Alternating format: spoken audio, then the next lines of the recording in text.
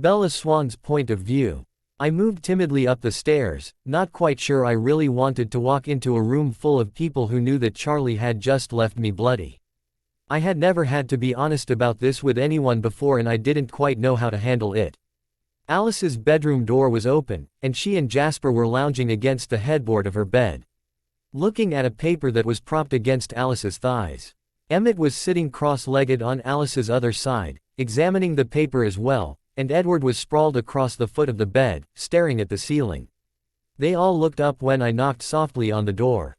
"Come on in, Bella," Alice said with a smile. Edward sat up and scooted over to give me space to sit. I moved next to him and he draped a casual arm around my shoulders. "What are you guys doing?" I asked them. "We were eavesdropping," Alice said unapologetically. "Therapy, huh? Yeah, I guess so. I think it will be good for him.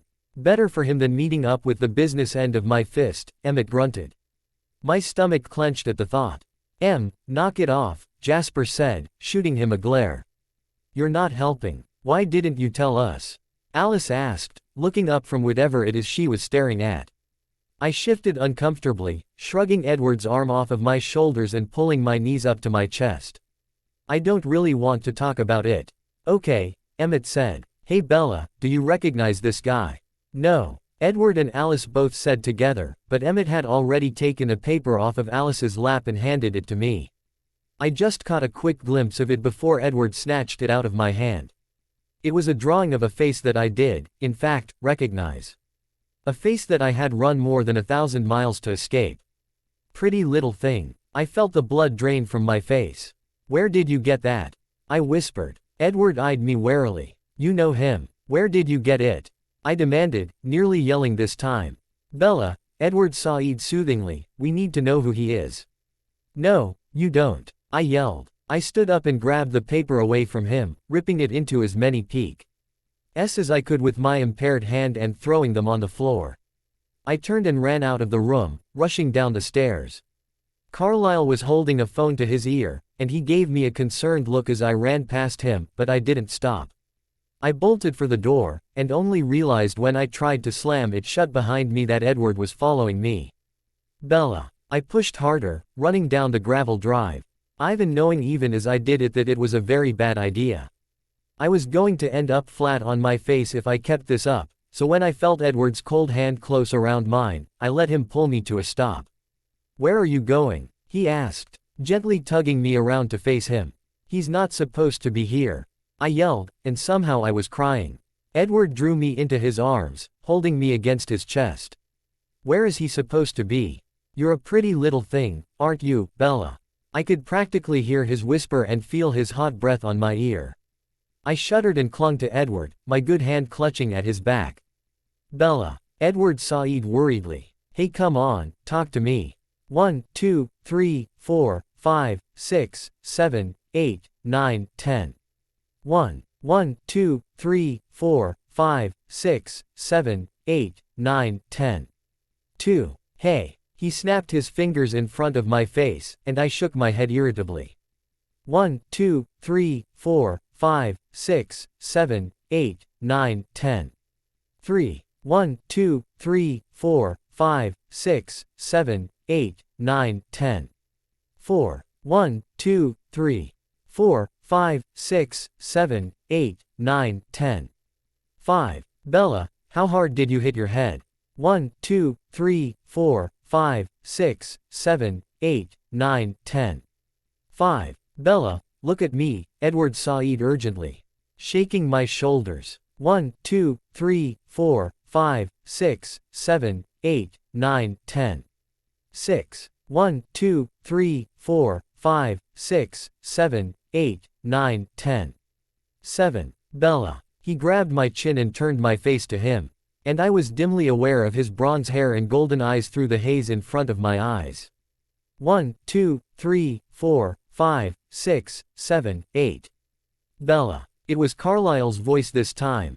Smooth and warm, and suddenly everything snapped back into focus. "Carlisle," I whispered. "I'm here, sweetheart." He pulled me gently into his arms, and I felt his cold lips press against the top of my head. "What can I do to help?" I blinked away the last of the fog.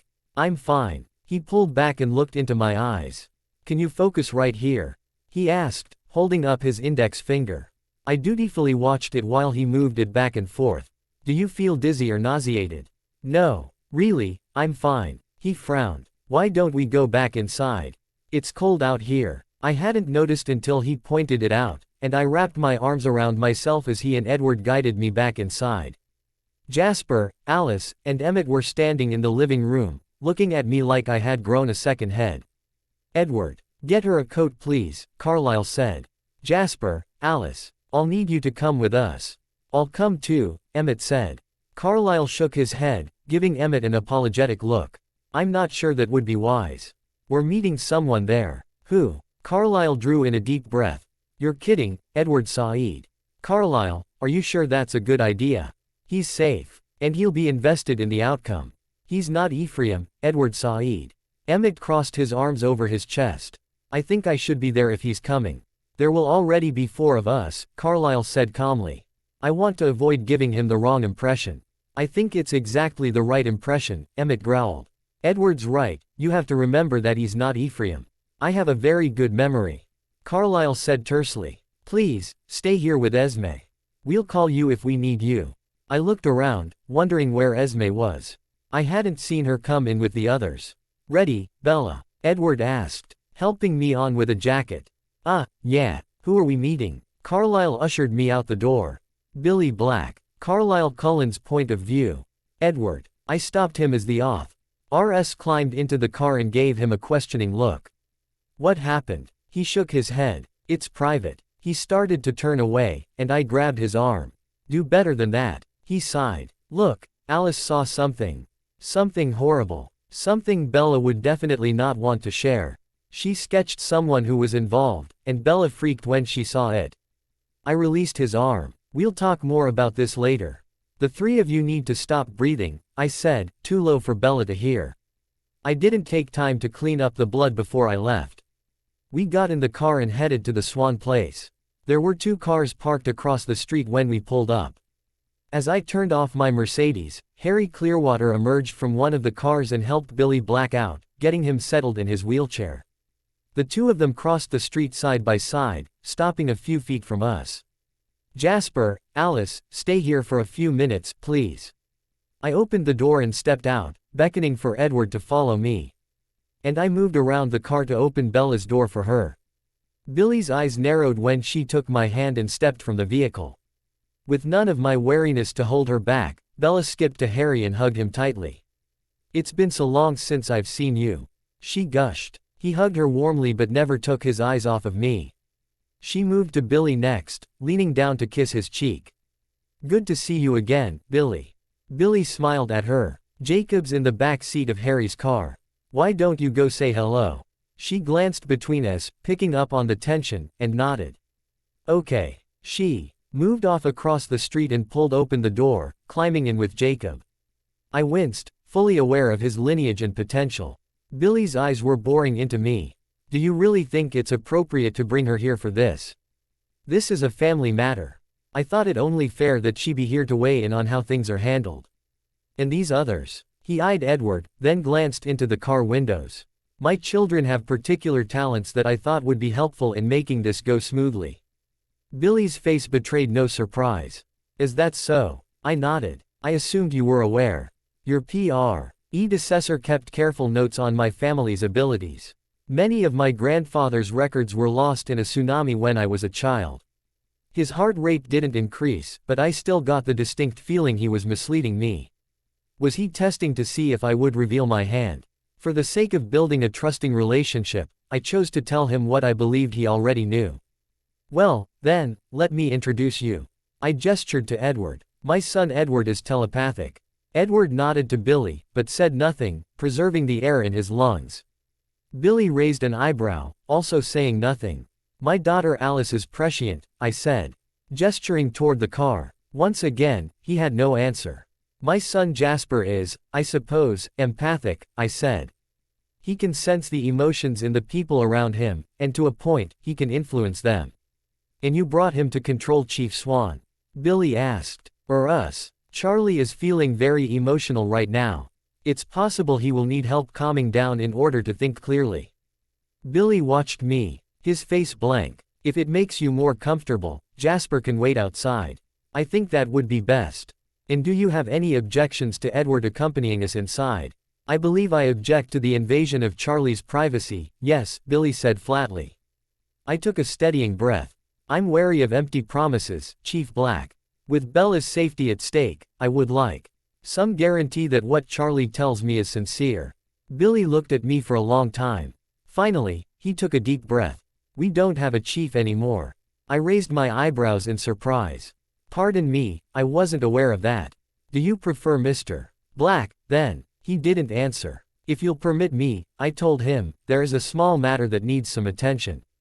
Alice. I turned back to the car. She slipped out of the car and closed the door, but waited for my go-ahead.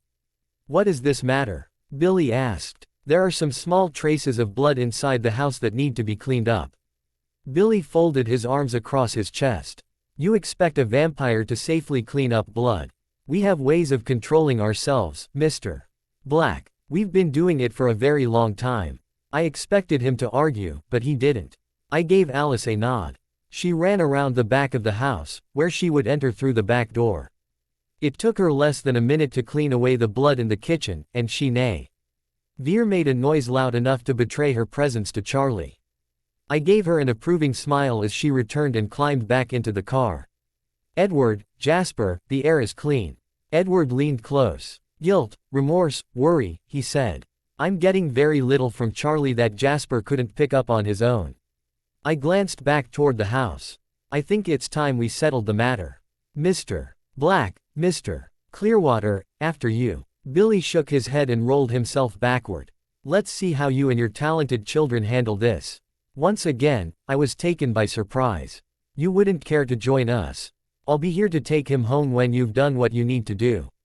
I nodded my acquiescence, fully aware that we would be under the microscope. Alice, Jasper, I'll let you know if I need you. Jasper raised an eyebrow and Edward leaned close to me. He wants to know if he should keep control of the situation out here, he murmured. I turned back to him and shook my head, but let him feel my worry over the situation. I hoped that he would take it to mean I only wanted him to step in if it was necessary. He inclined his head and his eyes flashed toward Bella. I gestured to the car where she waited. If you please, I said to Billy. I'd like Bella to remain out here until I'm sure you have the situation under control. The car door opened then, though, and Bella slipped out. Shish. He waved to Jacob and then hurried across the street, coming to my side. Can we see him now? She asked anxiously. I gave Billy a questioning look. Would you like to reconsider coming in? He shook his head. All right, then, Edward, I would like you to keep yourself out of the conversation. Just let me know if there's anything I need to be concerned about. Of course. Bella, would you like to take the lead, or shall I? She bit her lip. I don't know what to say. I nodded, smiling at her. I'll take care of it, then. I offered her my arm and I heard Billy's sharp intake of breath when she took it. I guided her to the front door with Edward trailing after us. When we walked inside, Charlie was sitting on the stairs, sagging back against the railing. Silent tears streamed down his face. Bella gasped. Dad, Bella. He choked, his voice thick with anguish. I'm so sorry, baby. I'm so sorry. Bella rushed to his side and fell onto the steps next to him, wrapping her arms around his waist. I moved silently to the railing and unlocked the handcuffs. With his hands freed, Charlie wrapped his daughter up in a hug. I didn't mean to hurt you, baby girl, Charlie was whispering, his face buried in Bella's hair. I know. The pain in her voice tore at me, and I wanted nothing more than to take her in my arms and carry her away from this man who had made her cry. I gave them a moan. But stayed close enough that I could protect Bella if Charlie's temper flared again. When they pulled apart, I cleared my throat softly. Charlie, this is a problem that needs to be addressed. He turned suspicious eyes on me. This is family business, Cullen. It's not your concern. I'm afraid it is. You and I both want the same thing. We want to guarantee Bella's safety. I'm her father, Charlie snapped. Her safety is my responsibility. He was getting defensive, and I wanted Bella away from him, beyond his reach. Edward pushed away from the door and moved to the stairs, reaching out for Bella's hand. He pulled her to her feet and away from Charlie, drawing her back to the door and wrapping his arms around her. I gave him a grateful look. Thank you, son. I know you mean well, I said gently. But when your temper gets the better of you, it clouds your judgment. Charlie glared at me, pushing himself to his feet. Who the fuck do you think you are?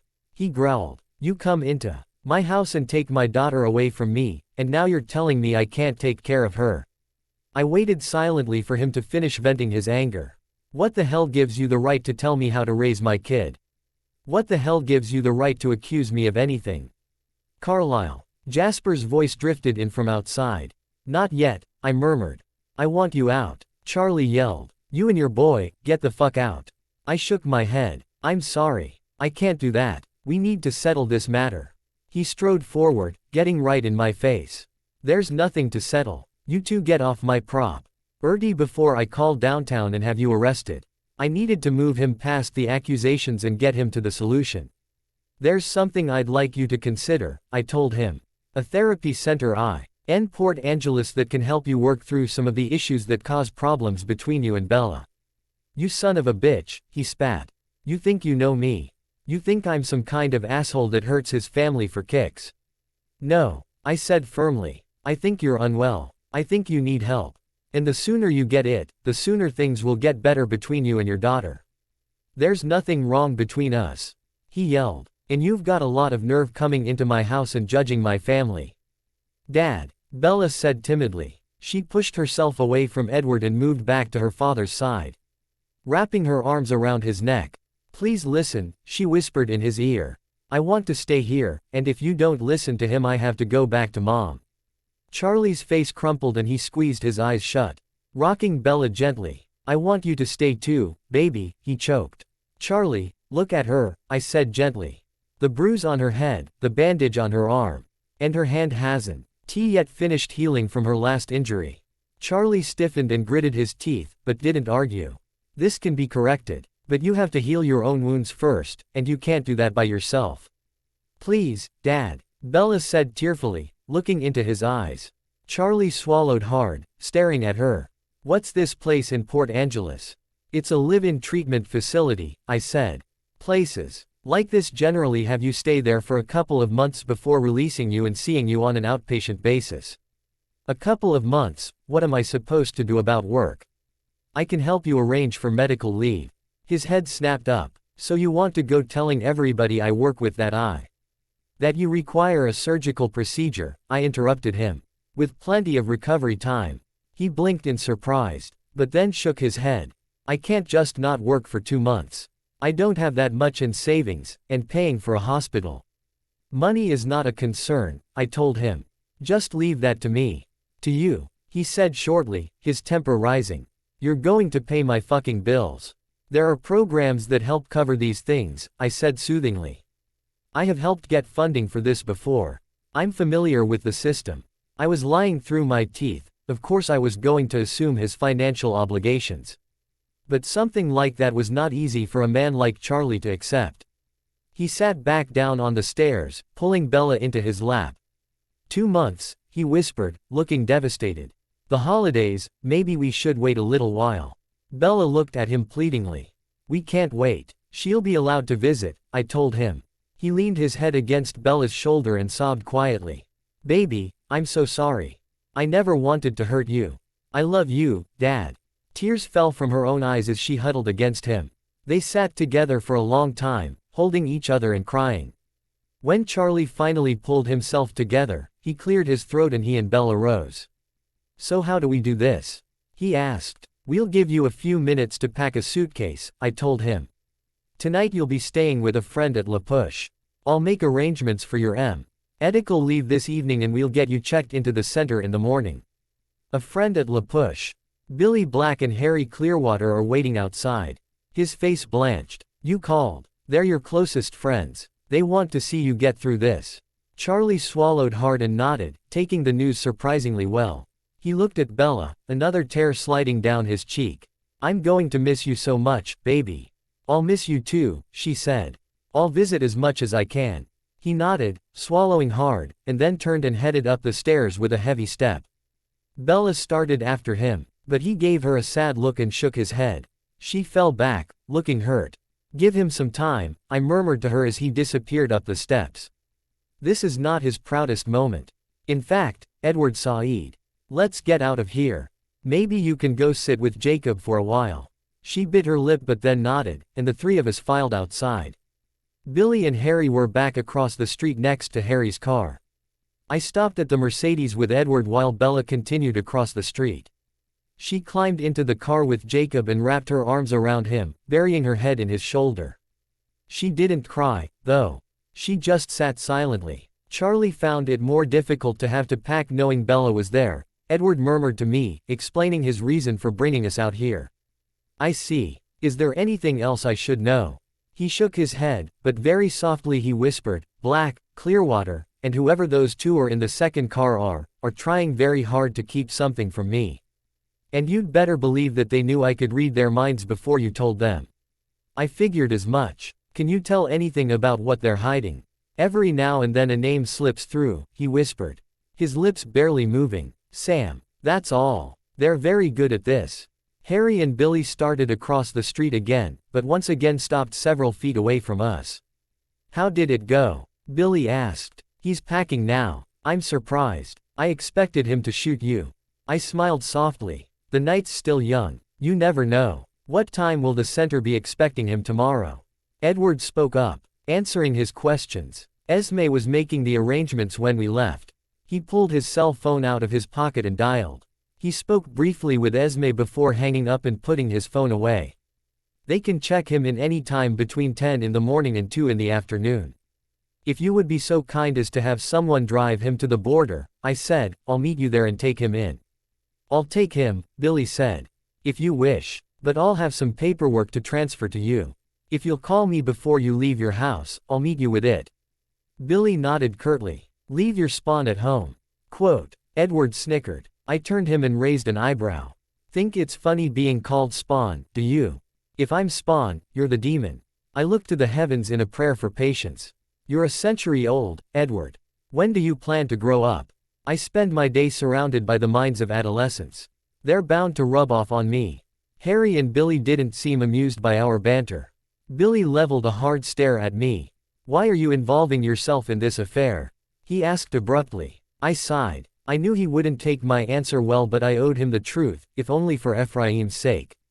Edward stiffened beside me, and his nearly silent whisper came again. He's not Ephraim. I gave him a reproachful look. Edward turned to Harry and Billy. Bella has become a close friend of mine. I don't like to see her hurt. Billy's eyes turned to Edward and he stared at him for a long time. What are you keeping from me? What are you keeping from me? Edward, I said sharply. I did not bring you here to try to extract secrets from our friends. Anger flashed in Billy's eyes, and I decided I had better take it one step farther. Go home. Edward gaped at me. You can't be serious. I shifted my stance, giving him a stern look. Stay within hearing distance, but make this look good. I want their trust. You served your purpose here. You're no longer needed. But Bella, I'll tell Bella you got tired of waiting and called Esme to meet you and take you home. He gave me a dark look and stalked off down the street. I turned back to Billy, who was looking at me mistrustfully. I'm sorry. Edward can be somewhat defensive at times. I heard Charlie zip up his suitcase then, and I glanced back. It sounds like he's nearly ready. I gestured toward my Mercedes. I'll wait inside while Bella says goodbye. Bella can say goodbye tomorrow, Billy said. She's spending the night with Jacob and me. I shook my head. That's not a good idea, Mr. Black. It's best if she is separated from her father right now. And staying with a house full of vampires instead. I don't think so. She can stay here. I'll be with her. Billy's eyes were hard. I can't allow that. I'm afraid it's not your choice. The treaty we made with your grandfather restricts your jurisdiction to the reservation. I'm not taking her into my protection as the Quileute chief. I'm doing it as her friend. As am I. I can assure you that I am better able to protect her than you are, and I will not have her taken from this house. We locked eyes for several seconds, and then Billy gave me a self-assured smile. Why don't we ask Bella? I smiled back, just as confident. I knew she was a close friend of his son's, but I doubted that her familiarity with him would be able to compete with the mating instinct. Bella would be just as driven to be in my company as I was to be in hers.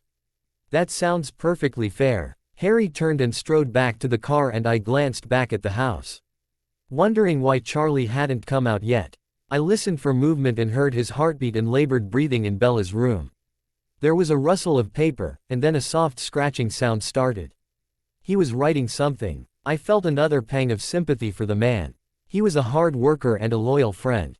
He deserved better than the life he had ended up with. I could only hope that we were putting him on the right track. Bella got out of the car and came over to us with Jacob trailing after her. Their hands were locked together, and I couldn't help the envy that I felt looking at the casual way she interacted with him. Bella, Mr. Black has offered to have you stay with him this evening if you would like, I told her. Or, if you'd prefer, I can stay with you here. Alice ipped out of the car and flitted to my side. I'll stay too, she chirped. Jacob grinned. Slumber party. You get the floor. She looked back and forth between Billy and me. Billy, thank you, but I think I'd rather stay home tonight. Come on, Jacob complained. How often do we get to hang out? Bella licked her lips nervously, still obviously aware of the tension in the air. I know. I'll come and see you this weekend, though, I promise. Yeah, Jacob brightened. Sweet. Come early again so I can make you marshmallow pancakes. Jake, that sounds awful. She pushed him playfully and he grinned. With butterscotch syrup. She shook her head, laughing. Saturday morning, I promise. Jacob grabbed her up in a bear hug. Okay, girl, I'll see you soon. In a whisper, he added. Don't get too naughty with your hot vampire. I couldn't help the smile that came to my lips when she giggled. Billy's eyes burned into me and I gave him my attention once again. We'll be watching, he said quietly. Charlie finally appeared with his suitcase. He didn't look at anyone except Bella, and he went straight to her, gathering her up into a hug. I'm so sorry, he said thickly. You'll make it better. The confidence and trust in her voice nearly broke my heart. I will, baby. I promise. He kissed her forehead. I love you so much. I love you, too. He pulled away, ching her hand and squeezing it hard before he finally released it and turned to Billy. He didn't look him in the eye, just hung his head, and his shoulders sagged as he followed Billy and Harry to the car. Jacob kissed Bella's cheek quickly before following after them. He gave her a wink but didn't tease her the way I was sure he wanted to. I appreciated his thoughtfulness. This was a rough time for Charlie and joking wouldn't help. Harry helped Billy into his car and then drove away. The second car followed close behind. Bella Swan's point of view. I folded the note my father had left for me and tucked it into the drawer in my nightstand. It was nothing I hadn't heard before. Apologies, promises, the usual. And yet, it meant the world to me that he had taken the time to leave it for me. I was supposed to be upset. I was bruised and cut, and my father was getting checked into some abuse rehab center in the morning. On days like this, people were expected to be upset. The thing was, Carlisle Cullen had stitched me up. And Carlisle Cullen had made sure I wouldn't get hit again for the next couple of months. And Carlisle Cullen was sitting in my kitchen right now, filling out own paperwork Alice had retrieved from the house for him when she took Jasper home. I simply couldn't ignore the bubble of happiness that was rising in my chest. I wondered if it was some sort of betrayal to my father that I was so happy. He would be upset if he knew, wouldn't he? But I couldn't help it. Seeing Carlisle here, in this house, surrounded by the things that were mine, it felt right. Alice was in the den watching television, and Edward was apparently still out on his walk. I wasn't sure why he had just taken off like that, but Carlisle had said the situation was harder on him than I had realized. I wondered why. I finally got up the nerve to stop hovering in the doorway and enter the kitchen when my stomach gurgled. I moved into the room and pulled open the refrigerator. Have you eaten? I asked Carlisle. He looked up and smiled warmly. Yes, thank you. But please don't let me stop you. I know you must be hungry. I pulled out some things for a quick salad and threw it together. So what did you do? I asked him as I worked. I'm sorry. He raised his eyebrows but didn't look up, his pen scratching away at the forms. To piss Billy off so much, I clarified. He really doesn't like you. He smiled to himself, seeming wholly unconcerned by Billy's animosity. I don't know that he doesn't like me. He just doesn't trust me. He thinks you're a vampire. He glanced up and smiled, his hand never pausing. The Quileute people value their legends. I watched him write for a moment. Am I bothering you? Not at all, sweetheart. I was impressed by how easily he was carrying on a conversation as he filled out his forms. I'm not distracting you or anything. Thankfully, you are. Having you here is a pleasant diversion from a tedious task. Thank you, I told him anxiously. For everything you're doing. It's my pleasure. I took my plate and sat at the table. So what happened to make the entire Quileute tribe distrust you? He shook his head in amusement. Nothing happened. Some of the elders just didn't take well to me. Why not? He flipped a page and continued writing. It may be the disease. Sometimes people don't warm very easily to my family. I shook my head, bewildered. That's hard to believe. He laughed quietly. Well, thank you, Bella. I'll take that as a high compliment. It seems weird, though. Billy's just not like that. And Dieter refused to come to the hospital here. He looked up at me again, his face solemn. My arrangement with the local hospital may be feeding his superstition, actually. Arrangement. He smiled as he scribbled neatly across the paper in front of him. Yes, it's a rather unusual agreement. Not to sound self-congratulatory, but I really am a very good surgeon. Here in Forks, I'm not making a tenth of the salary I could get in New York or Los Angeles. I gaped at him. Then why are you here? I mean, not that I don't want you to be. I trailed off weakly, blushing. Carlisle laughed softly. I am here precisely because they can't afford me. I was confused. It's like a charity thing. If only I were so selfless. No, I have arranged with the hospital to take compensation for my work in other ways. I was fortunate enough to inherit more money than is sufficient for my needs, so it's not the salary I value. It's leisure time. Leisure time. I picked at my salad, not quite sure I was following him. Yes, I like to be able to spend time with my family. When the rain lets up, we enjoy taking advantage of the outdoors. So I have an arrangement with the hospital that I can take off whatever days I would like with little notice, and they'll fill my position with someone else. I chewed thoughtfully at a tomato. So why work at all? If you don't need the money and you want free time. I like it. It's fulfilling work and I like knowing that I'm making a difference for good. I felt warmth wash over me. Was there anything more beautiful in the world than Carlisle Cullen? How could anybody ever mistrust this man? He was perfect. But why would that feed the superstition? People are suspicious of what they don't understand, he explained. Many people don't trust me because I settle for a smaller salary than I could earn elsewhere, and many people don't trust me because the hospital board shows me some deference. I nodded thoughtfully, but I couldn't imagine Billy being bothered by either one of those things. He was usually a very easy man to get along with. There was a tap on the front door and it was pushed open. I started to stand, but Edward called out a greeting, and I took my seat again. In the kitchen, I called to him. He appeared in the doorway, and Carlisle glanced up at him. Nice walk. Very nice. But now I'm freezing. There's a heater under the love seat in the den, I told him. If you stick your feet down in the cushions it's all warm and cozy. It's my favorite place in the whole house. He smiled, his eyes twinkling. Thanks for the tip. He dropped down into the chair next to me. Hungry? He shook his head. I'm good, thanks. Carlisle looked up at him briefly. Edward, are you planning on staying tonight? He shook his head. Nah, I promised Esme I'd be home. And Alice? He asked, raising his voice a little. She appeared in the kitchen doorway. Whatever Bella wants. I can go or stay. I shrugged. You don't have to stay. None of you do. I'm fine by myself. Carlisle gave me a small smile. We won't leave you alone. I don't mind, I said, setting my fork down. I mean, if this is going to be 2 months. Carlisle reached across the table and placed his hand over mine. Then I'll be here for 2 months. That is, if you'll have me. My pulse was suddenly racing and I found myself having a hard time breathing. The chill of his hand somehow converted to a blazing heat that seared through my body, leaving me dazed and trembling. Okay, I mumbled. He smiled and pulled his hand back, getting back to his paperwork. I couldn't eat anymore. I stood and dumped the rest of my food in the trash, then moved to the sink to wash my plate. I can do that, Alice offered, moving toward me. No, it's okay. I'm getting good at washing dishes one-handed. She ignored me and took my plate from me, washing it quickly. I drifted instead to the trash can and pulled out the full liner, tying it up. Alice rolled her eyes and took it from me. Seriously, Bella. Relax a little. You've had a long day.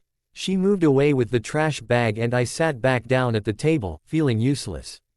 I heard her open the front door and after a moment I felt the chill of the cold night air as it rushed into the house. Carlisle and Edward both looked up suddenly, their eyes locking in an intense stare. Carlisle looked toward the kitchen doorway, then back at Edward.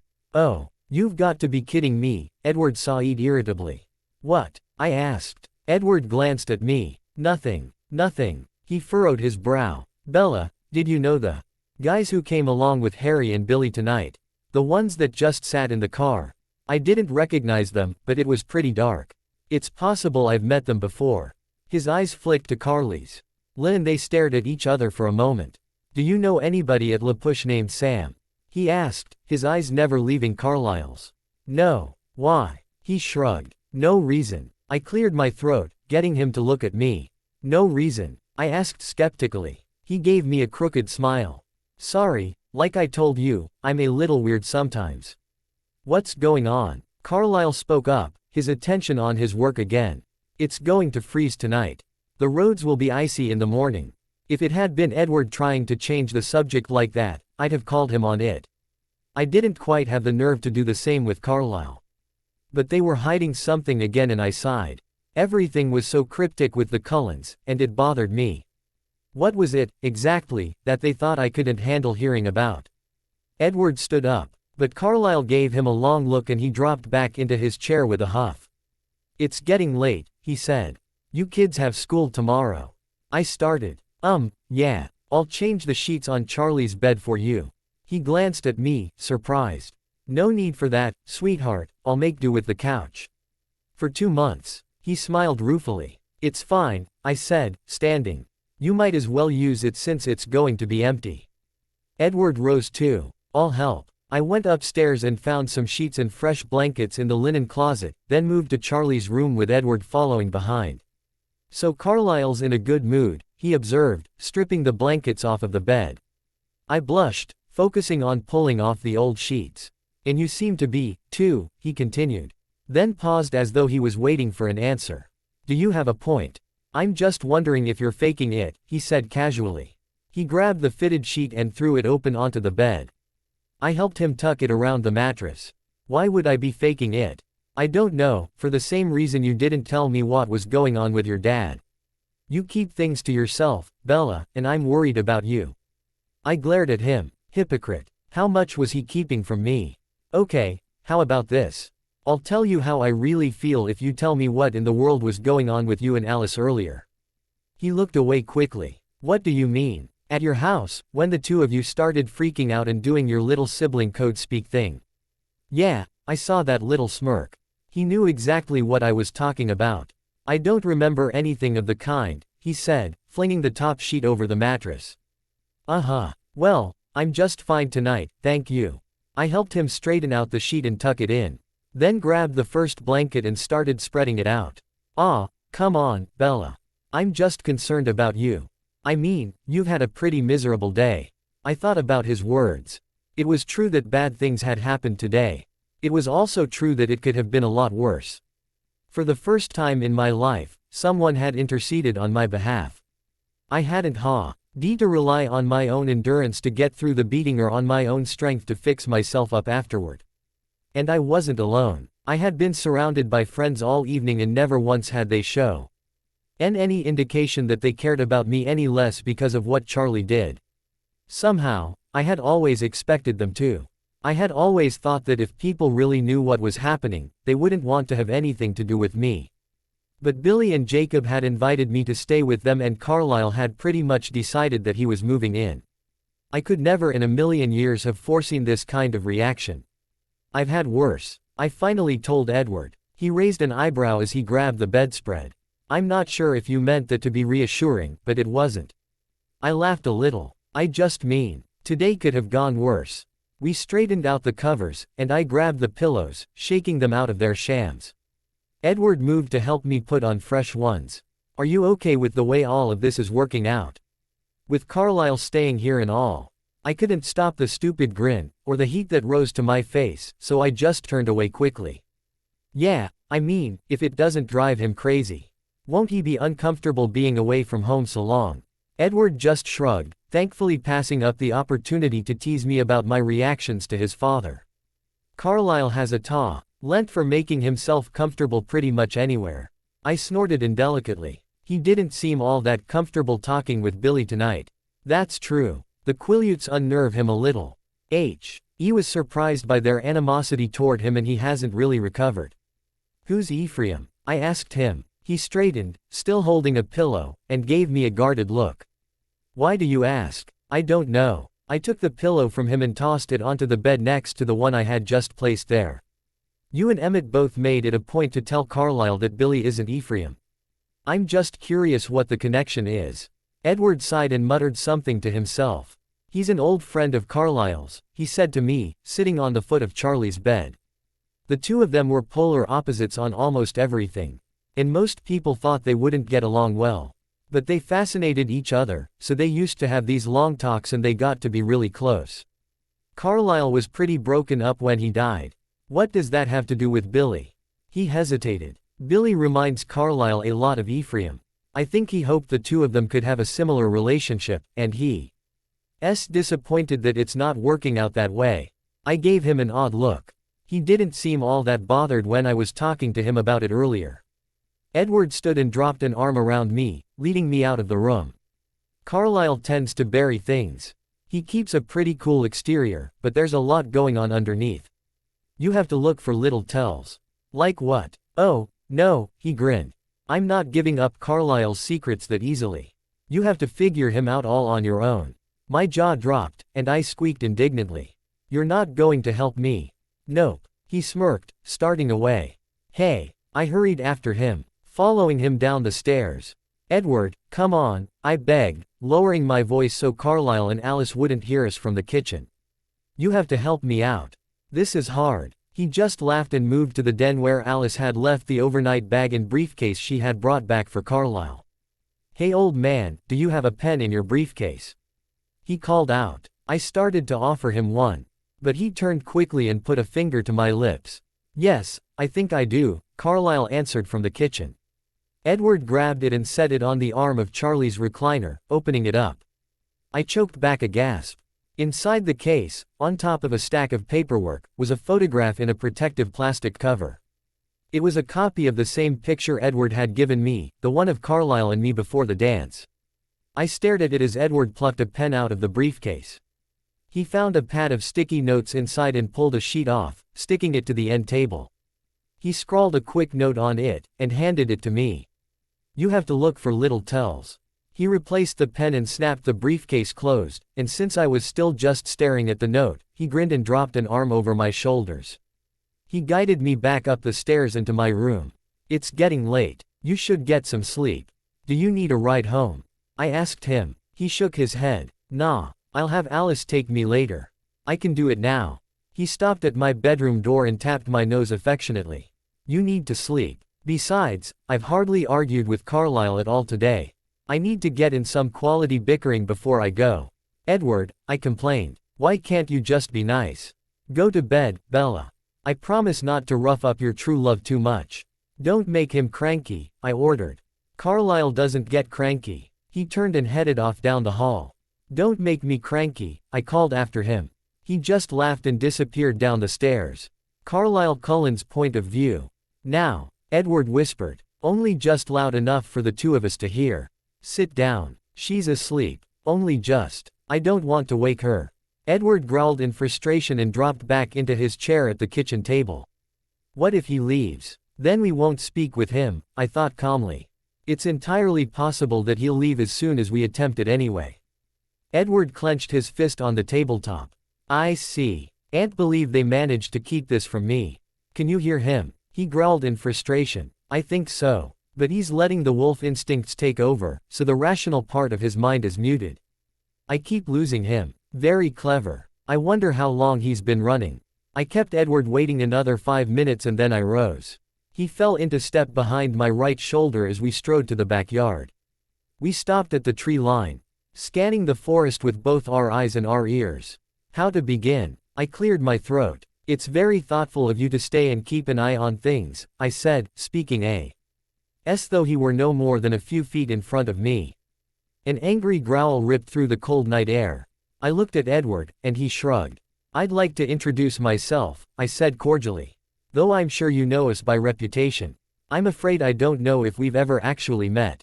Edward shook his head. Nothing. He's hearing us, but he's suppressing any return thoughts. I'm Carlisle Cullen, and this is my son, Edward. Silence. I would welcome a conversation. I was great friends with your predecessors. I waited, but Edward found no answer in the trees. I sighed. Perhaps we shall clarify the terms of the treaty that Mr. Black so graciously agreed to honor when we moved back. Another growl sounded through the trees, and Edward touched my shoulder. I'm quite familiar with the terms of the treaty. I raised an eyebrow at the message from the wolf. That's good, I said. So you know that it states that attacking any of us off of the reservation, regardless of the reason, is a violation. Edward frowned. I'm not here to protect the girl, only to watch you, he translated. I smiled. Well then, you're more than welcome here. May I ask your name? There was a long pause and Edward finally said, Sam Yulee. Yulee. It's a pleasure to make your acquaintance. I admired Levi a great deal. A low, rumbling growl answered me. I apologize if I have offended you. I am not my great-grandfather, Edward murmured. Duly noted, Mr. Yulee. Still, I hope his legacy is not lost. He had the energy of 10 men and the compassion of 20. A small smile graced Edward's face. Oh, you intend to spend the entire evening lecturing me on my tribe's history. Please pardon an old man his reminiscences, I said with an apologetic chuckle. My years in Forks have been some of the happiest of my life. There's something magical about these woods. Edward listened for an answer but got nothing. I must say, I'm surprised that you've phased, I said. When I saw no evidence of TRANS formation from your grandparents or your parents, I thought the tendency had died out. Once again there was no answer. I guess he's done, Edward shrugged. I nodded. I guess so. Well, Mr. Yulee, it has been a pleasure speaking with you. Edward is not staying tonight, but if you need anything just give a howl. We turned and headed back to the house but Edward flashed a grin over his shoulder. Watch out for hunters, he called out. Edward, honestly. Speaking of hunting, he said, ignoring me completely, it's been a couple of days for me, and being around Bella so much is kind of wearing me down. I'm going to take off. I nodded. Kiss Esme for me. I'll kiss her for me. You go find your own girl to kiss. He slapped me on the back and ran off into the trees, giving Sam a wide berth. Bella Swan's point of view. Alice. I don't remember Thelma ever wearing shorts this short. She rolled her eyes as she wrapped a scarf around her head. You look hot. I look trashy. She shrugged. It's Halloween. You can get away with looking trashy. Maybe I should be enjoying this, but I was in a mood. I turned away from the bathroom mirror and Alice linked her arm through mine. Come on. We don't want to keep our boys waiting. I do, I muttered as we headed down the stairs. The party had started an hour ago, and Edward and Jasper had been ready for at least that long. They were sitting in the den with Carlisle. Not at all surprised at Alice's demand that we be fashionably late. The girl loved to make an entrance. Carlisle glanced up from the book he was reading and took our outfits in a quick glance before giving us a warm smile. I was suddenly nervous about the short shorts, the snakeskin cowboy boots, and the denim shirt that tied at the waist and flashed a little bit of midriff. What in the world was I thinking, letting Alice choose the Halloween costumes? Are you all ready to go, then? Carlisle asked. Yes, and hurry it up, Alice ordered Edward and Jasper, propping one hand on her hip. There's a very small window before, fashionably late, becomes absent and forgettable. Edward and Jasper rose, both chuckling, and we all headed out to Edward's car. I climbed into the front seat beside him, once again feeling weird about dating a guy who was in love with someone else. He glanced over and gave me a reassuring smile as we headed off to the party. It wasn't hard to spot Jessica's house, it was the only one with 6 couples making out on the front porch. Loud music thumped inside of the house, and as we pulled up, someone let out a whoop from the backyard, drawing laughter from a crowd. Oh, good, I muttered. My personal hell. Alice frowned at me as we climbed out of the car. What's got you in such a bad mood? Nothing, sorry. I just don't do well with crowds. Me neither, Jasper said sympathetically. He slid his hand into Alice's and the two of them headed inside. Edward and I followed close behind. The place was packed. There were people everywhere, and the ones who weren't dancing or making out were holding plastic cups. The whole place smelled like beer. Jessica intercepted us right away, dressed in a black bodysuit and a pair of cat ears. Of course, she said a quick hello to Jasper and Alice as they moved off to do a circuit around the room and then grabbed Edward's arm and clung to it. You came, she said delightedly, and I was suddenly sure she had at least a couple of beers under her belt. You owe me a dance, Edward Cullen. That I do. Bella, will you excuse me? I shrugged, and as Jessica dragged him off to the living room to dance, I suddenly found myself alone in the middle of a huge crowd. Great, I mumbled. Suddenly the beer seemed like a great idea. I made my way to the kitchen and saw a few bowls of chips and snack foods but no beer. Hey Bella. Tyler Crowley appeared next to me, one arm snaking around my waist. He was wearing a Tarzan costume and he looked absolutely ridiculous. You look good. What are you supposed to be? Thelma, I told him, twisting out of his grasp. My eyes scanned the room for some sign of alcohol. Alice is Louise. He looked at me blankly. Who's that? Alice or Louise? What? I shook my head. Never mind. I need to go find. I gestured vaguely and trailed off, moving quickly away from him. As soon as he was out of sight, I started searching again. If I were a keg, where would I be? The backyard. I headed that direction, weaving my way through the costumed crowd, waving half-heartedly as people I barely knew called greetings to me. My efforts were rewarded when I managed to stumble through a cluster at the back door and escape onto the deck. In one corner there was a table bearing 2 kegs of beer, and I quickly grabbed a cup from a stack on the table. I downed a full cup as fast as I could and then quickly filled it again. It tasted terrible, but I didn't care. If I was going to spend any time in a crowd like this, I needed something to loosen me up. Hey, Bella, a deep voice called out. I turned to see Emmett making his way toward me with Rosalie tucked under his arm. He was wearing a cassock and had a large cross around his neck. And Rosalie was looking painfully gorgeous in a tiny little nun costume that left very little to the imagination. I gave them a smile, though most of it was directed at Emmett. He was easy to get along with, but Rosalie was still terrifying. Should you be drinking? Emmett asked. No, I answered, taking a gulp. He frowned. Maybe you should go easy. I arched an eyebrow at him.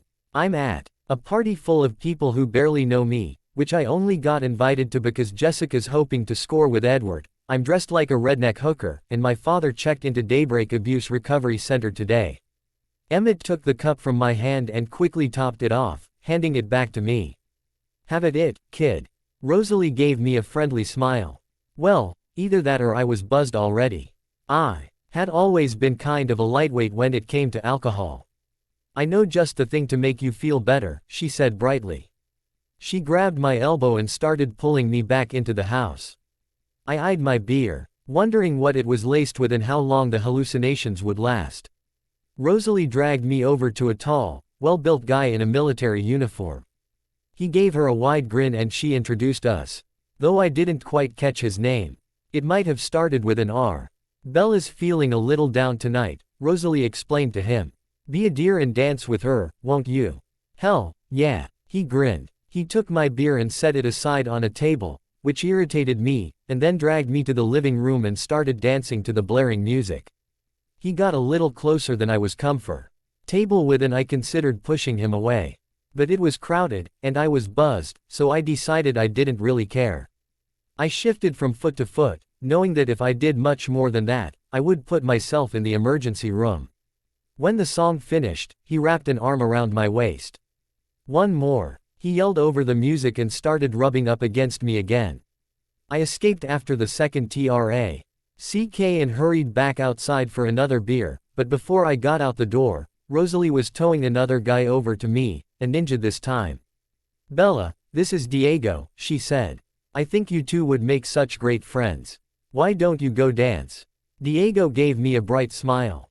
You want to? I shrugged, vaguely wondering where Edward was. Sure. We headed back to the living room, and Diego led me to the middle of the writhing crowd. He was sweet, actually, playful and kind of chatty, though I couldn't really hear him over the music. I danced with him for another couple of songs until Rosalie led to me with yet another guy she had found for me. Diego winked at me. "I'll see you around," he yelled over the music. The new guy, Kevin the Incredible Hulk, was not as fun. I spent about 2 minutes trying to keep him from groping me before I turned and strode away, only to be intercepted by Rosalie and Raoul, a guy wearing wingtips and carrying a fake Tommy gun. He didn't put the gun down while we danced, but he still managed to cop a feel or two with his free hand. That was enough for me. When Rosalie started to introduce me to some guy dressed as Spider-Man, I begged off.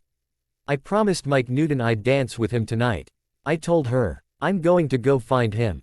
Her eyes lit up. "Really? Mike Newton?" She started looking around, scanning the crowd for him, and as soon as her head as turned I escaped the loud music and headed back to the keg. I downed another beer in a hurry before Rosalie could corner me again. I heard a low laugh and Edward sauntered up to me. "You might want to be careful. You don't want to be hung over when you go see Jacob tomorrow." "I'll deal with that tomorrow." I moved to refill my cup, but Edward grabbed my shoulders and steered me toward the kitchen. He rinsed the cup in the sink and filled it with water, pressing it into my hands. "Where've you been?" he asked. Rosalie cornered me. His eyes immediately clouded with anger. "What did she do?" I surveyed the room, keeping a lookout for her. "She's trying to make me dance with all these random guys." He cocked his head, giving me an odd look. "Really?" I nodded. "That's kind of weird." He glanced at the untouched cup in my hand. "Drink your water." I sighed and obeyed. At least it tasted better than the beer. When I finished, he filled my cup with water again and made me drink that as well. "Okay. I seriously need to pee," I told him, setting my cup down on the counter. He laughed and took my arm, maneuvering me through the crowd to the bathroom. He was kind enough to kick out the people who were making out inside, and I sighed with relief as I closed the door and shut the party out. Why had I ever agreed to come? I slumped onto the toilet, considering spending the rest of the night locked away in the bathroom, but I changed my mind when I heard someone outside declare that he needed to throw up. I rushed through my business and vacated the room quickly, leaving it for those more in need than I. Edward grinned as I stumbled my way out of the bathroom. "How much have you had to drink exactly?" Like 3 beers. He said, sliding an arm around me to hold me up as I walked. "At the next party, your limit is 2. "I'm not drunk," I muttered darkly. "I'm just clumsy." We emerged into the crowded entry hall and I heard a familiar voice call my name. I turned my head and saw Mike Newton moving eagerly toward me. "Hey," he said, smiling brightly as he reached my side. "Rosalie said you were looking for me." "Fantastic. Yeah, I owe you a dance." I tried hard to sound like I wasn't wishing I could be anywhere else in the world. Mike seemed thrilled, not only that I would remember but that I would seek him out. Edward stepped back. "I'm going to find Alice and Jasper. I'll see you later, Bella." "Abandon her," I muttered under my breath. "So." Mike gestured toward where everyone was dancing.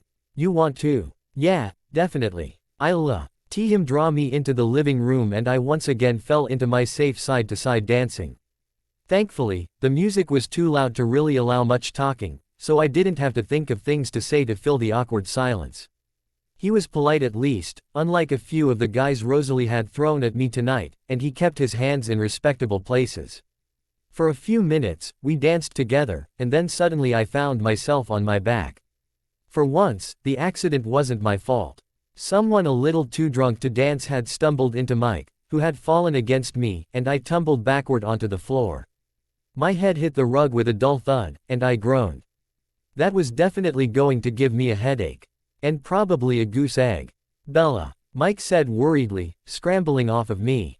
"Are you okay?" I sighed in surrender. "I think I've had enough for one day," I said petulantly, more to myself than anyone else.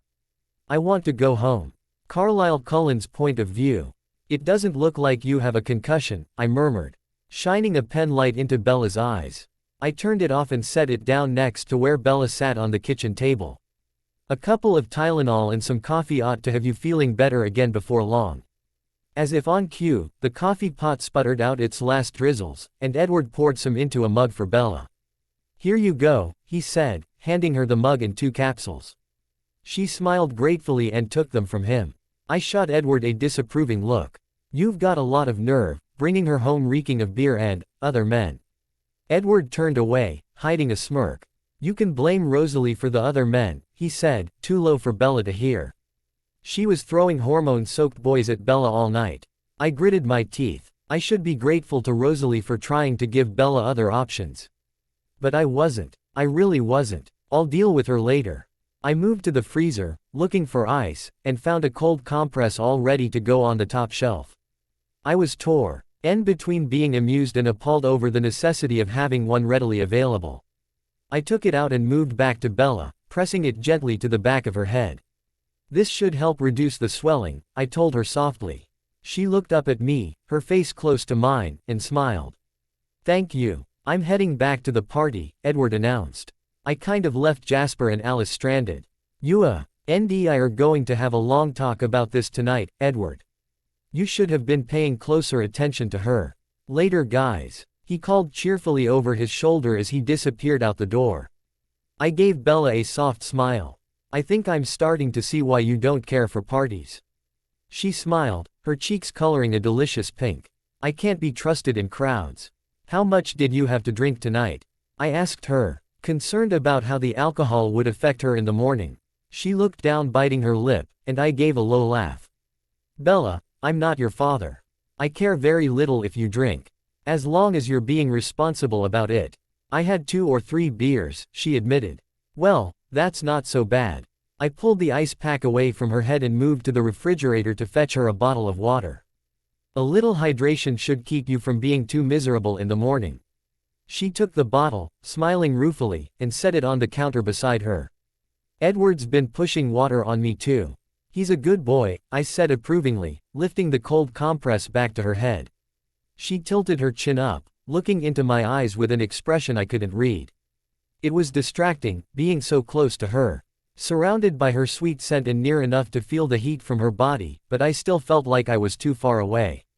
I lowered my head a little, breathing her in, voring the smell of her sweet blood rushing under her skin. "Carlisle," she said softly, the sound of her voice sending tremors through my body. "Yes. Why do you and Edward fight about me?" I furrowed my brow, silently cursing Edward. She shouldn't have to be worried about that. "It's not important. It is to me." She bit her lip anxiously. I sighed. "Edward has unrealistic expectations."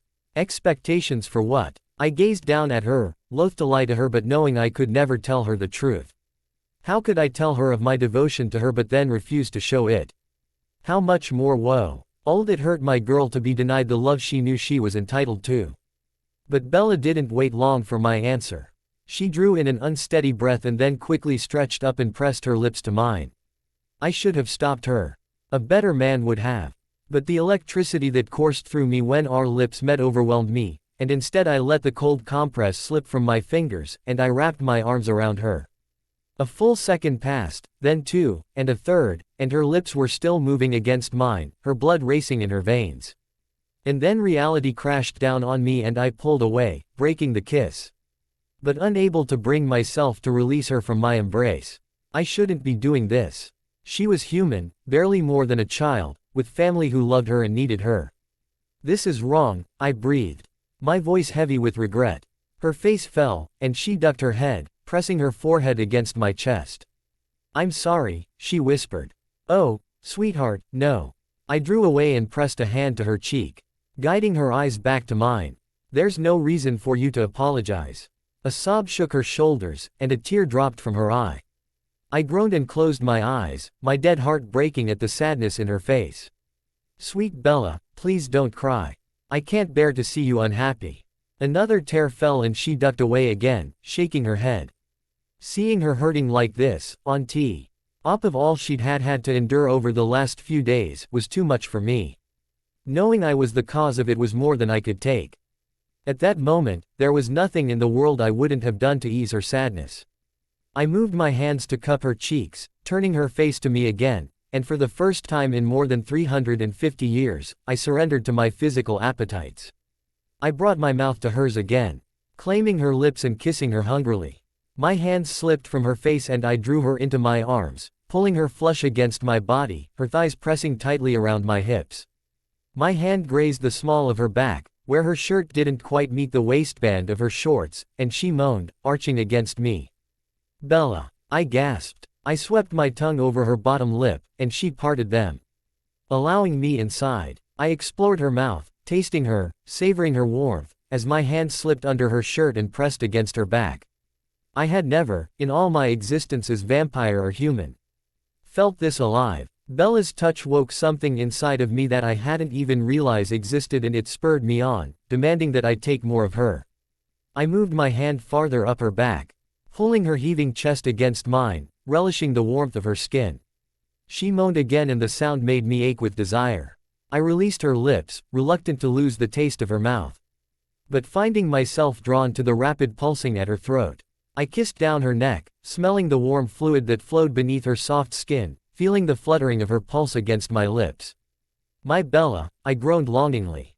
"My girl." She let her head fall back, giving me better access, and I drew my tongue up the soft flesh that covered her carotid artery. "Carlisle, stop." Edward's car skidded to a stop in front of the house, and he and Alice leapt out and ran to the house. I drew back from Bella slightly, worried about what Alice might have seen. "No," Bella whimpered, trying to pull me back to her. But when the front door swung open she jumped in surprise, and her hands released me immediately. I stepped away, turning to meet my children as they rushed into the room. Ward grabbed my arm and started dragging me back toward the door. "We need to have a talk," he said grimly. I glanced back at Bella, who was looking mortified. "Excuse us for a moment, sweetheart." She looked at me, her eyes pleading with me to stay, and I hesitated. "Edward, Alice, could you give us a moment please?" The two of them exchanged looks and Alice nodded. "We're right outside," Edward said, and I thought I heard a hint of warning in his voice. The two of them headed back to the front door and stepped out. I moved back to Bella and took her hand, pressing it to my lips. "Please don't be concerned, darling. My children may need a lesson in tact, but they mean well." She swallowed hard. "Will they be upset?" she asked, her voice trembling. I smiled softly. "No. My family has known for a long time how I feel about you." Her lips parted and she stared at me, stunned. "Please just give us a few moments," I told her. "I'll be back shortly." I leaned down and pressed another gentle kiss to her lips, mentally rolling my eyes when Edward cleared his throat on the front porch. I brushed a hand over Bella's cheek and then headed outside. Alice slipped past me and hurried back in to talk to Bella. Edward started down the steps, striding away from the house, and I followed him. "Something has to change, Carlisle," he said grimly. He rounded his car and climbed in, looking at me expectantly. "I'd prefer not to leave." "Get in the car. I'd like at least a little cover from unfriendly ears." He looked pointedly toward the woods at the back of the house. I opened the passenger door and slid inside with him. He turned on the car and cranked the radio volume all the way up. "This isn't going to work out," he said under the sound of the music. Alice was practically convulsing with the possible ways this could end, and most of them involved Bella's death. Fury coursed through me and a snarl ripped from my chest. There was no way I would ever let anyone get to Bella. "Who?" I demanded. Edward licked his lips nervously. "The point is, we have to change it."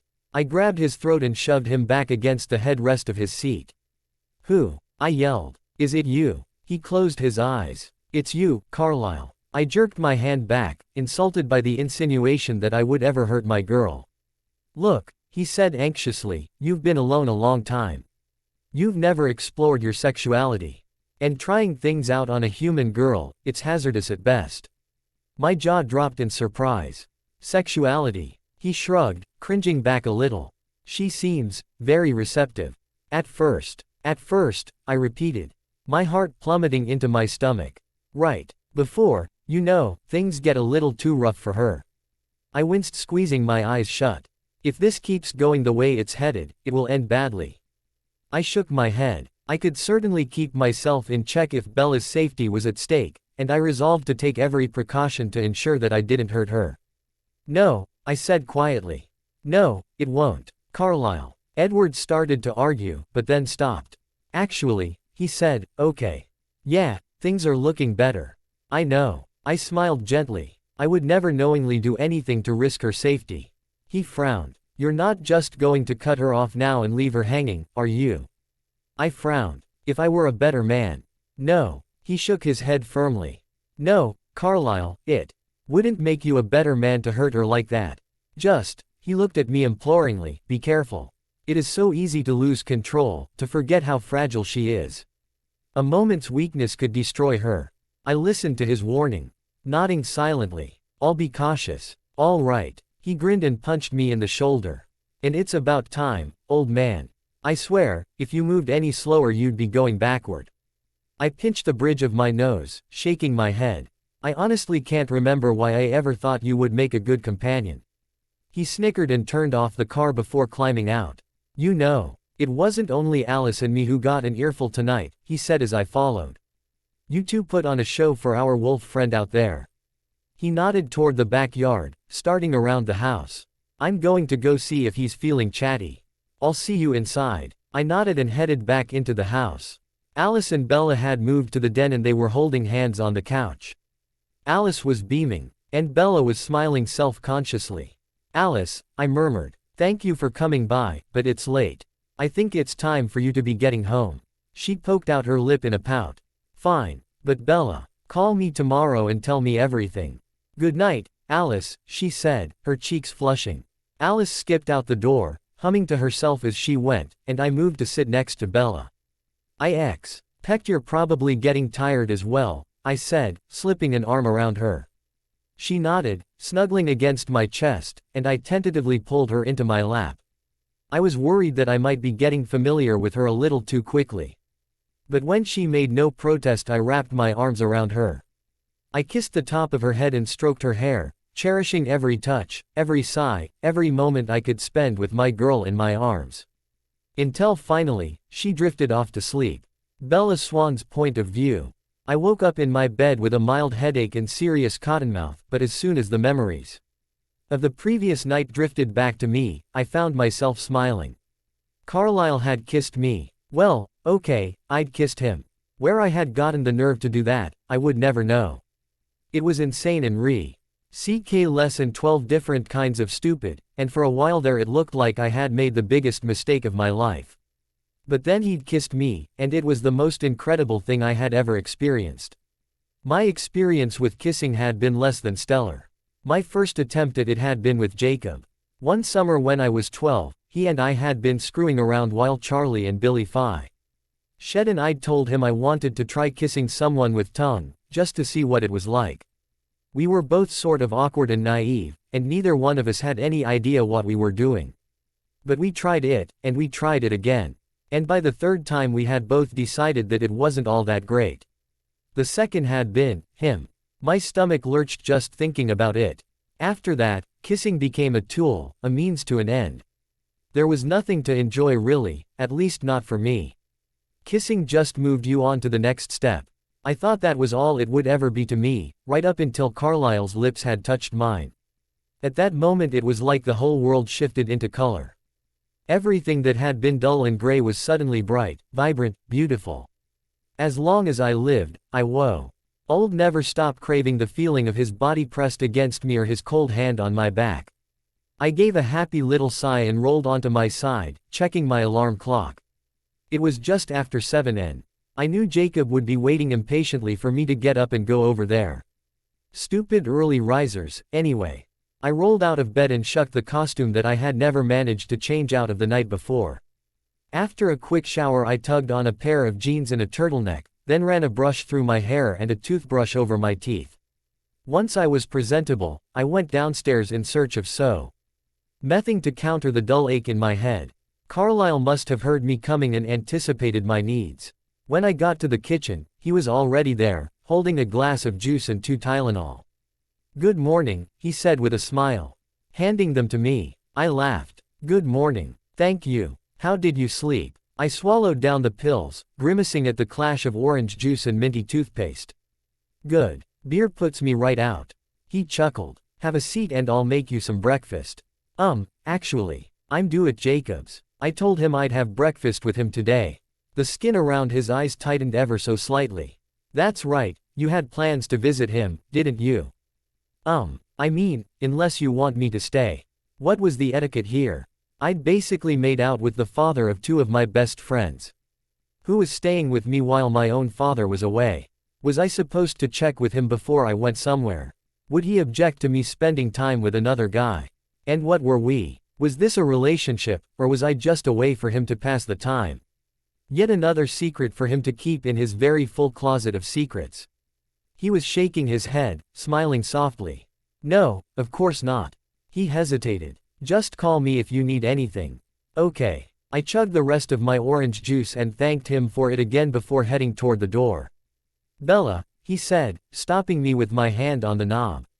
I turned, and he moved tentatively toward me. His cold hand sought mine, drawing it away from the doorknob and squeezing it gently. His eyes locked with mine. In a heated gaze, and he held me there for a long moment, the warmth and intensity turning my knees to jelly. I leaned back against the door for support. Finally, he dropped his eyes and brought my fingers gently to his lips. Have a good time with your friend. I said, a little dazed. He smiled and left me by the door, disappearing up the stairs. I took a deep breath to steady my nerves. Before shakily letting myself out of the house, I kept my truck well under the speed limit on my way to La Push, fully aware that my trembling hands weren't responding quite as quickly as they should be. When I parked in front of Jacob's house, I saw him pull aside the living room curtains.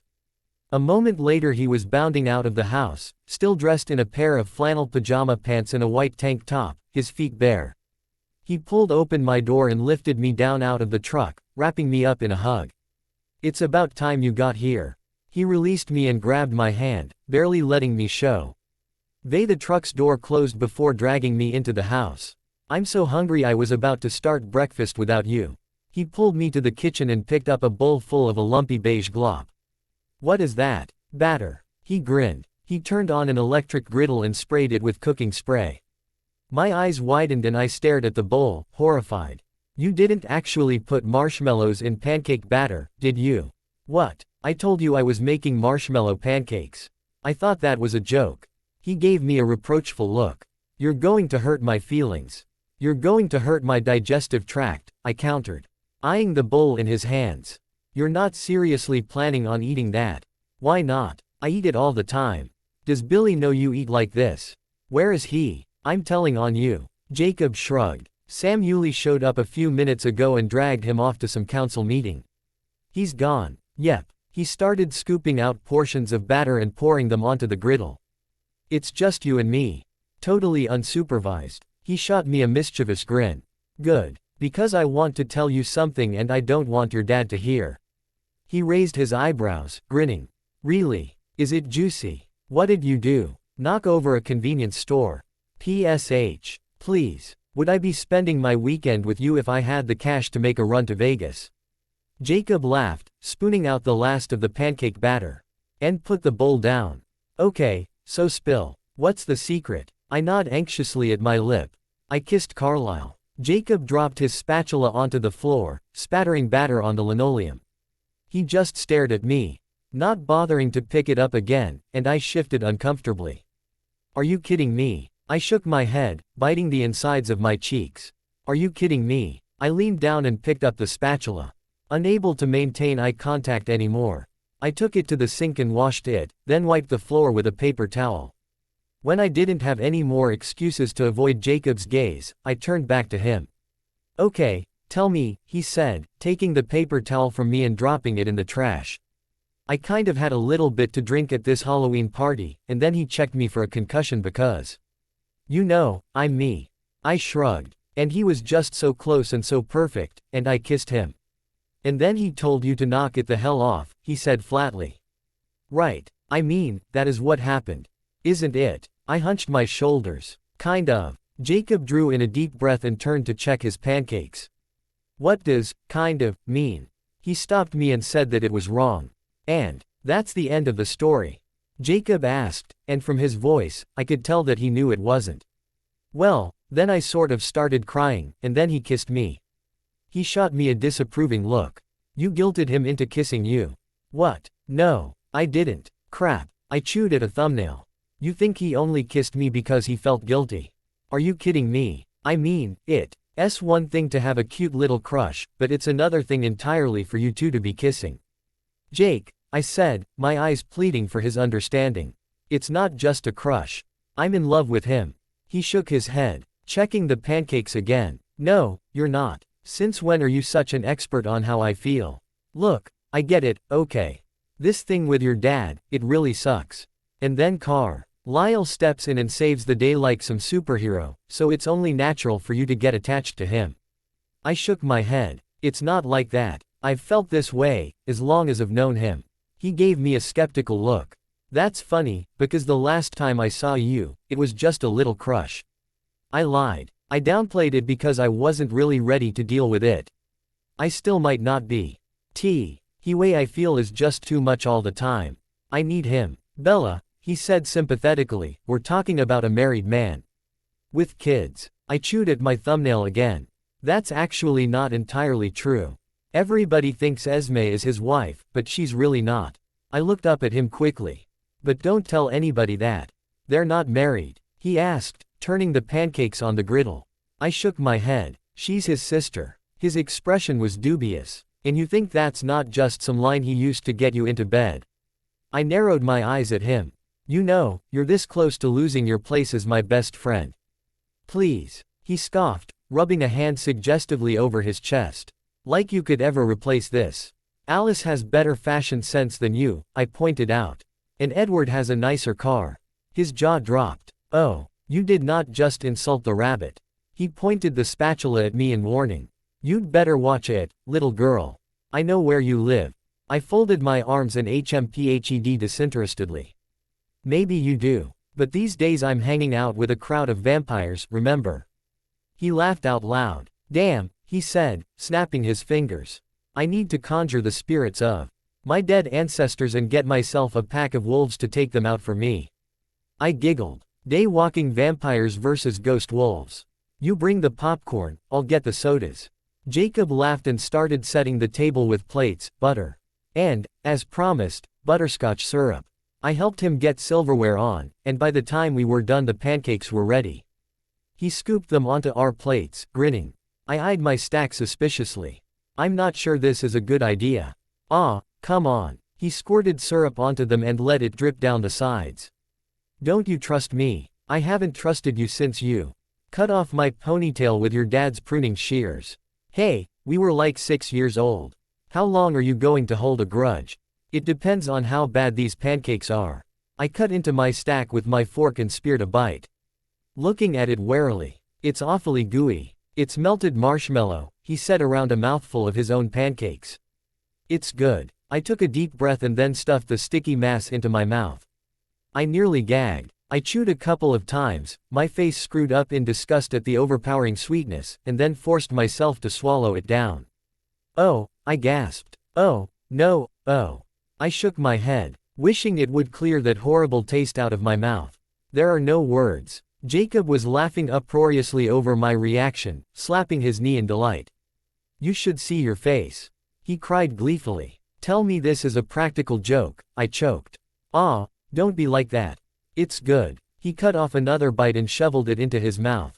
It's wrong, Jacob. It's a crime against nature. He snickered and grabbed my plate, pulling it to him as he swallowed down his latest bite. Fine, I'll eat yours, and you can just have cereal. Cereal, I cried, jumping up.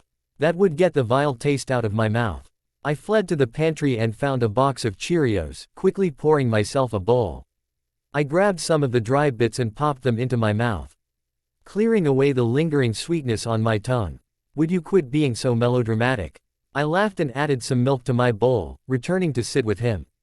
Jacob Black, you're a terrible cook. You just have an unsophisticated palate.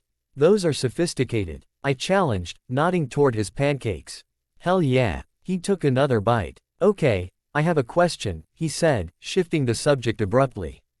What? When you and Dr. Fang were getting your grope on, how could you stand the smell? What? I asked, tilting my head curiously. Carlisle smelled incredible. His cedar and cloves scent was one of the most enticing things about him. Why do you think he smells bad? Because I've been in close proximity to him, maybe. Whatever cologne that guy wears is awful. It's so sweet it burns. He rubbed at his nose over the memory. You're crazy, I told him, shaking my head. I love how he smells. He shook his head. You know what the worst thing about this whole thing is? What? You were at a party, where there was drinking. He jabbed his fork in my direction, and you didn't invite me. I snorted. You would have hated it. It was crap. That's because I wasn't there. I rolled my eyes. You have a hard time fitting that head of yours through doorways, don't you? He shrugged. So you really made out with the vampire doctor.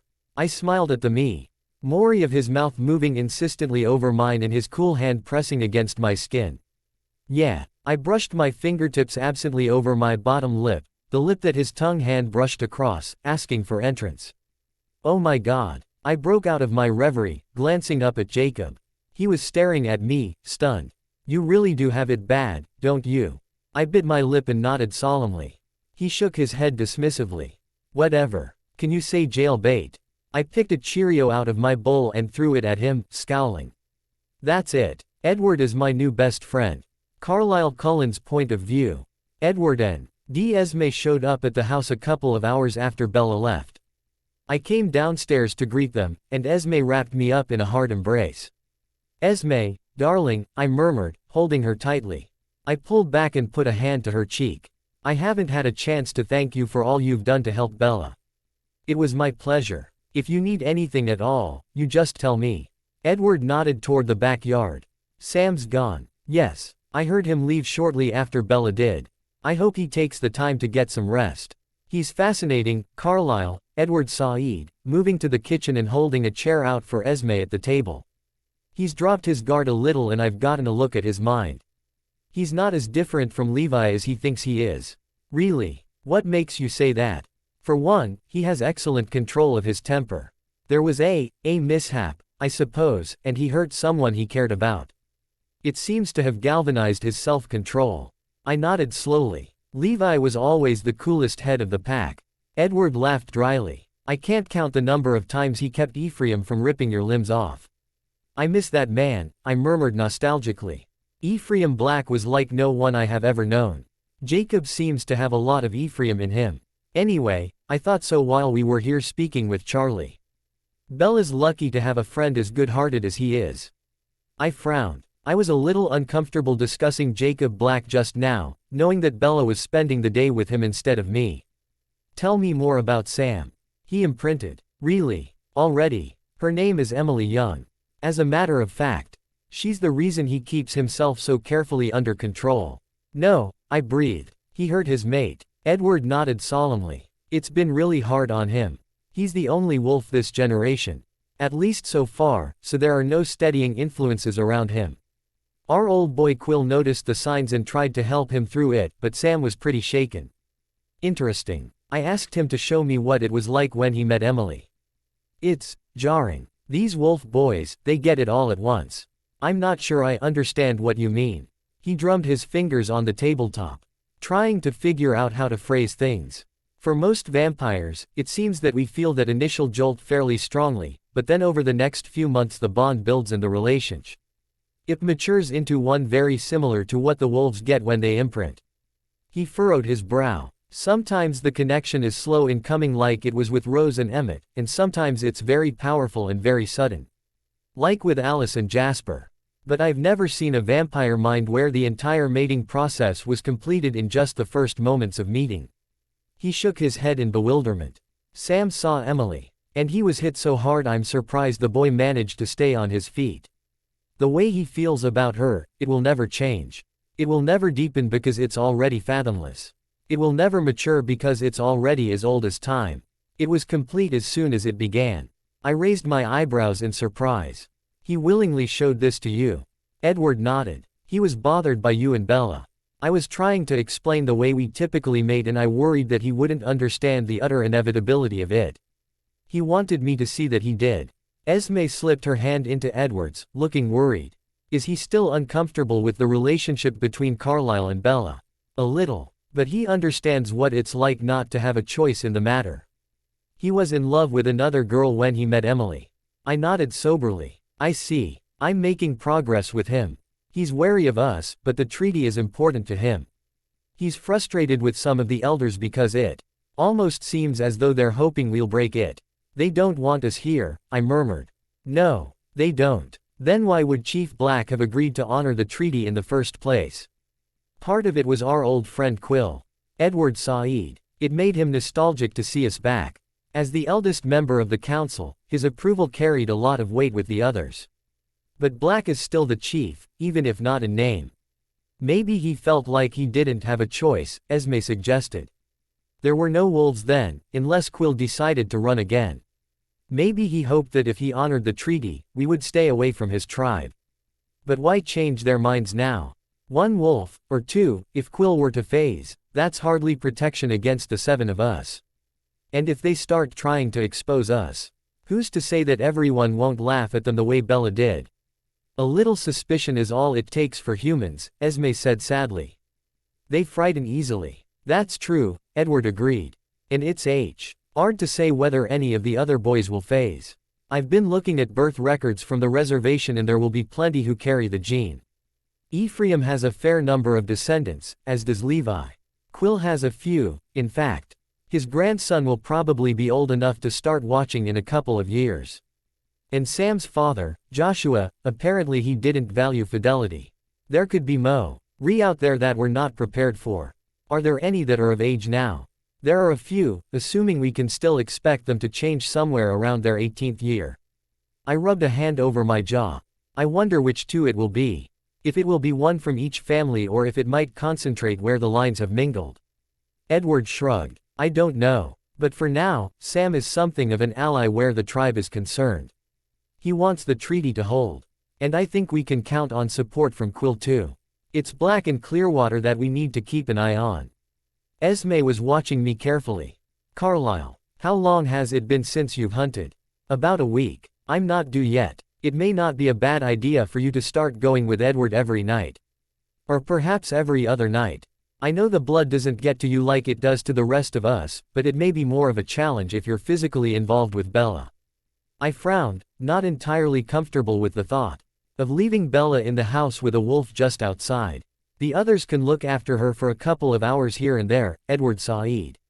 Even Rosalie would help if you asked her to. How is Rosalie? Edward shook his head sadly. She's very angry with you. She thinks you've changed your mind about changing Bella.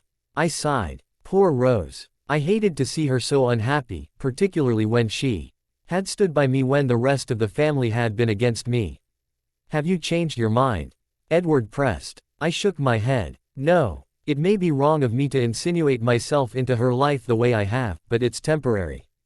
I'll see to it that she has the opportunity to attend college, and when she leaves Forks, that will be the end. And if she doesn't leave, if I give her every opportunity, she'll leave. Edward shook his head. You're getting senile in your old age. That girl's not going to willingly go anywhere without you. Then I'll let her believe that I have left her, I said softly. My chest aching at the prospect of hurting my girl. Edward and Esme exchanged looks. All right, Edward Said. If that's what you think is best. You're not going to argue with me. He shook his head. Not this time. I'm glad you're giving her a little happiness before that time comes. I looked at him skeptically. But you'll argue with me when it's time to leave her. Oh, most definitely. Esme laughed musically. Take the reprieve, Carlisle. He doesn't offer many. Come on, he said, clapping me on the arm. Let's go on a quick hunt while Bella's otherwise occupied. I consented and the 3 of us hit the trees behind the Swan house, searching for game.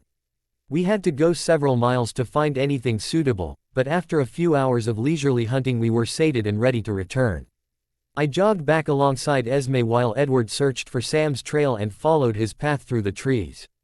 He's organized, he said. He's found our regular path here and he seems to return to it regularly. That's surprising for a young wolf with no guidance. He's got Quill helping him out, Edward reminded as he ran past.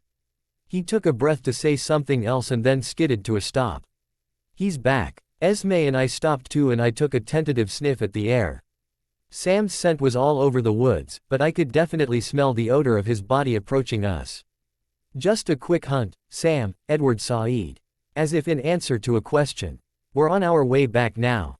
Has Bella returned? I asked Edward. He shrugged. Sam has been meeting with the council. He hasn't had his eye on her. I heard the sounds of Sam's approach. He wasn't taking care to avoid us, and in fact, it sounded like he was heading straight for us. As he neared us, his steps slowed to a walk, and after a moment he appeared through the trees, padding slowly toward us. Good Lord, I breathed, staring at him. He's huge. Edward and Esme both nodded, gaping at him. Sam, you're at least twice the size Levi was, I told him. There was a low rumble in his throat that could have been a threat or a simple assent. Well, it's nice to finally meet you face to face. Edward speaks highly of you. Edward smiled. He says he's found our chats enlightening. As have we. May I congratulate you, Sam, on finding your mate. He snorted softly. Thank you, Edward Said, translating for Sam. I'm afraid I can't sincerely offer you the same congratulations. Quote, I understand your reservations, of course. I have them myself. Edward snorted with laughter. You'll pardon me if I clean up your language a little, he said to the wolf. There's a lady present. After all. He laughed and turned to me. He says he didn't think you and Bella sounded very reserved. My phone rang in my pocket, and I slipped it out. Excuse me. I opened it up, seeing Bella's name on the display. Good afternoon, Bella. Carlisle, she said anxiously. I'm sorry to bother you. You could never bother me. What can I do for you?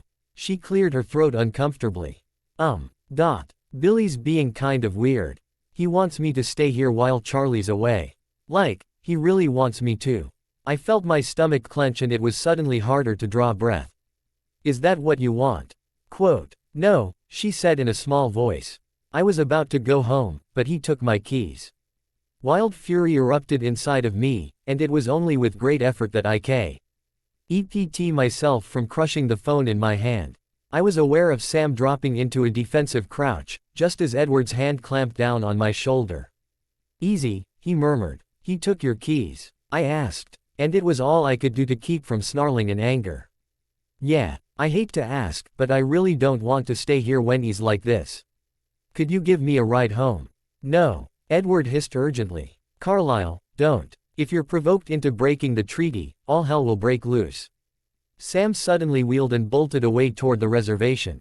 Of course, with trouble brewing, he would fall back and protect his territory. Talk to him, Edward Said urgently. Don't let this get out of hand. Bella, I said softly, may I speak with Mr. Black, please? Yeah, hang on. I heard her walking through the house. And then the sound of her tentative voice. Billy, it's Carlisle. He wants to talk to you. After a moment, his voice came on the line.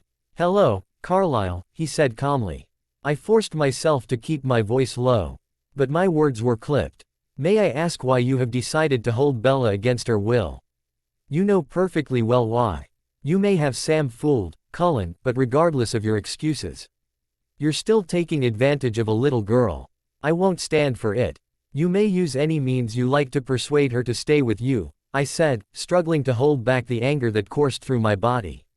You may use any words at your disposal to convince her not to return to me. But the moment you take away her will, you make an enemy of me. We were enemies long ago. A snarl ripped from my throat. I would advise you not to try to keep her from me. I'll destroy both you and your wolf if I have to. I will tear through every member of your tribe if that's what it takes to get to her.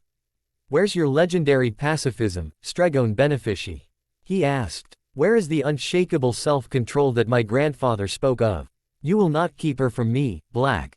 I roared. If you think my deference to your grandfather will protect you, you're sadly mistaken. Would you really risk exposing your secret over a little girl? This is your last warning, I growled, striding through the trees toward the Swan house. Give her back her keys and send her home, or every building on your land will be burned to ash by sundown. It seems the great Carlisle Cullen I sent above destroying innocence after all, he said smugly. I broke through the trees into the backyard and headed straight for the Mercedes parked out front.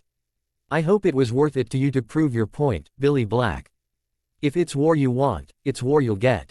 I snapped my phone closed, crushing it to pieces in my rage. Edward was at my side instantly, his hand on my shoulder. Let me speak to Sam about this before you go charging in there and raising the place. I'm finished with words. I got into the car, forcing myself to move carefully enough not to rip it apart in my anger, and fired the engine. Edward leapt inside as I peeled onto the road. I stomped on the gas pedal, seething in fury as I sped toward the reservation. "Carlisle, please," Edward begged. "She's not in any danger. Black would never hurt his best friend's daughter, there's no urgency to this situation. Please, just let me work out a peaceful resolution with Sam." "Sam chose his side," I snapped. "Do you really think his visit to us was anything more than an intimidation tactic? He wanted us to see his size so we would think twice about challenging him." "Listen to me," Edward yelled. "I'll help you get her back. But I won't help you hurt innocent people, and I won't help you destroy what you built with Ephraim. This treaty is too valuable, both to us and to his tribe." I'd had enough of his talk. Without thinking about what I was doing, I reached across Edward and opened the door, shoving him out of the car. I heard him swear loudly as he collided with the pavement, and I slammed the door closed, leaving him behind. "God damn it, Carlisle," he yelled after me. He started running, but he couldn't keep pace with my car and he was soon far behind me, a speck in the rearview mirror. I was TTLE over a mile from the border of the reservation when I saw the giant black wolf racing toward me, straight down the middle of the road. I tightened my grip on the steering wheel and clenched my teeth, aiming straight for him. He veered off of his course as he approached me and ran to the side of the road, taking a defensive crouch there. I slammed on the brakes. Now was as good a time as any to deal with him. I leapt out of the car, ready for his lunge, but he surprised me by phasing into his human form. "She's on her way," he called to me, his chest heaving and his black eyes intense. He was maybe 3 miles beyond the border when I left her. I growled at him in warning. "Just wait," he gasped. "Please, she's coming. Don't play games with me." He shook his head, leaning on his knees and gasping for breath. "I swear." He tugged the lace at his ankle and loosened it, pulling on the pair of shorts that had been bound around his leg. Apparently he didn't have plans to phase Aga in immediately, or he wanted me to think he didn't. Edward caught up with us and he stopped beside me, hovering at my shoulder. It looked like he had landed on his back on the pavement, and his shirt was shredded. He stripped it off, glaring at me, and threw it off to the side of the road. I stood, tense and wary, waiting for Sam's promise to be fulfilled. Before a minute had passed, an old white Lincoln appeared, speeding toward us. I picked out the white hair and wrinkled face of an old friend behind the wheel. "Quill Atira." I straightened, eyeing Bella as she sat in the passenger seat. She looked anxious and a little confused. Quill slowed the car and pulled it off to the side of the road. I ran to the passenger door and opened it, helping Bella out of the car.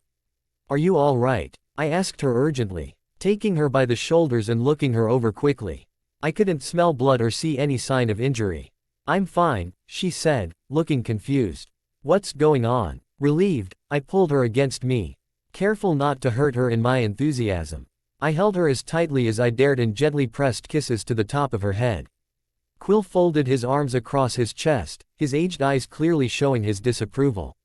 "Bella, sweetheart, why don't you go get in the car?"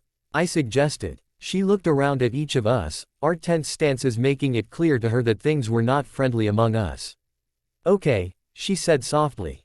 She moved to my car and slipped into the back seat, watching us anxiously. I turned to Quill. "Thank you, old friend," I said softly. His sharp eyes bore into mine. "Don't ever threaten my people again." Bella Swan's point of view.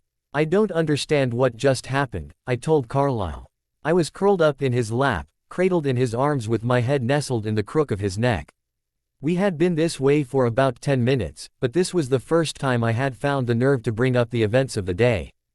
"Billy is carrying his superstition a little too far," he murmured softly. "So far that he would try to force me to stay there, though. That's really not like him." He hesitated. "It's possible that I have underestimated his dislike for my family. It seems he's very concerned for you." I nodded, pressing closer against him to better smell the scent of his skin. I didn't know what Jacob was talking about. Carlisle Cullen smelled amazing. "Bella, will you tell me what happened after you called me?" I tried to get Billy to give me my keys, but he wouldn't listen to me. Then after a few minutes that guy Sam came running into the house. He started yelling at Billy about a treaty.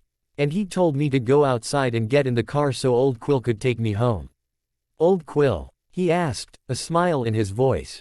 You know him, then? He sometimes lends my dad his boat when he goes out fishing with Billy. I pulled back a little, looking at him. Do you know him? Yes, Quill and I have been acquaintances for quite some time. Is he superstitious too? He laughed softly. I believe he is. But he's always been cordial to my family and me, regardless. He looked like he was mad at you today, I told him, giving him a skeptical look.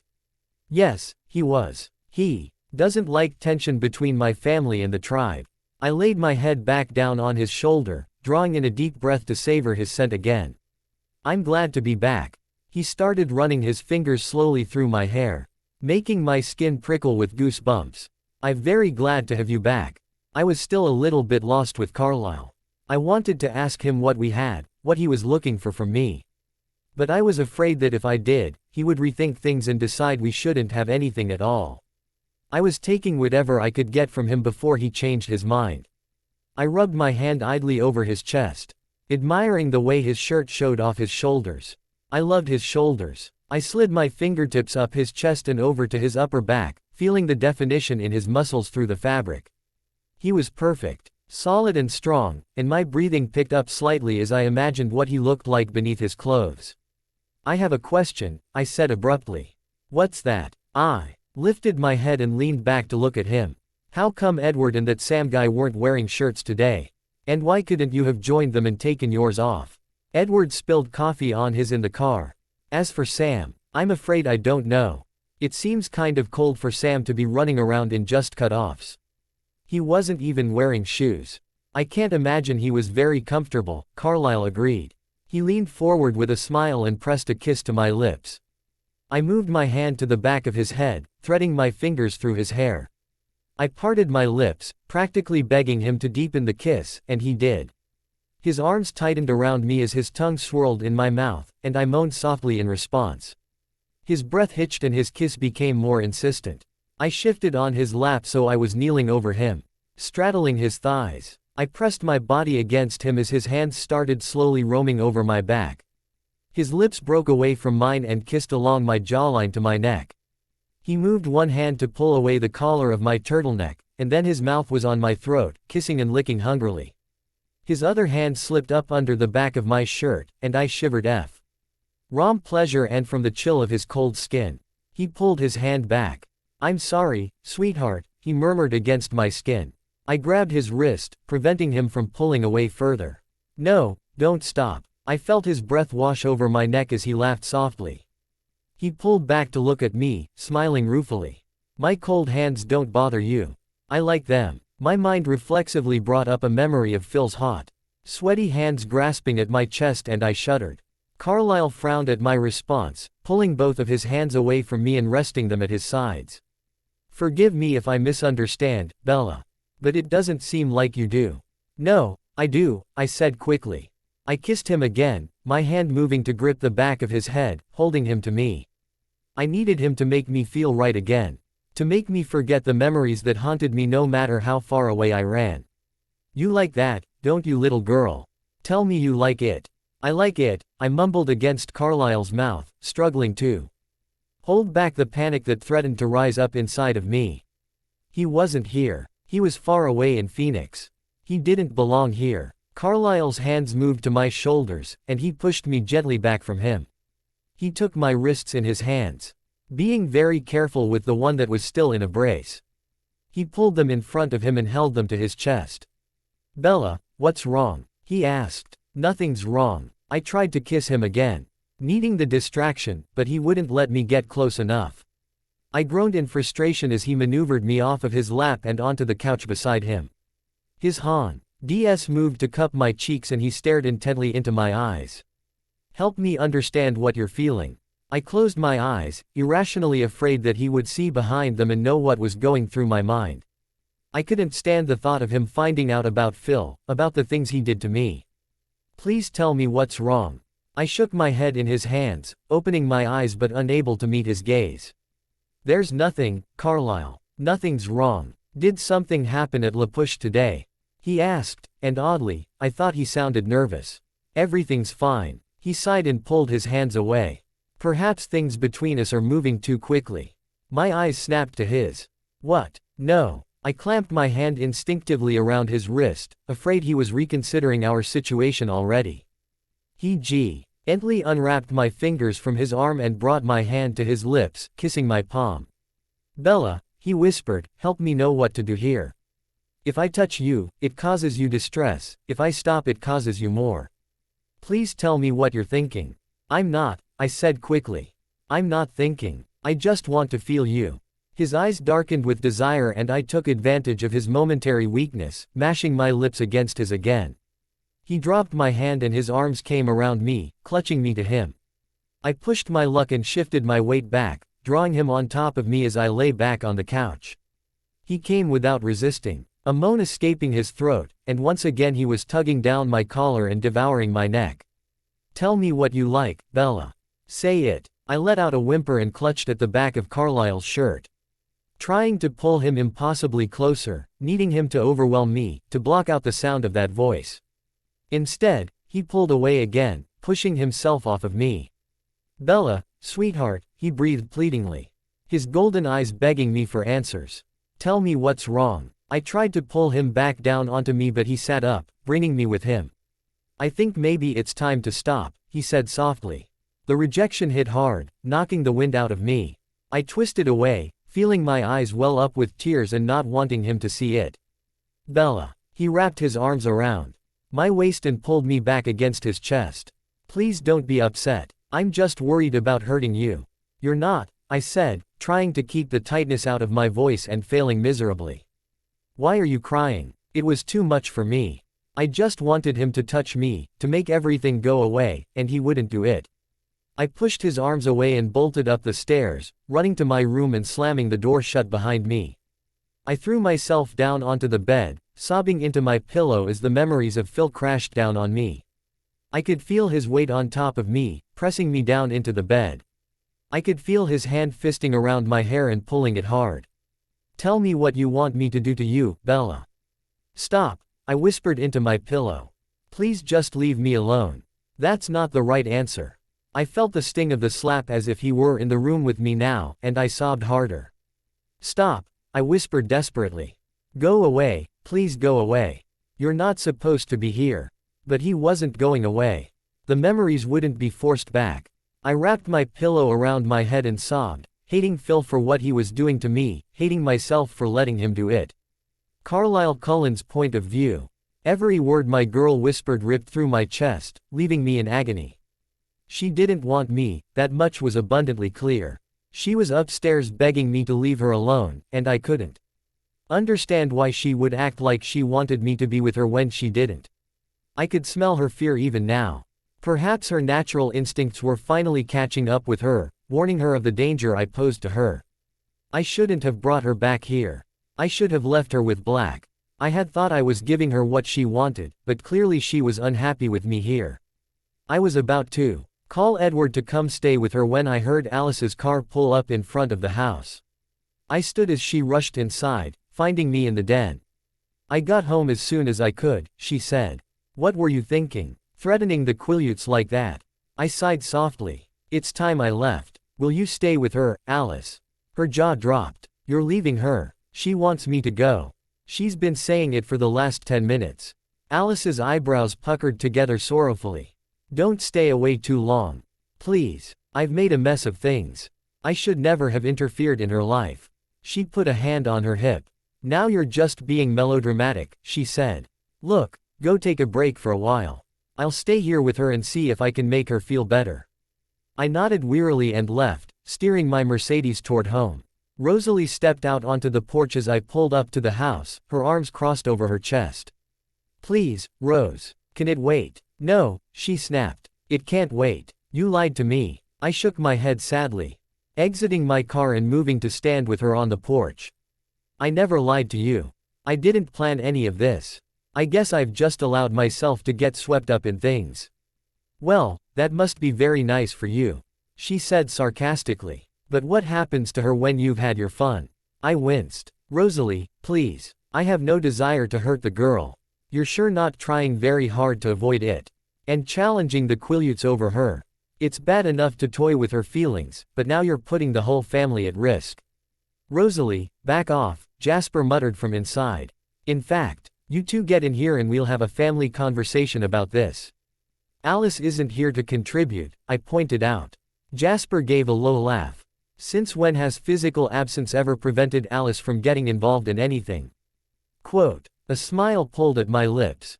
That's true. I suppose if she has something to add, she can always call. Rosalie pursed her lips, but followed me inside and sat with me at the table. The rest of the family filtered in, taking their accustomed places. So, Carlisle, Edward Said, folding his hands on the tabletop. Push anyone out of a moving vehicle lately? He and Esme exchanged a look. Laughing together. Not anyone who didn't deserve it. How come you're in a mood? Jasper interrupted, getting right to the point. I rubbed a hand over my forehead. I'm afraid I may be mishandling things with Bella. What a shock, Rosalie sniped. You shouldn't be anywhere near her. Baby. Emmett rubbed her knee soothingly. You know he had to help her out with her dad. Yeah, and then he should have come home and left her alone. Perhaps I should have, I said softly. Perhaps it would be best if she went to La Push to stay with her friends there. Edward was watching me closely. Why? What happened? I quickly reviewed the afternoon I had spent with her in my mind for him while I spoke. I'm getting mixed signals from her.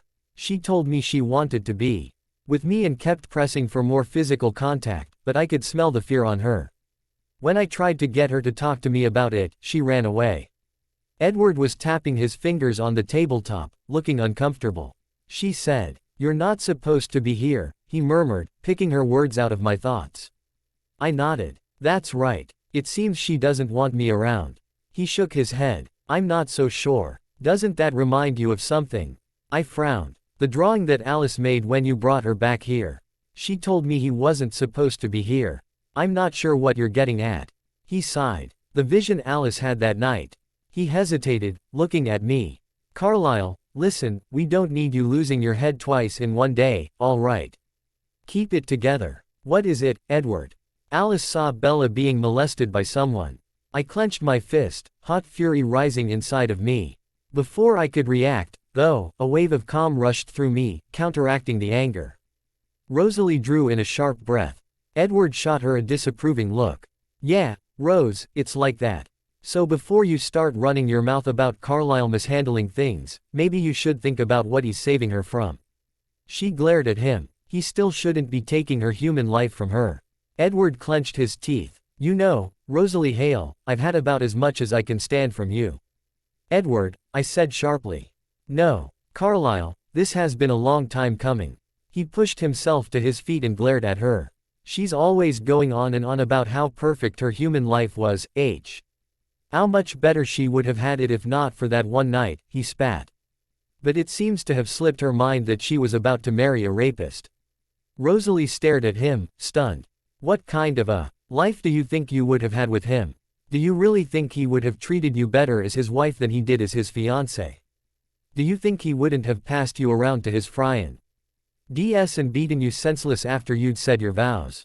Emmett stood slowly. That's enough. No, it's not quite enough, Edward snapped. Because Rosalie, with the amount of time you spend mourning your lost abusive marriage, yearning for the children who would have been terrorized by your husband, one would almost think that you had forgotten that you happened to be married to one of the most re-hearted men I've ever had the pleasure to know. He looked at her in disgust. Carlisle saved you that day. He didn't just save your life, he saved you from your life. And now here's Bella, who USPECT has lived your worst nightmare over and over again, and she needs him to do the same thing. She needs someone to take her out of the misery she's been living in, and all you can do is criticize Carlisle because you know that somewhere deep inside, he wants to do just that. His words cut at me, nearly as deeply as Bella's had earlier. Edward, I choked, I'll thank you to take your seat. Edward dropped angrily into his chair, still glaring across the table at Rosalie. She stared at him for a moment, the hurt plain on her face, before leaping up and running from the room. Emmett followed after her, tossing a furious look at Edward over his shoulder. You and I are going to have words, boy. I ignored Emmett. Why? I asked him. Why do you think Bella has been assaulted by this man before? He shifted uncomfortably in his seat. Because it didn't look like the first time.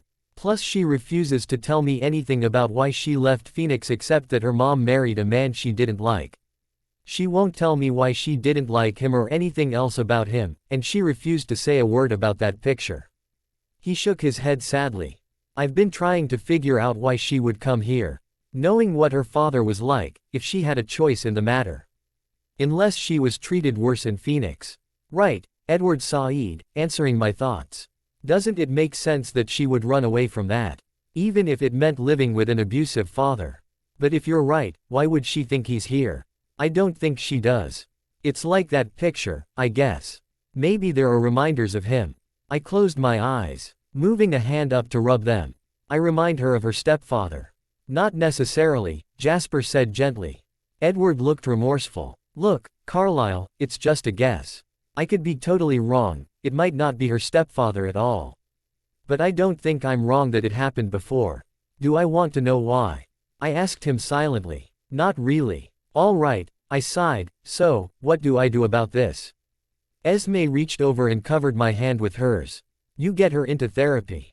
Yeah, Edward sighed hesitantly. Except I'm not sure you're the guy to suggest it. Why don't you let Alice and me handle that? Why don't you think I should? He sat back in his chair. Because it'll piss her off.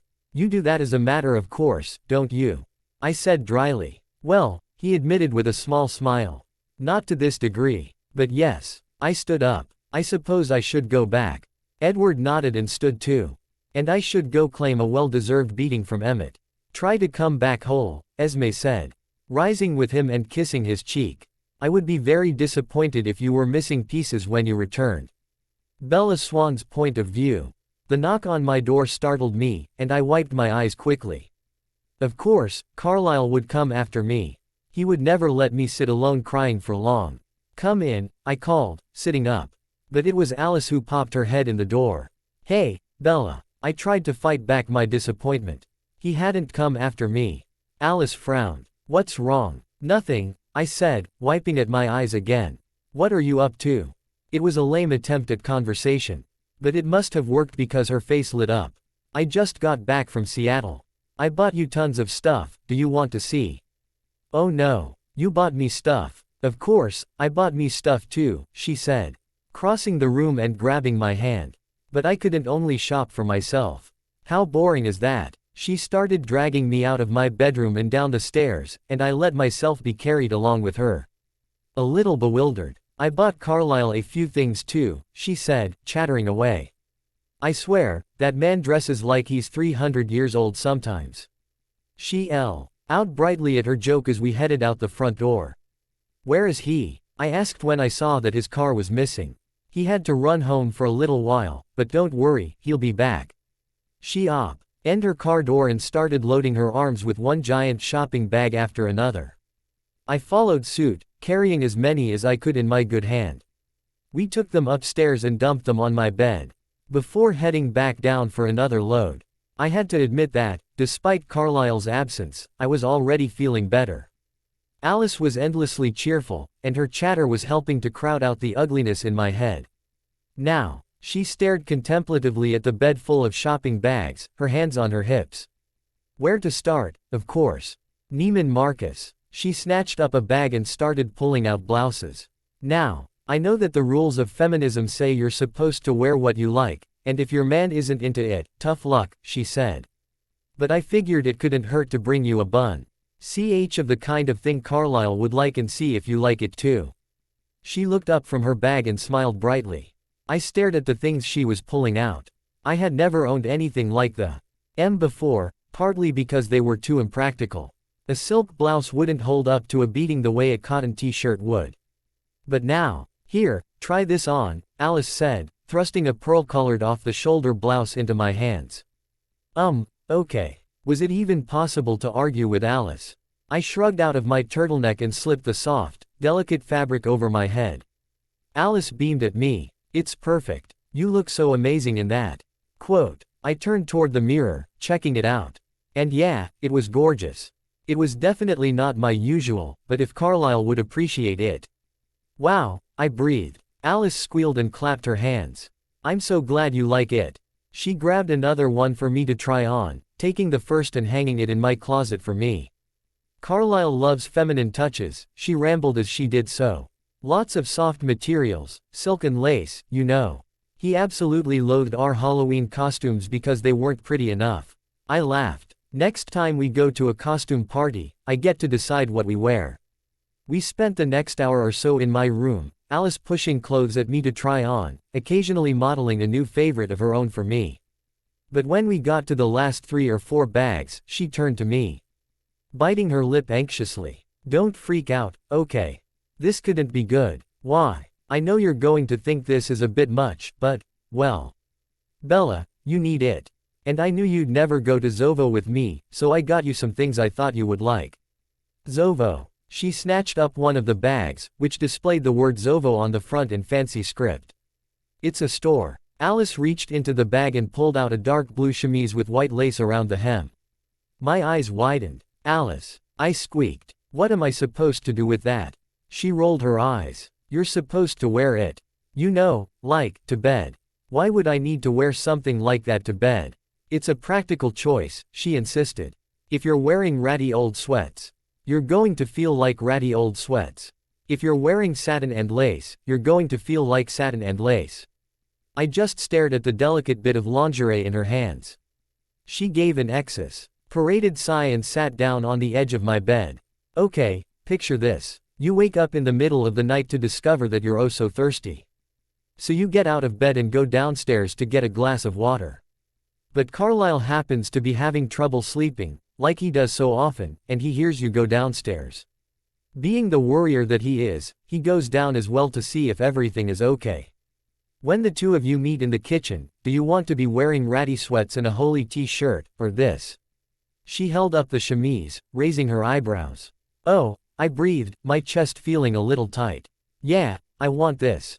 Alice's face broke into a bright smile. Fantastic. Let me show you what else I got.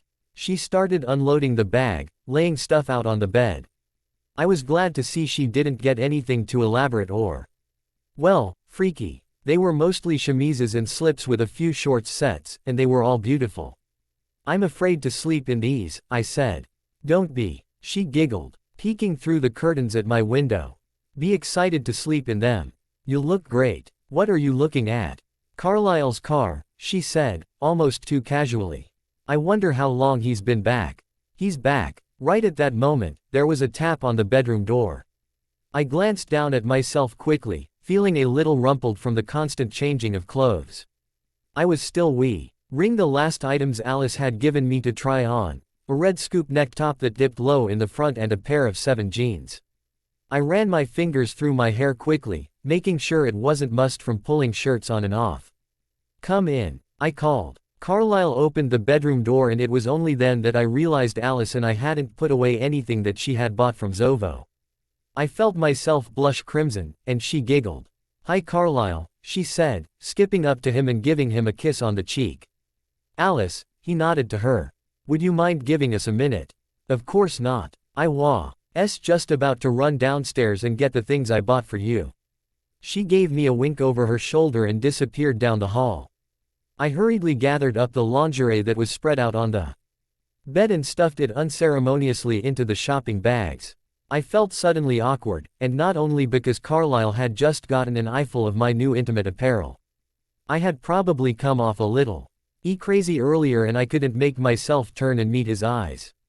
I felt his cool hands on my shoulders, stilling my movements. Bella, he murmured. His warm, smooth voice was gentle and coaxing, and his cool lips pressed softly against my skin, just behind my ear. His hands moved down my arms to my hips and he carefully turned my body toward him. I let him draw me close to him, my hands moving to his waist and absently clutching at one of the belt loops on his jeans. I was nervous, and I needed something to hold on to. His warm, ochre eyes gazed into mine and I was surprised by how calming it was. I started to relax a little. I'm sorry, Bella, he said softly. I shouldn't have pushed you to talk to me when you didn't want to. I ducked my head and pressed my forehead against his chest. It's my fault. I know I was kind of weird. It's just been a strange week. He held me close, stroking my hair lightly. It has definitely been that. I must say, you seem to be handling things quite well. I don't feel like I am. Everything feels backward and out of control. I'm sorry. I'm sure it doesn't help having my family here invading your space. No, I straightened quickly, looking into his eyes. I really like having you guys here. All right, but if ever you need some space, please just let us know. I clutched him closer, not wanting to think about him leaving again. I knew I was being ridiculously clingy, but I couldn't seem to help it. The pull to be with him was so strong that I could hardly stand even the thought of separation. I wondered if he could possibly feel the same way, or if I was really just an amusement for him the way I had been for so many before. What would happen once Charlie came back and Carlisle went back to his own house? Would he still want me? He moved one hand to my back and started rubbing gently, his cold fingers leaving tracks of heat in their wake. My heart rate picked up at his touch, and I wrapped my arms around his waist and lifted my chin, hoping he would kiss me. He didn't disappoint. He leaned down, and I sighed as his lips met mine and his tongue slipped eagerly into my mouth. I returned his kiss with enthusiasm, running my good hand appreciatively over his sculpted back. He was significantly taller than me, and it was awkward with him having to bend down so far to kiss me, so after a moment I took a step back toward my bed, breaking the kiss but drawing him with me. I sat on the edge, and though he seemed unsure of himself, he sat with me. I immediately gravitated toward him again, my lips instinctively finding his. I wrapped one arm around his neck and the other hand moving to caress his hard chest through his shirt. His hands went immediately to my sides, pushing up the hem of my blouse and slipping underneath, rubbing up and down my ribs and stomach. I moaned with pleasure over his touch and threw a leg over his lap, shifting so that I was straddling him again. "Bella," he murmured, breaking the kiss, and trailing open-mouthed kisses down my neck to my chest. "You're so beautiful." He drew one hand out from under my shirt, letting it slide down my body to my hip, and then around to my backside. I gasped in pleasure, and he pulled me hard against him. I could feel his breath coming quickly, his hands grasping at me needfully, so it shouldn't have surprised me when I felt the evidence of his arousal. So hard between us when our bodies pressed together. "Carlisle," I choked, electricity shooting through me. The intensity of my need for him was almost painful. I needed more, needed to feel all of his body touching mine, consuming me. His lips were moving along my collar now, kissing the exposed tops of my breasts. His tongue dipped into my cleavage, making me gasp. My hand fisted almost involuntarily in his hair. And before I realized what was happening, he had twisted his ass around and was pushing me back onto the bed, crawling over me and settling between my legs. His erection pressed against my center. And I bit my lip to keep from crying out the way I wanted to. I rocked my hips into him and he groaned, catching me with one hand and stopping my movements, but still keeping me pressed against him. I craved the friction. I nearly growled in frustration, wishing he would let go and let me move against him the way I wanted to. I suddenly noticed that his whole body was rigid, his muscles taut and stiff as he held himself over me. His face was screwed up in concentration, as though he were trying to rally his self-control. It may have been irrational, but a little bubble of pride swelled in my chest. I had made the delicious drive. Carlisle Cullen have to struggle for his self-control. But it wasn't enough. I wanted to see him lose control, to snap and take me in whatever way he pleased. "Don't stop," I whispered. He relaxed, falling on top of me again, and his lips found mine. His kiss wasn't as urgent this time, though, and his hand moved lazily up my body, stroking my arm and side lightly. He was holding back, reducing the intensity, and I wanted to scream in frustration. "I'm sorry," he whispered against my lips. "I'm afraid I'm moving too quickly again." "I don't mind," I moaned with longing as he pushed off of me, sitting on the edge of the bed. I felt empty without his weight on top of me. But he reached out a hand, and when I took it he drew me up next to him, wrapping his arm around my waist. "I imagine Alice is waiting very impatiently to show me the results of her shopping trip," he said, a little reluctantly. I sighed. "Yeah, and I guess I should probably start dinner." Carlisle smiled and stood, lacing his fingers through mine and drawing me up with him. He leaned down for a brief kiss, playfully rubbing his nose against mine. "We'll have to pick this up later." My heart skipped a beat at the thought, and from the grin on his face, I wondered if he had heard it. "Come on, Angel." We need to get out of here before I get distracted. Fine, I muttered reluctantly. He pulled me toward the door but threw a glance back at the Zovo bags still sitting to one side of my bed. He smiled playfully. Alice has very good taste. My cheeks flamed and I buried my face against his arm as he led me downstairs, laughing as we went. Carlisle Cullen's point of view. I was making breakfast for Bella the next morning when I heard my boys drive up in Emmett's Jeep. I sprinkled cheese over the vegetables I had just chopped into her omelet and pulled it off the burner. Sounds like you'll have company for breakfast, I murmured when she looked toward the front yard. She smiled and moved to open the door before they knocked. I heard her greet them and Emmett gave a low whistle. Damn, Bella, you look hot. Emmett, watch your language, I called out to him, but I had to smile. She did look good today. She was wearing some of the things Alice had bought her, a pair of khaki slacks and a black halter top that showed off her creamy shoulders and drew a tension to her graceful neck and delicate collarbones. Sorry, Carlisle, Emmett said sheepishly. Boys, I greeted as they all filed into the kitchen. Have you eaten? Yep, we're good, Edward Said. Hopping up onto the counter next to the stove. Emmett and Jasper took chairs next to Bella at the table as I scooped her omelet onto a plate and set it in front of her. She smiled up at me. Thank you. It's my pleasure, darling. I leaned down for a quick kiss. Way to go, Dad, Emmett grinned. I rolled my eyes, straightening up. Where are the girls today?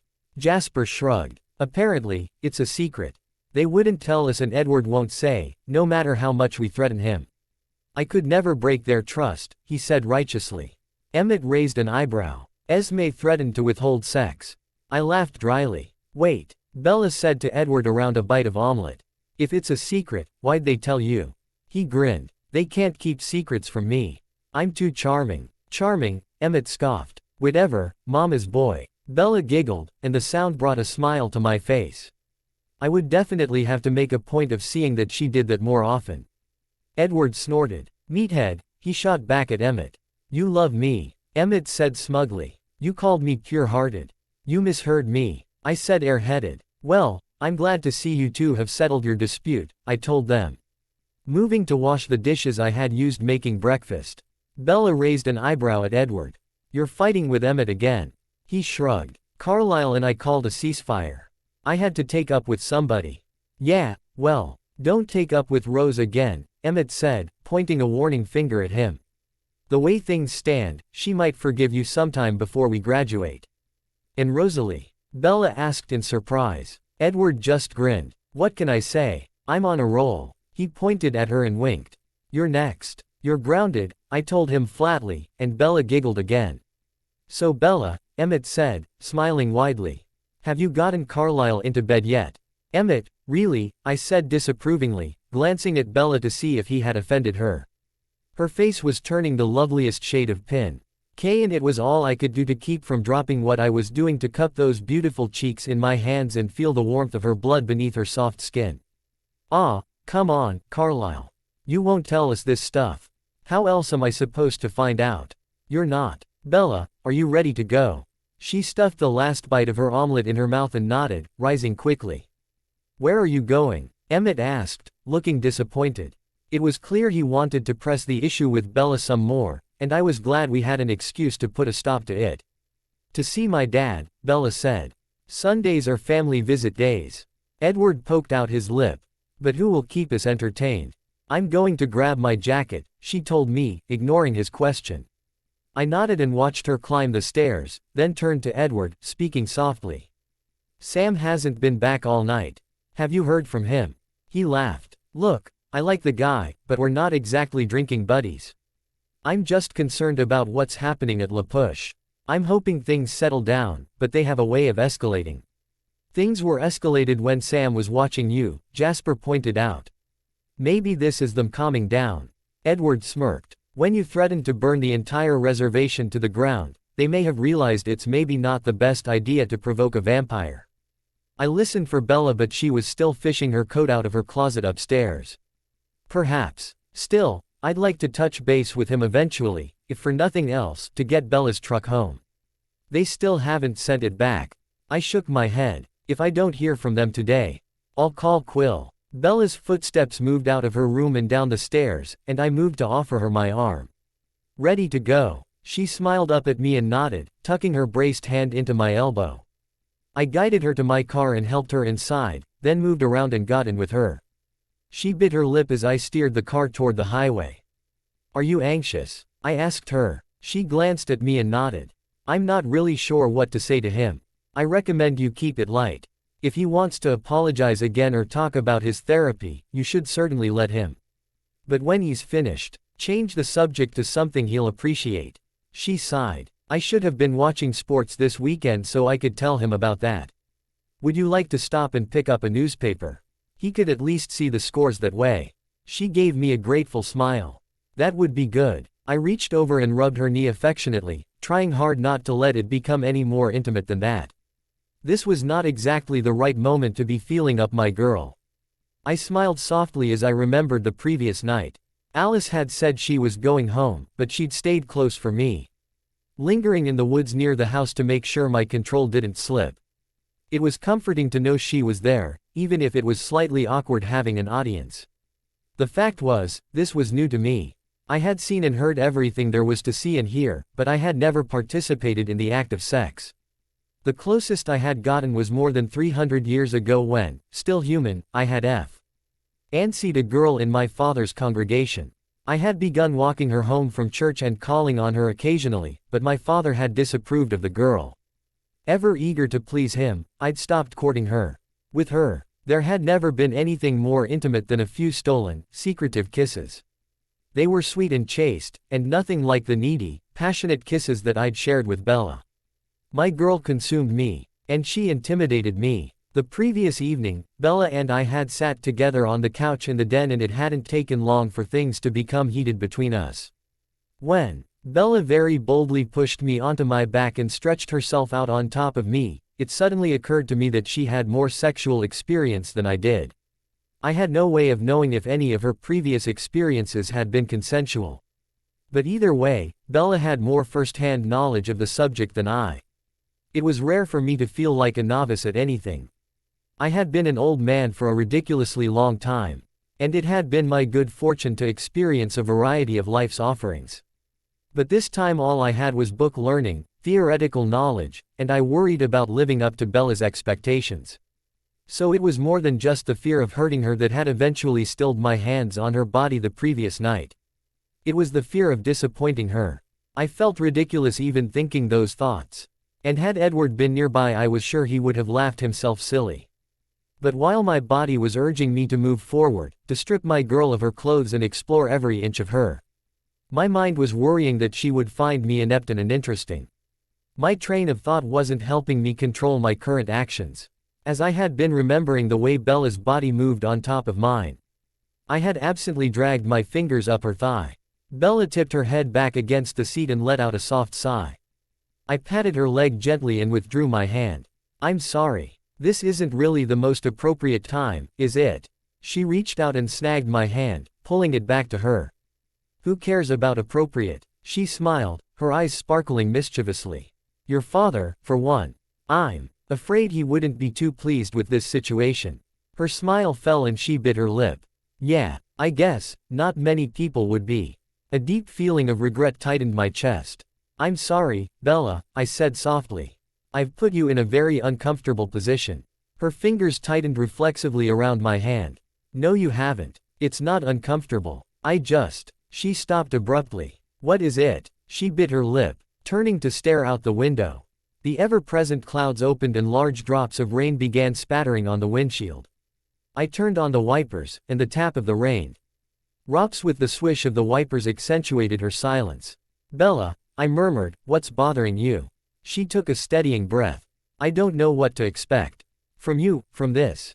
I brought her fingers to my lips, the ache in my chest intensifying. I wanted to tell her that I loved her, that I would never leave her. I wanted her to know that she would never spend another day without my care and devotion as long as she lived. But I couldn't, because one day in the very near future, I would have to let her believe that I was leaving her. I would have to free her to live her own life without my interference. "I don't know either," I said softly. "The situation is unpredictable." She ducked her head, chewing at her lip. I pressed my lips to her fingers again. But you should know that I care very deeply for you. And as long as our circumstances allow, and as long as you want me, I'm yours. She looked up at me, and there was surprise in her eyes. Why she should be so startled over my devotion I didn't know, but it only made it that much harder to keep my feelings to myself. I've never cared for anyone as much as I do for you, I murmured. It was a compromise. I hadn't promised her something I couldn't deliver, but I needed her to know that she was loved, even if I couldn't say the words. She clung to my hand, pulling it into her lap again, and we fell silent.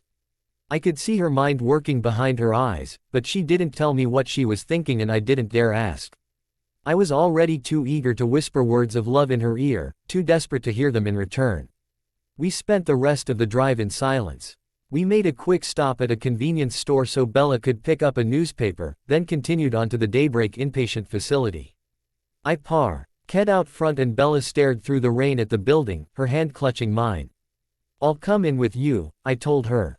She nodded. I got out of the car and moved around to help her out, then tucked her braced hand in the crook of my elbow and hurried her inside before she could get too wet. I took her coat and helped her get checked in at the reception desk, and then the receptionist stood and showed her a door to a common area with several couches and chairs scattered around. I'll send someone to let your father know you're here, she said with a bracing smile. Bella reluctantly released my arm and moved toward the door, looking back at me anxiously. I'll be here when you're ready to go, I told her. She shot me a grateful look and stepped through the door. I let it swing closed and took a seat in the lobby, listening as she took several calming breaths and found a seat on an empty couch. After a moment Charlie's step sounded in the room and I heard her jump up and run to him. Dad, she squealed happily. Hey, baby, he said gruffly, his voice muffled. It sounded like he was hugging her and I smiled. The two of them sat and conversation began awkwardly. Bella offered the newspaper and told him one or two vague details about the Halloween party she had gone to. Charlie told her briefly what his daily program was like. After that, they fell into an uncomfortable silence. Bella, Charlie said after a moment, and I heard the rustling of paper. There's something I wanted to talk to you about. I sat forward, leaning my elbows on my knees. What is that? Bella asked, her voice wary. It's a petition for emancipation. I lowered my head, putting a hand over my eyes. Bella wasn't going to take this well. I talked to a friend of mine, Charlie continued. A judge here in Port Angeles. I told him that I had to be away, and you didn't want to go back to Phoenix. Anyway, he said he'd sign it if. He trailed off, sounding uncomfortable again. Bella didn't answer right away. I couldn't hear movement from her, but her heart was racing and her breathing was shallow. You don't want me to live with you? She finally asked in a small voice. No, baby, I do, Charlie said. I do, it's just, if something happens, this would mean you couldn't be forced to stay with me or your mother. It protects you, in case I heard him swallow hard. Bella sniffled. I don't have to move out. Not unless you want to. She hesitated. Do you want me to? I heard nothing for a moment, then Charlie whispered softly. No, I don't. But I want you to be safe and Billy said he and Jake could try to arrange things so that you could stay with them. I know it's cramped, but they'd take care of you. Bella started sobbing. I don't want to live with Billy. I want to stay with you. Me too. I want you to stay, too. I just want you to have someplace to go in case I can't get better from this. You have to. I'm trying, baby, he said, his voice tight. I promise. I'll do everything I can. There's nothing in the world I won't do to keep you safe. They said nothing for a long time, and all I could hear was Bella's muffled crying. Finally, Bella quieted and sniffled gently. What do I have to do? Just sign here. In a couple of weeks we'll have a hearing in front of the judge, but it's just a formality. I heard the scratch of pen on paper, then rustling again. Bella's footsteps moved toward the door and I heard Charlie say softly, I love you. She didn't answer him. The door opened and she emerged, her face pinched with pain. I rose and she ran to me, throwing her arms around me and sobbing into my chest. I looked up, past the door that was slowly swinging closed behind Bella and locked eyes with Charlie. His red expression turned to one of surprise when he saw me, then wariness. The door drifted closed and latched, leaving me alone with Bella and Charlie alone with his suspicions. Bella Swan's point of view. I didn't talk to Carlisle all the way home, and he didn't press me. I was grateful for that. I didn't want to hear him tell me that my father was just trying to protect me. I didn't want to hear Hi's approval of my father's decision to give me up. I tried to understand. I tried to accept his explanation, to believe that he was really doing it for my sake. But I just felt hollow inside. When we got home, I pushed out of the car and trudged toward the house, leaving Carlisle to trail after me. I shed my wet coat and muddy shoes in the entryway and moved heavily up the stairs. Carlisle followed me and caught my hand as I was about to go into my room. I didn't stop, but I curled my fingers around his and drew him into my room with me, letting him know he was welcome. I moved to my bed and released his hand, throwing myself down onto the mattress. He sat next to me and I twisted around, laying my head in his lap. "I'm sorry it didn't go well," he said softly, his fingers stroking through my hair. I took a deep breath. Gathering my nerve, I wanted to tell him. I wanted to talk to him. I just didn't want him to say everything was okay because it wasn't. I wasn't. He's petitioning the state for my emancipation. He drew in a slow breath and let it out. "I see," he said softly. I suddenly felt defensive of Charlie. I didn't want Carlisle thinking he didn't care about me. "He's doing it for me," I said quickly. "So that I don't have to stay with him if he doesn't get better." "I understand. That must have been a very difficult decision for him. For both of you." Gratitude flooded through me and I crawled into his lap, burying my head in the crook of his neck. I didn't have the words to tell him what it meant to me that he wasn't judging Charlie for what he was doing or trying to tell me why it was a good thing. I couldn't tell him what it meant to me that he was here with me, holding me, calming me with his soft whispers and the fingers that gently ran through my hair. I couldn't tell him that I was in love with him. Instead I just clung to him, hoping he would somehow understand. After a few minutes, I felt the vibration of his phone in his pocket and I shifted so he could fish it out. He flipped it open and read a text message. "Edward and Alice want to come over," he said. "Would you like me to tell them no?" I shook my head and sat up, scooting off of him and sitting against the headboard of the bed. "No, that's fine. It would be nice to have a distraction." "All right." He typed in a text message and then moved next to me and wrapped his arms around me again. He drew me close to him, and his lips grazed lightly over my bare shoulders. I shivered and let out a little moan of pleasure, thinking I should send Alice a thank you note for the new clothes. My moan seemed to encourage him, and he left a trail of open-mouthed kisses up one shoulder to the strap of my halter top, then grazed over it and continued his path up my neck. A really big thank you note. His chilled hands moved up to rub my bared upper back, coaxing goosebumps from my skin. I caught his wandering lips with mine and kissed him deeply, rubbing my hand up and down his chest over the blue-ribbed sweater he was wearing. It fitted to his body, showing just enough of the definition beneath to make me want to drool, as did the jeans Alice had bought for him. "Could you get gold-plated thank you notes?" I pulled back a little, leaning back against the headboard. "If we kept this up, I wouldn't be in any kind of shape to greet guests." "I changed my mind," I said. "Edward and Alice can't come over. I want you all to myself." Quote. I felt his chest shake with silent laughter. "We'll have plenty of time for that. It's good for you to spend time with your friends, though." His fingers slipped Ed under my hair and lightly stroked the back of my neck. "So how come you and Edward have stopped fighting?" I asked him. He smiled and leaned in, nuzzling my neck. "I suppose because he feels he's getting his way. Edward has been trying to convince me to pursue a relationship with you." I tried not to wince at the pain in my chest. "You didn't want to." "Ah, Bella," he breathed sadly. He pressed his lips to my throat, and I could feel my artery pulsing against them. "Believe me, I wanted to. It's just very complicated, because of the age difference." He nodded, pulling back to look at me. "That's a large part of it. Edward and Esme do it." "That's true, but they have to hide it. Only for another year or so, though, right?" Carlisle frowned. "Legality and social acceptability are two very different things. Even after Edward comes of age, they'll be hiding their relationship." "Edward says it's worth it." He nodded. "Yes, I believe it is. The two of them are very happy together." I bit my lip. "But you don't think, you and I," he sighed. Unfortunately, age is not the only thing between us. There are issues that I cannot discuss with you, but suffice it to say, Biko. Being very involved with me could take away a lot of options for you. Something clicked into place in my head.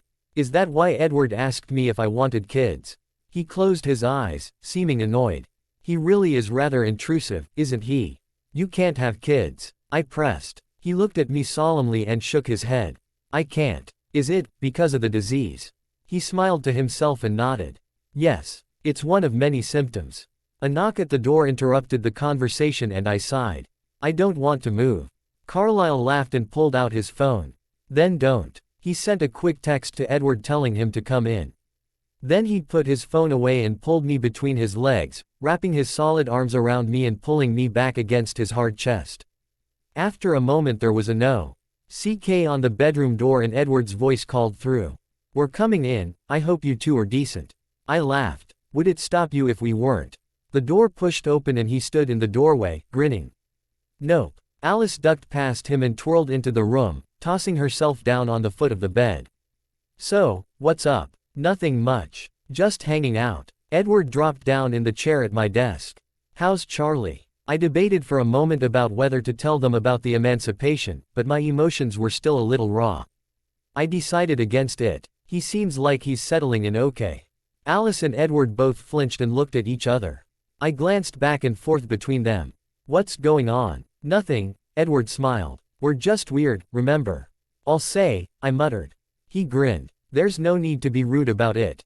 We can't help it. It's the hyperpanemia. You're so funny. Edward just smirked. So what are we doing this afternoon? Alice asked. Nothing at all, I said firmly. She sat up and crossed her arms over her chest. Don't tell me you're just going to sit around all afternoon.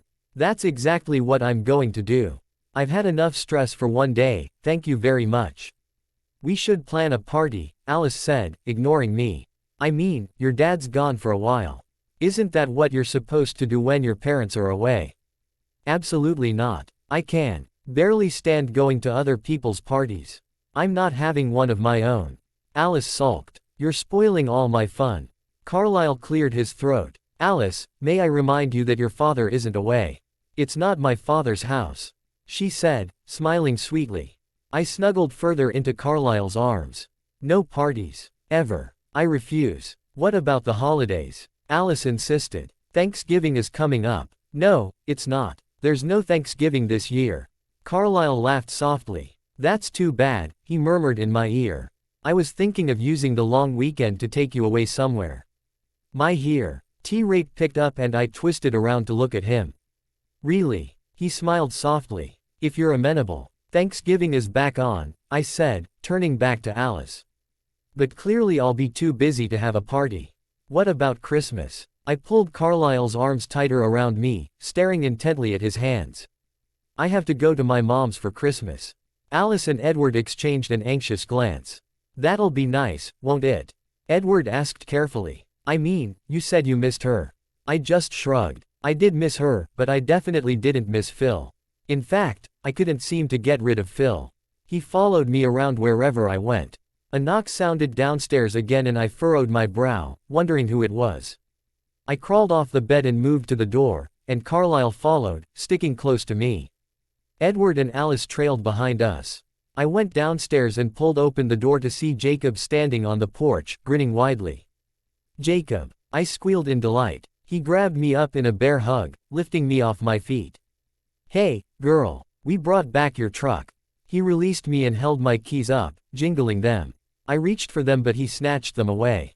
Who's your best friend? He taunted. Edward and Alice. I grinned, making a grab for my keys. He pulled them behind his back. Who? Jacob, give, I said playfully, trying to wrestle them from him. He tickled me, forcing me to let go of his arm. Who's your best friend? Fine, I giggled. You can be my best friend, just give me my truck back. He laughed and tossed the keys to me. Come on in, I said, stepping back. He shook his head. Nah, I can't. Sam's waiting. I glanced over his shoulder, to where the mysterious Sam was leaning against his car, his arms crossed over his chest. At least he was fully dressed this time. He can come in too, I said. I waved to him and beckoned him in. You have to tell me what's going on with your dad. Jacob glanced back at Sam as though asking permission, and Sam just shrugged and headed to the door. He looked wary, though, as if he expected me to jump out at him with a knife. Bella, this is Sam Yulee, Jacob said, introducing us. It's nice to meet you properly. I smiled at him, shaking his hand, and drew the two of them inside so I could close the door against the cold November weather. I don't know if you know the Cullens. This is Carlisle, Alice, and Edward. Sam, E. Ward stepped forward with a friendly smile, gripping his hand. Good to see you again. Jacob's attention was on Carlisle and he sized him up quickly. Hey, drive. Fang, he smirked. Carlisle's attention snapped to Jacob and his eyes widened. Hey, Sam said sharply. Not funny, Jake. But a low laugh broke from Carlisle's chest as he gave Jacob an odd look. That smile, he said softly. He held out his hand. It's a pleasure to meet you. Jacob Black. Jacob seemed almost surprised about Carlisle's positive reaction. The twerp. I knew he was trying to provoke him. But he took Carlisle's hand and shook it with that devil-may-care grin still on his face. Come on in and sit down, I told them, gesturing toward the den. Jacob dropped his arm around my shoulder and pulled me away from Carlisle as we walked. He drew me directly to the love seat that I liked and dropped down on it, bringing me down with him. I stuffed my feet down in the cushions where the heat from the vent was trapped, and Jacob kicked off his own shoes and twisted around to do the same. Sam sat between Edward and Alice on the couch, looking uncomfortable, and Carlisle took a seat in Charlie's recliner. So it turns out, Jacob grinned at me, that my dad freaked out yesterday because he somehow found out about you playing kissy face with your vampire doctor. I saw him glance at Carlisle, checking to see if he was getting a rise out of him. But Carlisle simply looked amused. Word travels fast. He smiled, his eyes flicking to Sam. Great, I grumbled. So now the whole council of elders has decided to get involved in my business. Whoa, chill out. Jacob grinned. Old Quill came by yesterday and ripped Dad a new one for messing with you. He's taking your side. There are no sides, Sam said shortly. His behavior was inappropriate. Jacob rolled his eyes. Sam's playing mediator these days, he explained. Well, I certainly appreciate your intervention yesterday, Sam, Carlisle said. Sam just gave him a nod. How's Emily? Edward asked Sam, and I was sure he was trying to help him relax. It worked. He smiled. She's good. Busy with wedding plans. You're getting married? I asked. Congratulations. Thank you. His smile widened. When's the date? Edward asked. Not until next September. Carlisle smiled. What is it they used to say about September brides? Discreet, affable, and well-liked, Alice supplied. Sam laughed softly. That's my Emily. Jacob shifted uncomfortably, apparently not entirely at ease with the topic of conversation. I nudged his foot with mine. What's wrong with you? He shrugged. Nothing. So what are you doing all day? Alice rolled her eyes. Bella doesn't want to do anything. You were hoping I'd come by, huh? Jacob teased me. You were sitting around waiting for me like a little puppy dog. He grabbed my hand. Come on, let's make some lunch. He dragged me into the kitchen and started looking through the cupboards. What are you planning on making? I asked him warily. I don't care. I just wanted to talk to you alone. He closed the cupboards and turned to me. So are they like, living here now? I crossed my arms over my chest and leaned back against the counter. Carlisle kind of is. He moved to stand next to me, imitating my stance. So it's just the two of you hanging out here alone. Other people come over. But at night, he said. It's just you and him.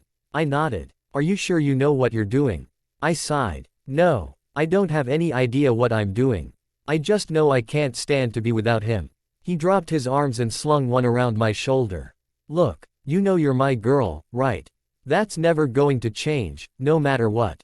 But this Cullen guy, I don't like it. What's wrong with him? He just kind of showed up out of the blue. Conveniently got your father out of the way, and then moved in and started doing whatever the hell it is you two are doing here when there's nobody with you, and by the color of your face. I'd say you're not playing pinochle. I rolled my eyes. Who even plays pinochle anymore? That's not the point. Seriously, Bella, if you'd met this guy in a chat room, you'd be on to Catch a Predator right now. Well, I didn't, I snapped, getting defensive over his attack on Carlisle. I met him at the hospital, where he treated me for a concussion. And the next time I saw him, he fixed my broken hand. The time after that, he gave me stitches and got Charlie into therapy. Every time I turn around he's helping me with something. He raised his eyebrows. So is that it? You're giving him what he wants because you feel like you owe him? No, it's not like that. Hey, he put his hands defensively. Bella, we're friends. You and me, right? We took a blood oath. He waved his pointer finger in front of me. Oh my God, I forgot about that, I giggled. One summer Jacob had declared me his best friend, and while our fathers were otherwise occupied, we'd found one of Bill Lee's fishing hooks and pricked our fingers, rubbing them together to seal our friendship. Mine, of course, had gotten infected and Charlie had to take me to a doctor for it. Jacob looked wounded. You forgot our oath to always be there for each other. Maybe I repressed it. I smirked at him. He suddenly looked remorseful. Look, Bella. He shook his head sadly. I really let you down. I should have known about Charlie. Sometimes I even sort of wondered. But I didn't do anything, and I'm really sorry. I suddenly wanted to cry. I wrapped my arms around his waist, hiding my eyes, while I fought back the tears that were trying to form. It's not your fault. You can't be expected to know what I don't tell you. He moved his hand to my head, holding me against his chest. Why didn't you? I don't know. It's not the kind of thing you tell people. I'm not just people, he said, sounding hurt. I meant it when I took that oath, you know. He snorted out a laugh. Even if it did send you to the emergency room. That's my luck for you. We both use the same dirty hook to cut our fingers, but I'm the only one who gets an infection. It's because you don't eat enough, he declared, pulling away. Your immune system is weak. So have a seat there at the table and I'll make you a jam and jelly bean sandwich. There was a laugh from the doorway and I looked up, surprised too. See Carlisle leaning against the door frame. Why don't I just order us some pizza? Jacob gave him a mock glare. Go back in the den. We're not done talking about you behind your back. I'll do you one better and go pick up the pizza. That way the two of you can have all the privacy you need.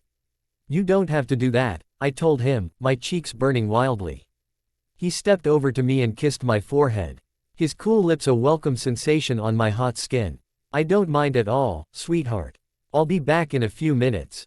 Get meat lovers, Jacob told him. He nodded. Bella, any requests? Anything's fine, I shrugged.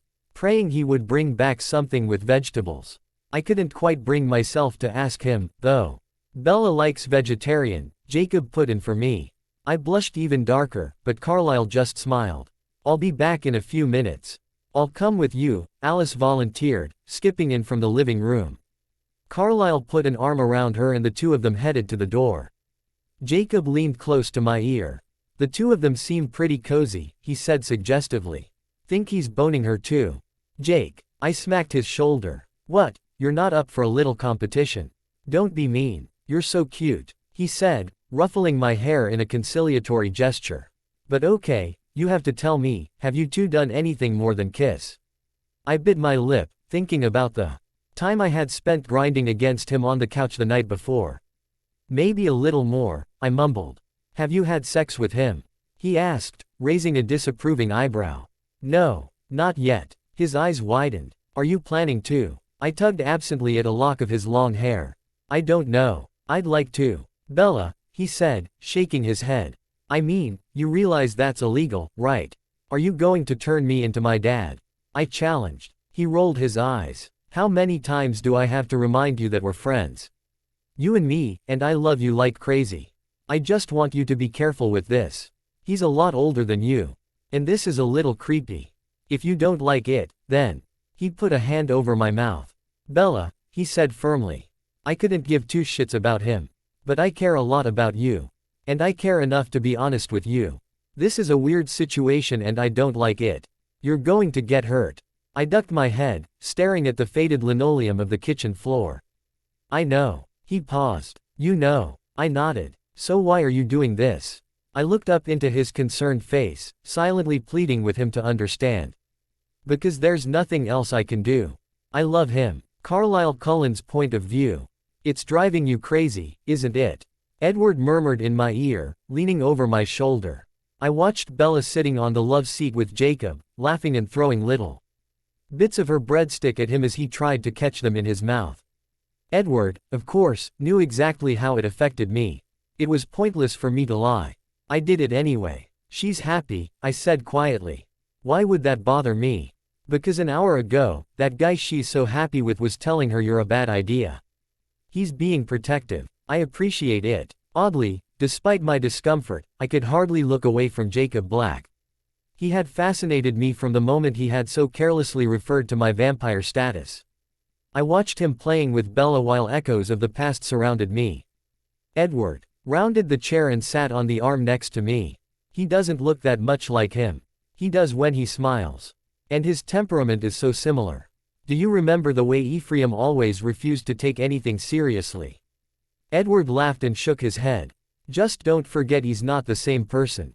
I know you love the man, but he hasn't been reincarnated in his great-grandson. No, I shook my head regretfully. But I might have another chance at building a relationship with the Quileutes. Billy isn't interested, but perhaps Jacob will be. Don't forget Sam, Edward said, gesturing toward him. I glanced at where he was sitting on the couch, talking with Alice. He looked a little bit more relaxed now, and in fact, he had been helping us keep our secret by grabbing our pizza off of our plates when Jacob and Bella weren't looking and taking bites to make it look like we were eating. He seemed amused by the charade, and it was a good thing he had such a hearty appetite. I nodded. He's a natural leader. I wonder if he'll be the one to head up the next pack. You don't think Jacob will phase? It's hard to say. He's only, 15, 16, maybe. The pack may be filled by the time he comes of age. I don't know, look at the size of him. He could be ready now. You may not be wrong about that. And he's certainly a good candidate, with his lineage. Sam, what do you think of that? Edward asked softly. Sam laughed dryly. It'd sure take some pressure off of me. I did not sign up for this. I watched Jacob snatch Bella's breadstick away from her and poke it into her mouth, stopping her from speaking mid-sentence. She made a face at him and bit off a mouthful of bread, oblivious to the quiet conversation going on around her. She said she loves you, Edward said softly, watching the two of them. Just after you and Alice left. I turned and looked up at him, an odd lightness in my chest. Did she? He nodded, never taking his eyes off of the playful pair. Quote, right after she said she knew you would hurt her. The lightness quickly collapsed in on me, becoming a crushing pain. Everything in me wanted to deny it, but I couldn't. I was going to hurt her. Worse, I was planning it in advance. Knowingly causing my girl heartache. You think it's hard sitting here listening to Jacob make her laugh? Edward asked. Just wait until you leave her. Until she meets some other guy and takes him home, and you're standing outside her bedroom window listening to him elicit an entirely different kind of sound from your girl. I gritted my teeth. Edward, stop. You should have seen the vision in Alice's head earlier, he went on, ignoring my protest. Bella drifting from one man to another, never able to connect with anyone because she knows that if she lets herself care about someone, he'll just abandon her. Like her father. He clapped a hand on my shoulder. Like you. I felt like a hole had been ripped in my chest. I leaned forward and rubbed my hand over my forehead, squeezing my eyes shut against the picture he painted for me. It couldn't be true. There had to be a way to change it. There's a very simple way, Edward murmured. Don't leave her. Carlisle, are you okay? The laughter was gone from Bella's voice. She sounded concerned. I lifted my head, smiling softly. I'm fine, sweetheart. A little headache, nothing to worry about. Jacob glowered at me. Sweetheart, he growled scornfully. Don't you think this is a little twisted, Carlisle? Jacob. Bella stared at him, stunned by the sudden shift in his mood. I frowned. I'm sorry that it bothers you. He stood up from the couch, his hands balling into fists. You're sorry that it bothers me. Is that what you're going to tell her dad? Is that what you've told the fathers of Who knows how many other girls you've taken advantage of? Stop it, Bella yelled, standing up and grabbing his arm. She froze and stared at his arm, her anger draining away. You feel like you have a fever. Are you okay? I caught Sam's eye for a brief moment before all of us were on our feet. Jacob, we're leaving, he said quickly, grabbing the boy by the elbow. Will you be okay getting him home? Edward asked. If you're in the car. Alice, will they get there okay? I asked. She shook her head quickly. I can't see. I don't know. There's a blind spot around them. Sam IGN. Ordison dragged Jacob to the front door. Hey, knock it off. Jacob said, yanking his arm out of Sam's grasp. I'm not leaving. Jacob, you have to go, I said, trying to be firm but soothing. You're ill. You don't want to pass what you have to Bella. I don't care, Bella said, trying to push her way to her friend. I wrapped an arm around her waist, pulling her back, trying to keep her a safe distance from him. You have to let him go. He needs to be at home. What is this? She asked. What's everybody so worked up about? It's just a fever. Sam grabbed Jacob's arm again and dragged him out the door. Don't make me tell you again, Jacob. He yanked open the passenger door in his car and shoved Jacob in, rounding the car quickly and jumping in himself. Edward stared apprehensively after them. I'm going, he said. I'm just going to follow him to the border in case he needs help. He jumped in his car and started after Sam and Jacob. Bella was clinging to me. Carlisle, please, she said anxiously. Looking to me for an explanation. I pushed the door closed and wrapped my arms around her. I'm sorry. There's been a nasty virus going around the reservation. It's important that he gets home and gets some rest. Will he be okay? He will be eventually, but he'll likely be under the weather for a while. Alice looked anxiously toward the door. I'm going to go home. Let the family know, I told her. She disappeared out the door, leaving me alone with Bella. I guided Bella back to the den and helped her down onto the love seat. I put aside the dishes she and Jacob had left and sat with her. Holding her close. What is it? She asked. What are they getting? It seems to be a variation of the flu, but it's highly contagious and the symptoms linger for a long time. What about Sam? Will he get it? I don't think so, I said, worrying a little about Sam. If he was caught in a car with Jacob when he phased, he could suffer serious injuries.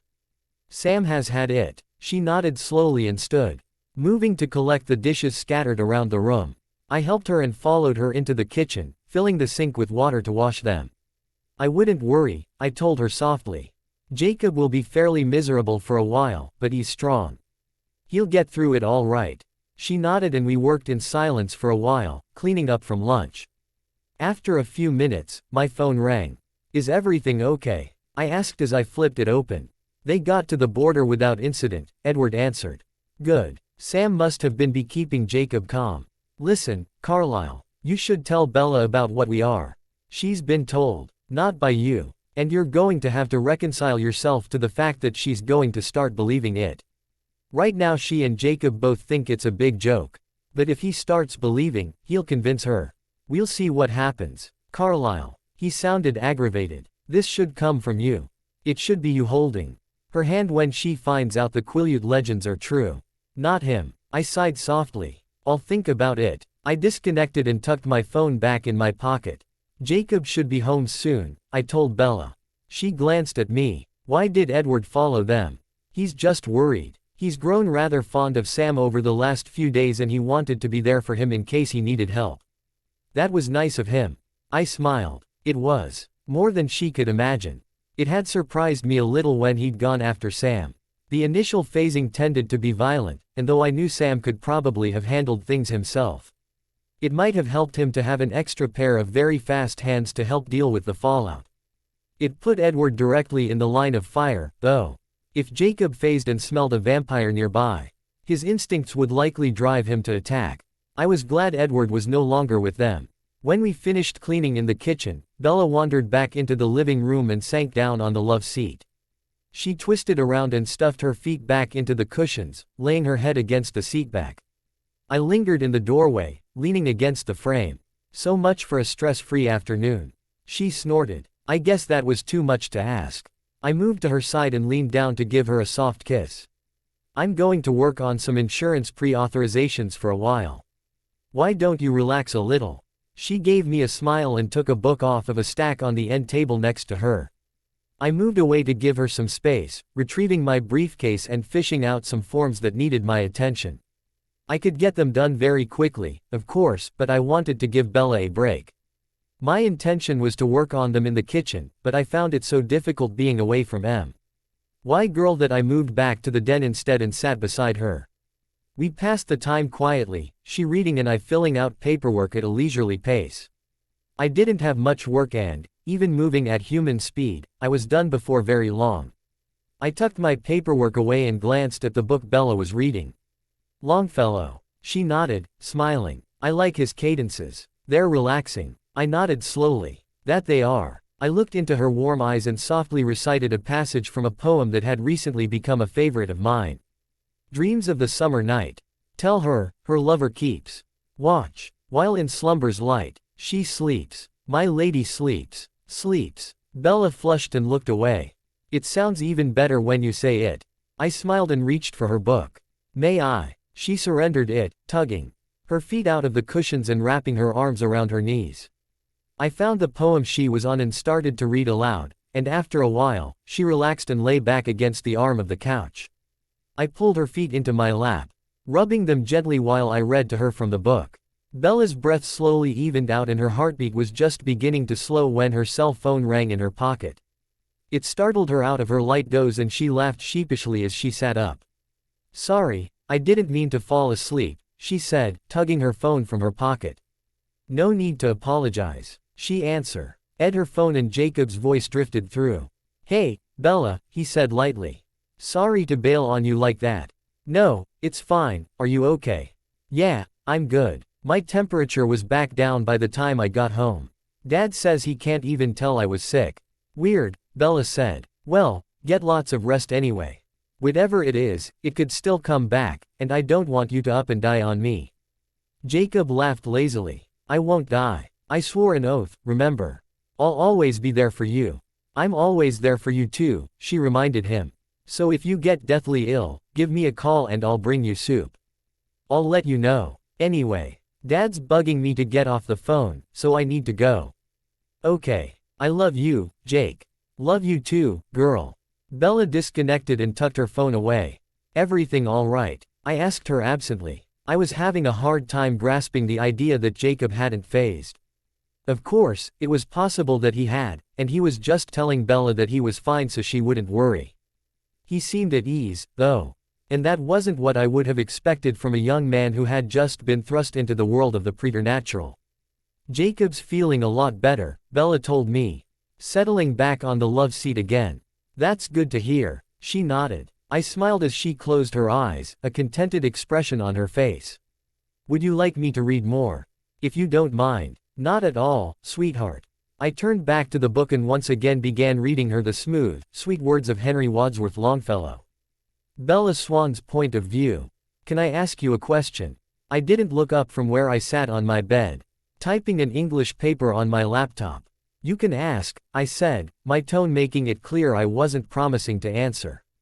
Edward twisted around in my desk chair so that he was facing me.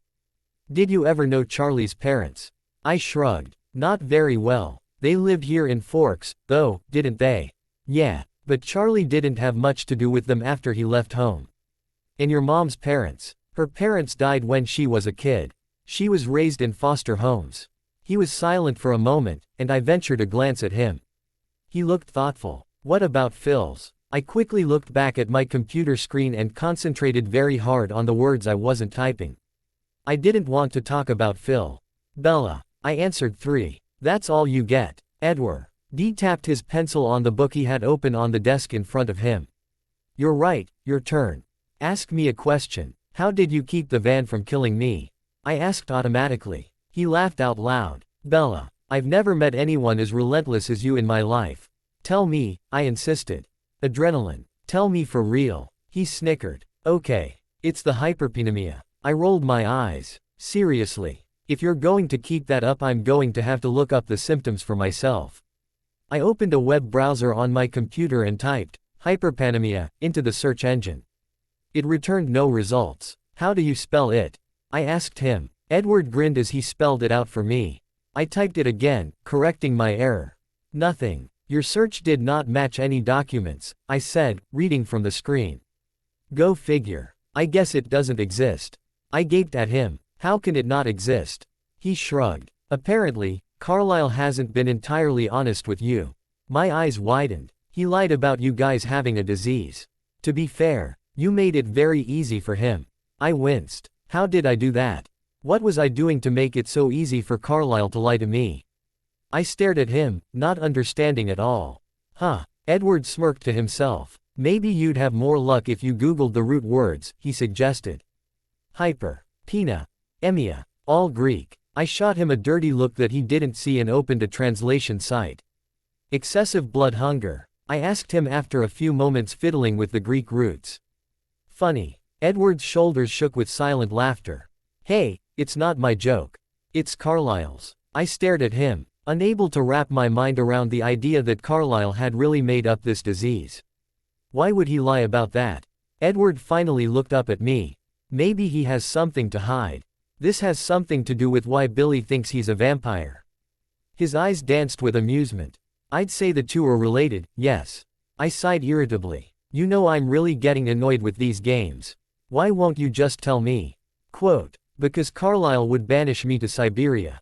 I ducked my head, twisting my hands in my lap. I was trying not to let it show, but the fact was, it hurt that Carlisle would deliberately mislead me.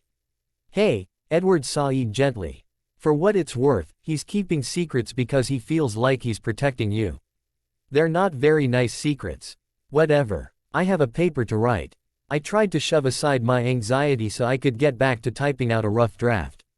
Edward let me work for a few minutes, but after a while he cleared his throat. Bella, do I? Oh, you remember that drawing Emmett showed you the other day? I clenched my teeth, staring at the screen. I remembered it all too well. Where did you get it? I asked, my voice clipped. Was that Phil? Where did you get it? I demanded again. Look, just tell me yes or no, and I'll tell you how we got it. I couldn't look at him. I ground my teeth together, hating the thought of answering him, but needing to know how they happened to be in possession of a picture of Phil. Yes. He stood and moved to my bed, sitting down on the side. I'm really sorry. Where did you get it? I interrupted him. I didn't want his sympathy. He sighed. Do you believe in extrasensory perception? No. He reached out and took my hand, holding it until I gave in and looked up at him. Time to start believing, he said solemnly. I pulled my hand away. Alice sees things, he said. Before they happen. When Carlisle was talking about filing a police report about Charlie, Alice saw a flash of you, with Phil. I felt like all of the air had been sucked out of the room. He couldn't know about that. He couldn't. Alice couldn't, and Carlisle. I shuddered and pushed my computer aside, pulling my knees up to my chest. Go away, I told him, burying my face. Bella, I'm really sorry. Go away, I yelled, hugging my knees tightly. I couldn't stand for him to be near me, to be looking at me, when he knew. I can't. Get out, Edward. I don't want you here. He didn't answer, but he didn't leave either. He just sat silently while I tried to make myself invisible. I was humiliated, I was terrified. And tears welled up in my eyes as my emotions overwhelmed me. Go away, I begged, my voice thick. I can't just leave, Bella. I'm not going to be the guy who walks out on you when you're hurting. Leave me alone, I yelled furiously, the tears spilling down my cheeks. I felt disgusting, like I was contaminating everything near me. I didn't want anyone to know, and I hated that Edward could see it. I felt the mattress shift as Edward stood, and I hoped that he was leaving. But after a moment I heard him sit down in the chair at the desk again. Please go away, Edward, I sobbed into my knees. Please, I think you need to talk to somebody about this. Just the thought of trying to form words to describe what had happened made my stomach turn. I can't, I choked. Please don't ask me to. I don't mean me, though I'm always here if you want me to be. But maybe you should get some therapy like your dad. Terror ripped through me. Get out, I yelled at him. Get out of my house. It's none of your business. I know, and I know this is hard. But Bella, I promise, if you start seeing someone for this, I won't bring it up again. We can go on pretending Phil doesn't exist. I was fully aware of Edward's tenacity. And the opportunity to make sure he didn't mention it again was tempting. But even the thought of having to talk to someone, to open my mouth and say the words, filled me with dread. There's nothing to talk about. Bella, he said imploringly, please. Don't let this give you the same regrets your father has. I stiffened, fury overtaking the fear. I raised my head and gave him a murderous glare. Don't you dare talk about my father, I hissed. You have no right to judge, You don't know anything about him. I know. I'm sorry, I'm not trying to judge him. Just think about it, please. Charlie is finally getting some help working through his past, and I think you deserve that same chance. I swallowed hard. It was true. Charlie was in therapy because I'd asked him to go. How could I expect that of him and then refuse to do it myself? You think I should go away like him? I asked, my voice breaking. I don't think that's necessary. If you would just see someone for an hour or two a week. I think that would probably be enough. The thought was intimidating, but it was better than a separation from Carlisle. I don't know how, I mumbled. I'll make the arrangements for you. I twisted my hands together. Does Carlisle know? He hesitated. Yeah, he knows. I shuddered and ducked my head against my knees again. It doesn't change anything. Carlisle is absolutely devoted to you. I don't want to talk about it with him, I said, my voice shaking. He cleared his throat softly. That's between the two of you. I can't speak for Carlisle. I looked up at him. If I do this, you won't talk about it anymore. Not unless you want to. I don't, I said forcefully. He nodded. I won't bring it up again. I hugged my knees and stared off into space, hearing Phil's voice echoing in my head and trying not to scream. I'll go. Carlisle Cullen's point of view. Esme slipped her hand into mine as we strolled slowly through the trees surrounding Bella's house. How have things been going the last couple of weeks? She asked me. I glanced at the house, considering her question. We seem to have settled into a comfortable routine. Alice has been good enough to come keep Bella company after school most days.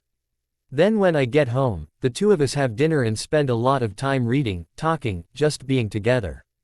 Esme shook her head. Quote, it's an impressive sacrifice you're making for her, Carlisle, eating dinner with her every night. She shuddered. She's very kind to make it for me. Edward says she agreed to go to therapy. Yes, she had her first appointment yesterday. Quote, how did it go? I sighed softly. It's hard to say. She wouldn't let me drive her, and she was very quiet last night. But she seemed to bounce back all right by this morning. And how are you doing?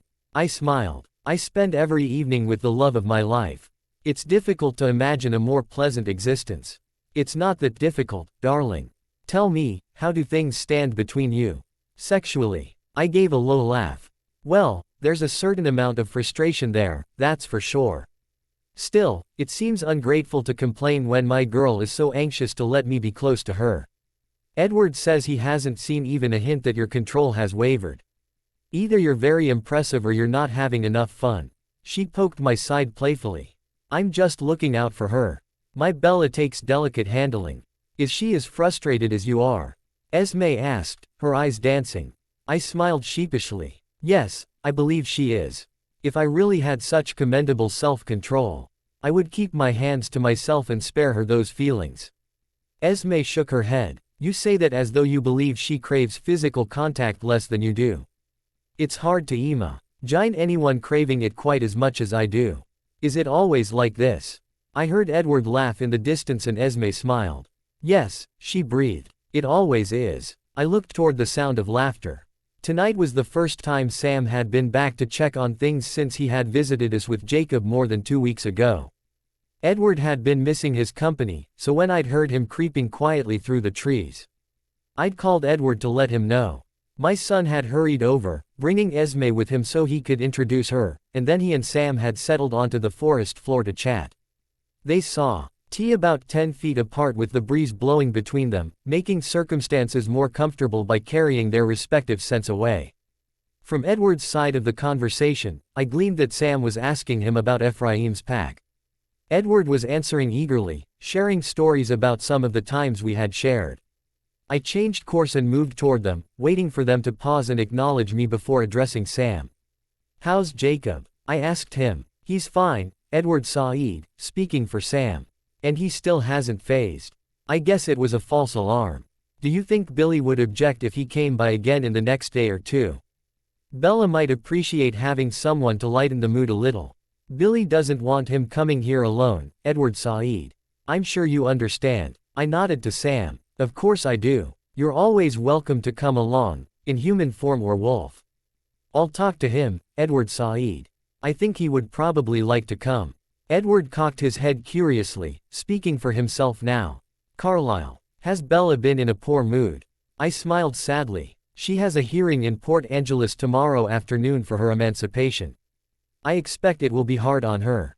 Sam pushed himself to his feet. Yeah, it was good to see you too, Sam, Edward Said. To Esme and me he said, Sam has some things to take care of. He just wanted to check in. Always a pleasure, I told him with a nod. Esme moved forward and pressed her hand to the side of Sam's face. It was delightful to meet you, she smiled. Sam nudged her hand with his nose, then nodded to Edward and headed west through the trees. I heard Bella stir and moan in her sleep and I turned back toward the house. Is she always so restless at night? Esme asked. I gazed in the direction of her window. Not quite like this. I expect she's nervous about tomorrow. You should go to her, she said. Help her relax. No, Esme, I don't think that would be a good idea. I don't want her to worry that I'll be coming in uninvited while she sleeps. Edward nodded soberly. I think that's wise, considering. You're probably right, Esme agreed. Bella stirred again and then woke. The mattress springs creaked as she shifted, and she sighed softly. After a moment I heard the sound of her feet touching the floor and she padded softly to her bedroom door. I'm going to check on her, I murmured, heading toward the house. Don't forget to change into pajamas. Edward reminded me. I chuckled and darted across the backyard and up the side of the house into Charlie's room. I stripped off my clothes and pulled on a pair of blue cotton pajama pants and a white tank top that Alice had supplied for me. I opened the bedroom door, and heard the water turn on in the kitchen. I moved downstairs to the kitchen doorway, seeing Bella standing at the sink with her back to me, a glass of water pressed to her lips.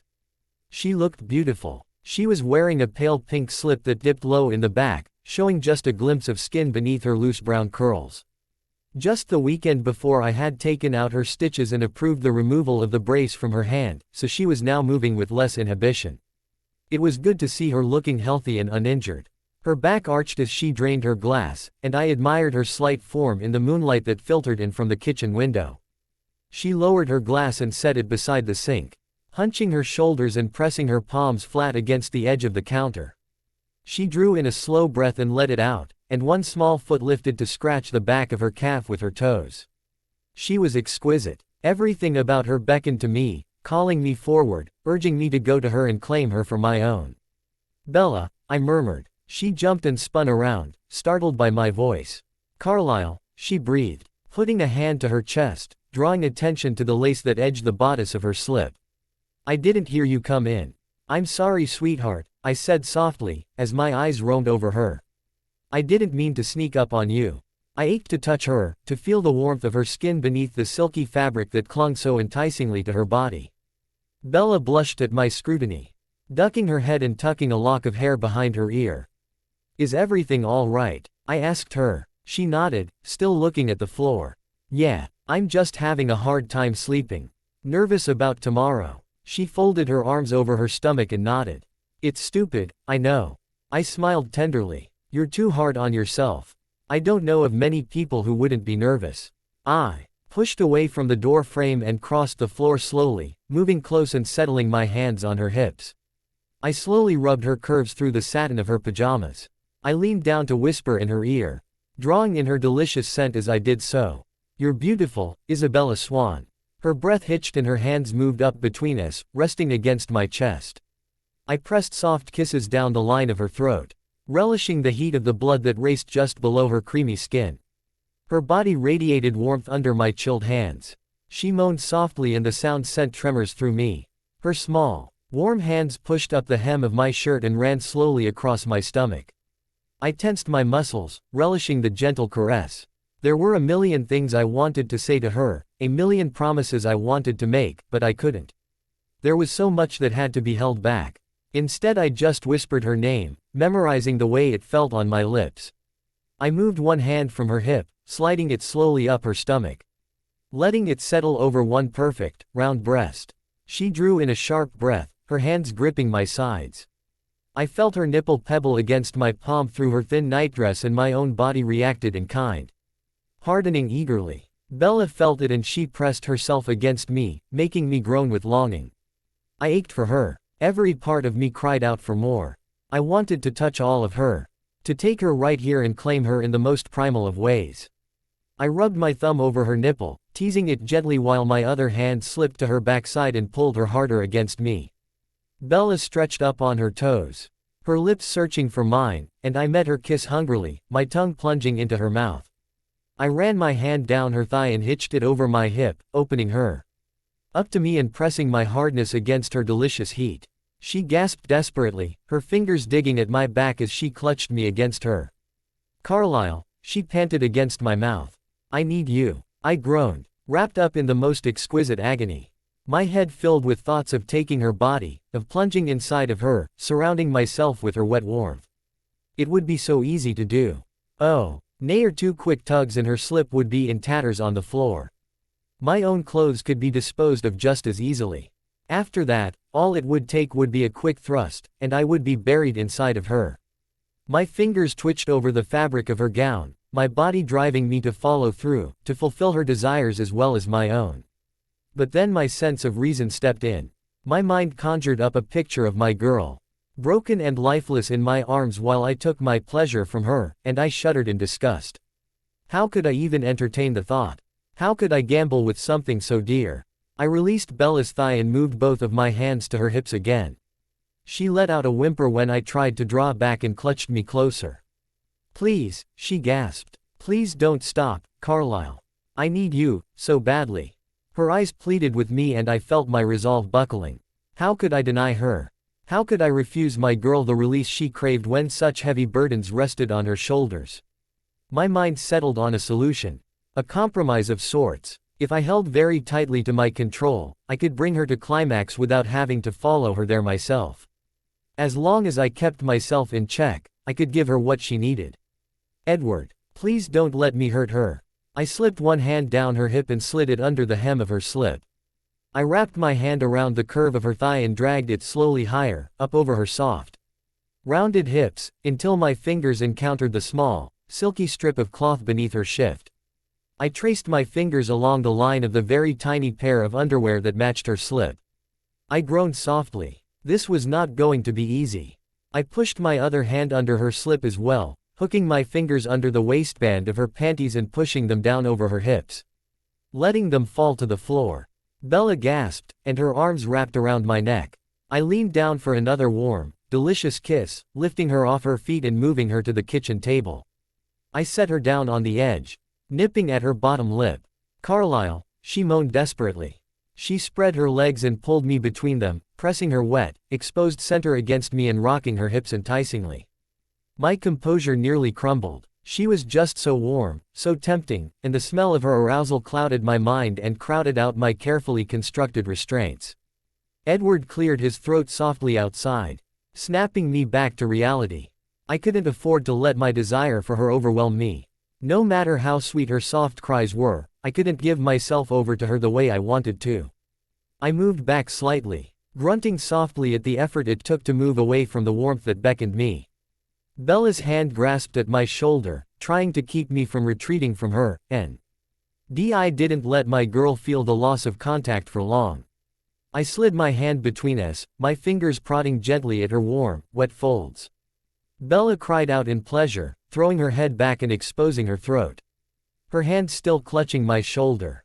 I leaned in, breathing in the warm, rich aroma of her blood and skin as my fingers played at her entrance, sliding back and forth along her wet lips, teasing her clitoris. Please, she begged, please, I need you. I let my nose graze up her throat, taking in her scent. You have to tell me if I hurt you, I murmured against her jaw. She nodded quickly. I slowly slid a finger inside of her, and her thighs clamped reflexively around me. I pumped gently in and out of her, feeling the tight, wet walls of her sex. I pressed kisses along her jawline, and eased a second finger inside of her. Bella moaned in pleasure and bucked her hips. The heel of my hand pressed against her clitoris and she cried out loudly. I applied pressure, watching closely for any sign that I was causing her any pain. Her hand wrapped around the back of my neck, and she leaned back on the other one, thrusting her hips hard against me. I moved my free hand up her body, over her stomach and up to her heaving chest. Bella arched her back, pushing her soft breast into my palm. I rubbed it gently, loving the give of the soft, warm flesh under my hands. Oh, Bella, I moaned. So good. I was battling with myself again, holding myself back from removing my fingers and pushing her down on the tabletop. From crawling on top of her and drilling hard into her, I focused on the careful motion of my hand, plunging my fingers in and out of her, urging her ever closer to her peak. I could smell her need heightening, and I fought through the haze that her scent created in my brain. Keep it together, I ordered myself. She's too precious to lose to carelessness. Bella was calling out louder now, and the urgency in her voice told me that she was close. She thrust faster, and I increased my pace, matching her movements as I pushed my fingers in and out of her. That's it, sweet girl, I whispered gruffly. Come for me. Show me how good it feels to have my fingers inside of you. Bella moaned in response, rocking her hips quickly a few more times, before her muscles seized, her body going taut, and she cried out in ecstasy. She arched against my hand insistently, her body's instincts taking over as the orgasm seized control of her. Her head was thrown back, her heart racing, and I let my eyes sweep over her exquisite form, sheathed in lace and satin, caught up in intense pleasure. It was the most beautiful thing I had ever seen. I had to make her mine. Somehow, I had to possess this beautiful creature. Damn the gossip, damn the Volturi, damn her father if he tried to take her from me. Isabella Swan would belong to me no matter the cost. I slowed my movements, bringing her slowly back down from her orgasm, letting her ease back into her senses. She collapsed onto the tabletop, panting, her beautiful chest rising and falling with her gasping breaths. Carlisle, she breathed, somehow filling the word with passion and gratitude. She let out a contented sigh, then pushed herself up and pressed her palm to my stomach, sliding it slowly downward. I caught her hand before she reached her destination, drawing it to my mouth. I kissed her palm, her fingertips, then pressed my lips to the warm, fluttering veins at her wrist. The floral scent of her blood, combined with the alluring tartness of her arousal and the salty sheen of sweat on her skin, had me aching to relieve my own arousal. You should get some sleep, I murmured, kissing her wrist again. She looked at me in confusion, her eyes flicking to the obvious evidence of my unsatisfied state. I just shook my head. You have a big day tomorrow, I murmured, stepping away for just a moment to pluck a dish towel from the counter to clean my fingers. Carlisle, I want to. I cut her off with a gentle kiss. I'm sorry, Bella, I can't. She pulled back, looking confused and a little bit sad. I brushed my fingertips over the furrows in her forehead, smoothing them out. I drew the back of my fingers down over her cheek, down her neck, where her pulse still throbbed heavily. Let's get you to bed, I murmured. I lifted her into my arms, cradling her against my chest, and carried her up the stairs. She pressed her face into my neck, sighing contentedly, and it warmed me to know that I had given her this peace, however temporary. I moved into her bedroom and lowered her down onto her bed. I pulled the blankets over her and pressed a kiss to her sweet lips. Sleep well, my angel, I whispered. She stroked her fingertips across my cheek. Good night. I kissed her once more and moved out of the room, closing the door behind me.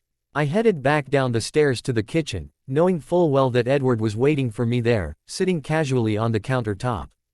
Cute panties, he smirked, nodding toward the scrap of pink satin that I had left on the floor. I raised a warning eyebrow but didn't respond to his taunt. Esme went home. Yeah, she figured you'd want some privacy. Thank you for staying. He shrugged casually. I'm here for you, old man. But next time I'm bringing a cigarette. He grinned at me and hopped off the counter. I'm taking off. The smell in here is absolutely killing me. I shot him a sympathetic look. I'm sorry, I didn't consider how it would affect you. He shrugged and clapped me on the back, heading for the front door. Don't worry about it. I'm out of here. You go take care of business.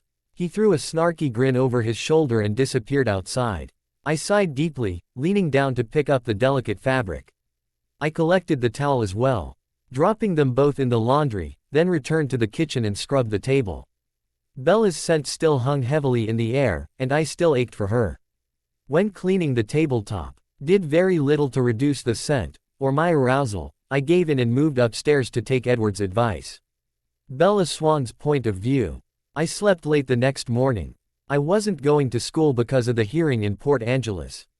So when my alarm clock went off I just turned it off. I rolled onto my side, clutching Charlie's goodbye letter to my chest, and let myself drift back to sleep. I didn't wake again until almost 10 o'clock. And when I did, I could smell coffee brewing. It brought a smile to my face. I hadn't had the nerve to ask Carlisle to take a day off so he could come with me to the hearing. But it seemed that he had done it anyway. My smile fell when I pushed myself out of bed and moved to my closet. I didn't have the first idea what to wear. I scanned through the items hanging in my closet, most of which were gifts from Alice, and chewed at my lip. My phone vibrated on my nightstand and I moved to answer it. The gray high-waisted pencil skirt, Alice's voice said. With a plain white blouse and the black manolos that are still in the box in the back left corner of your closet.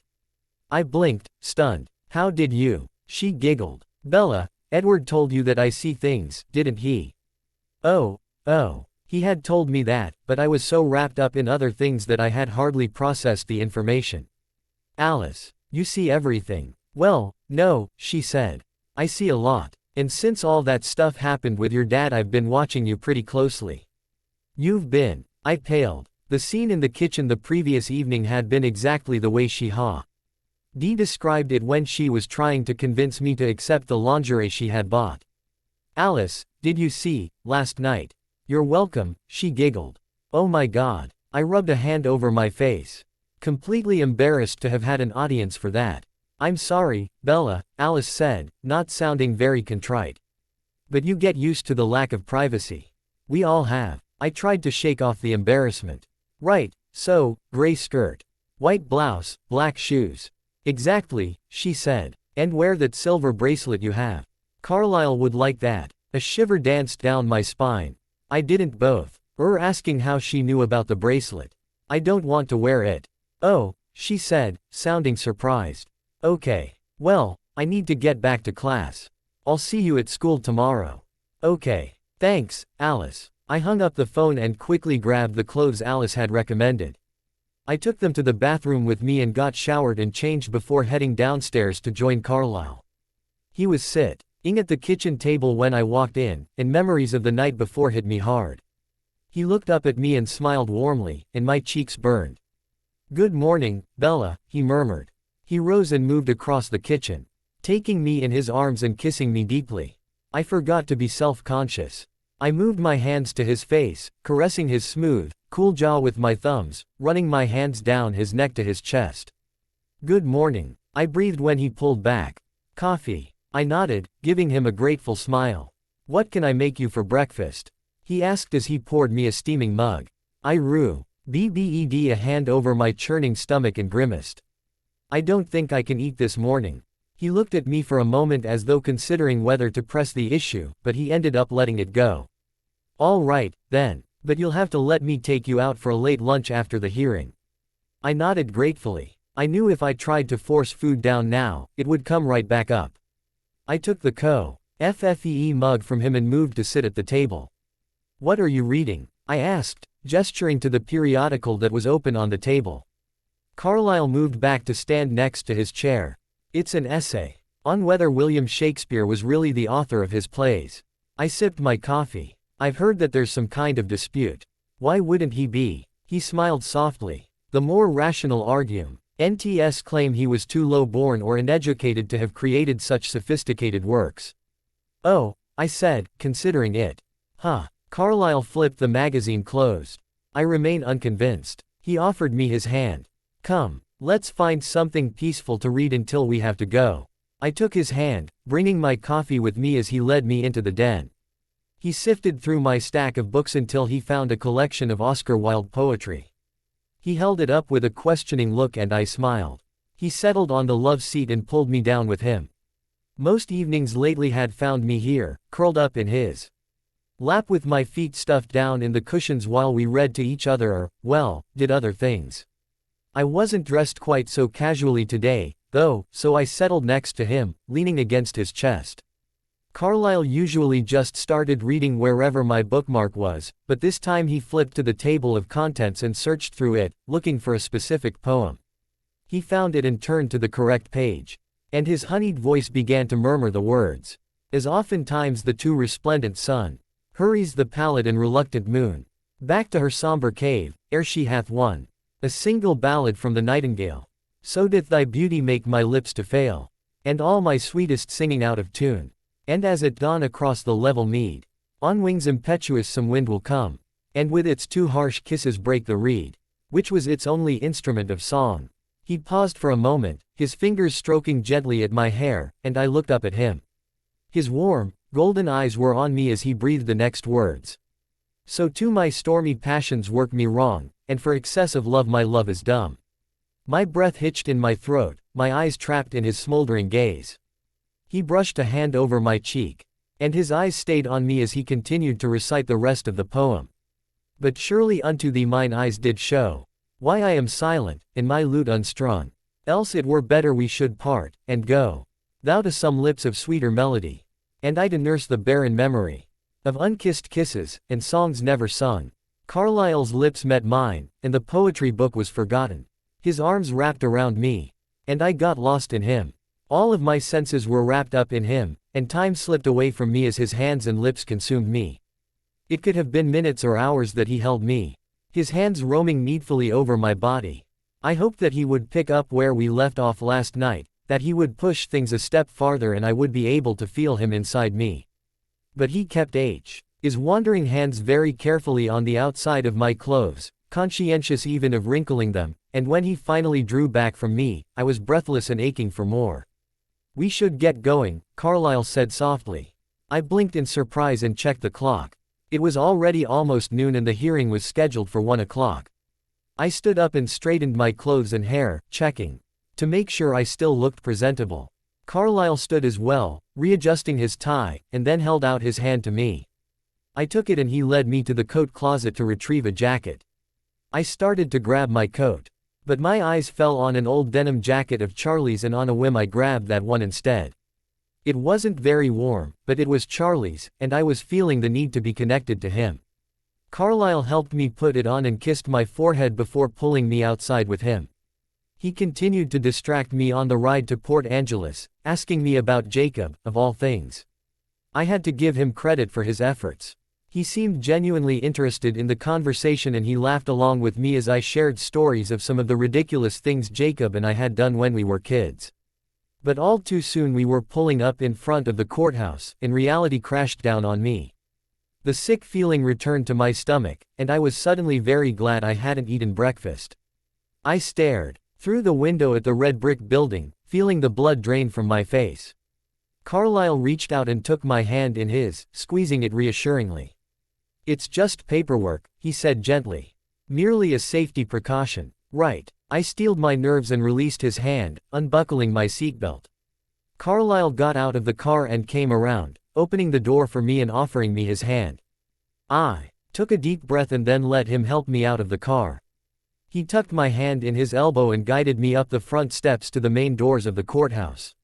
We had to go through metal detectors just inside the front doors, which didn't help my nerves at all.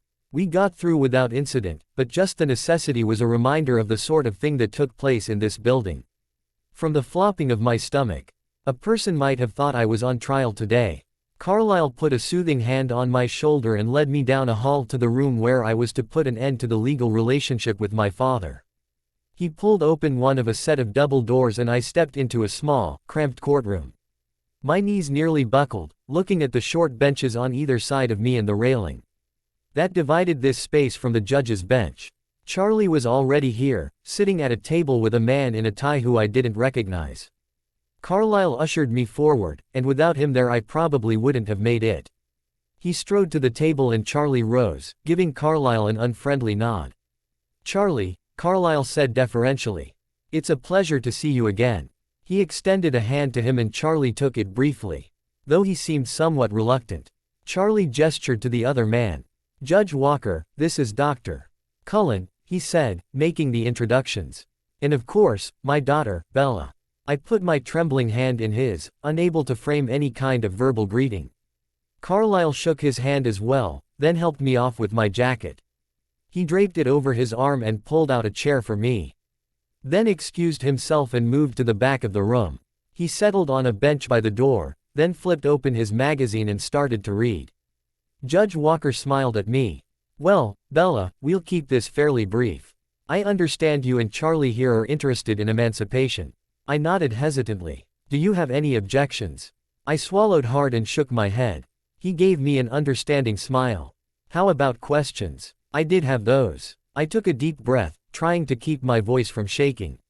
Will my mom know? He nodded. Since there's a custody agreement in place, she will be notified of the change of status once the emancipation is finalized. She can't stop it, can she? I mean, she wouldn't make me go back home. Charlie shifted uncomfortably next to me. The judge shook his head. If she were paying child support, the court would take her opinion into consideration, but as she's a non-supportive adult she cannot block the proceedings. I nodded, relieved. How long does it take? 60 days. Though I'll be backdating that from the date Charlie filed the request. So it should be complete. He consulted with the paperwork in front of him, December 31st. He looked up at me and smiled. You'll be starting the new year as a legal adult. My stomach did a little flip and I crossed my arms over it. Now, generally a minor being emancipated has to demonstrate autonomy, the judge said. But under the circumstances, since there is a plan in place for your living arrangements should you decide to leave your father's house, we've waived the requirement for you to have a job. He leveled a gaze at me. However, I would recommend that you find one. Once outside of a parent's care, it is very difficult to get by without income. I nodded, wondering what plan was in place. Was Dad still intending for me to live with Billy? You'll still be legally obligated to attend school, at least until you turn 18, he went on.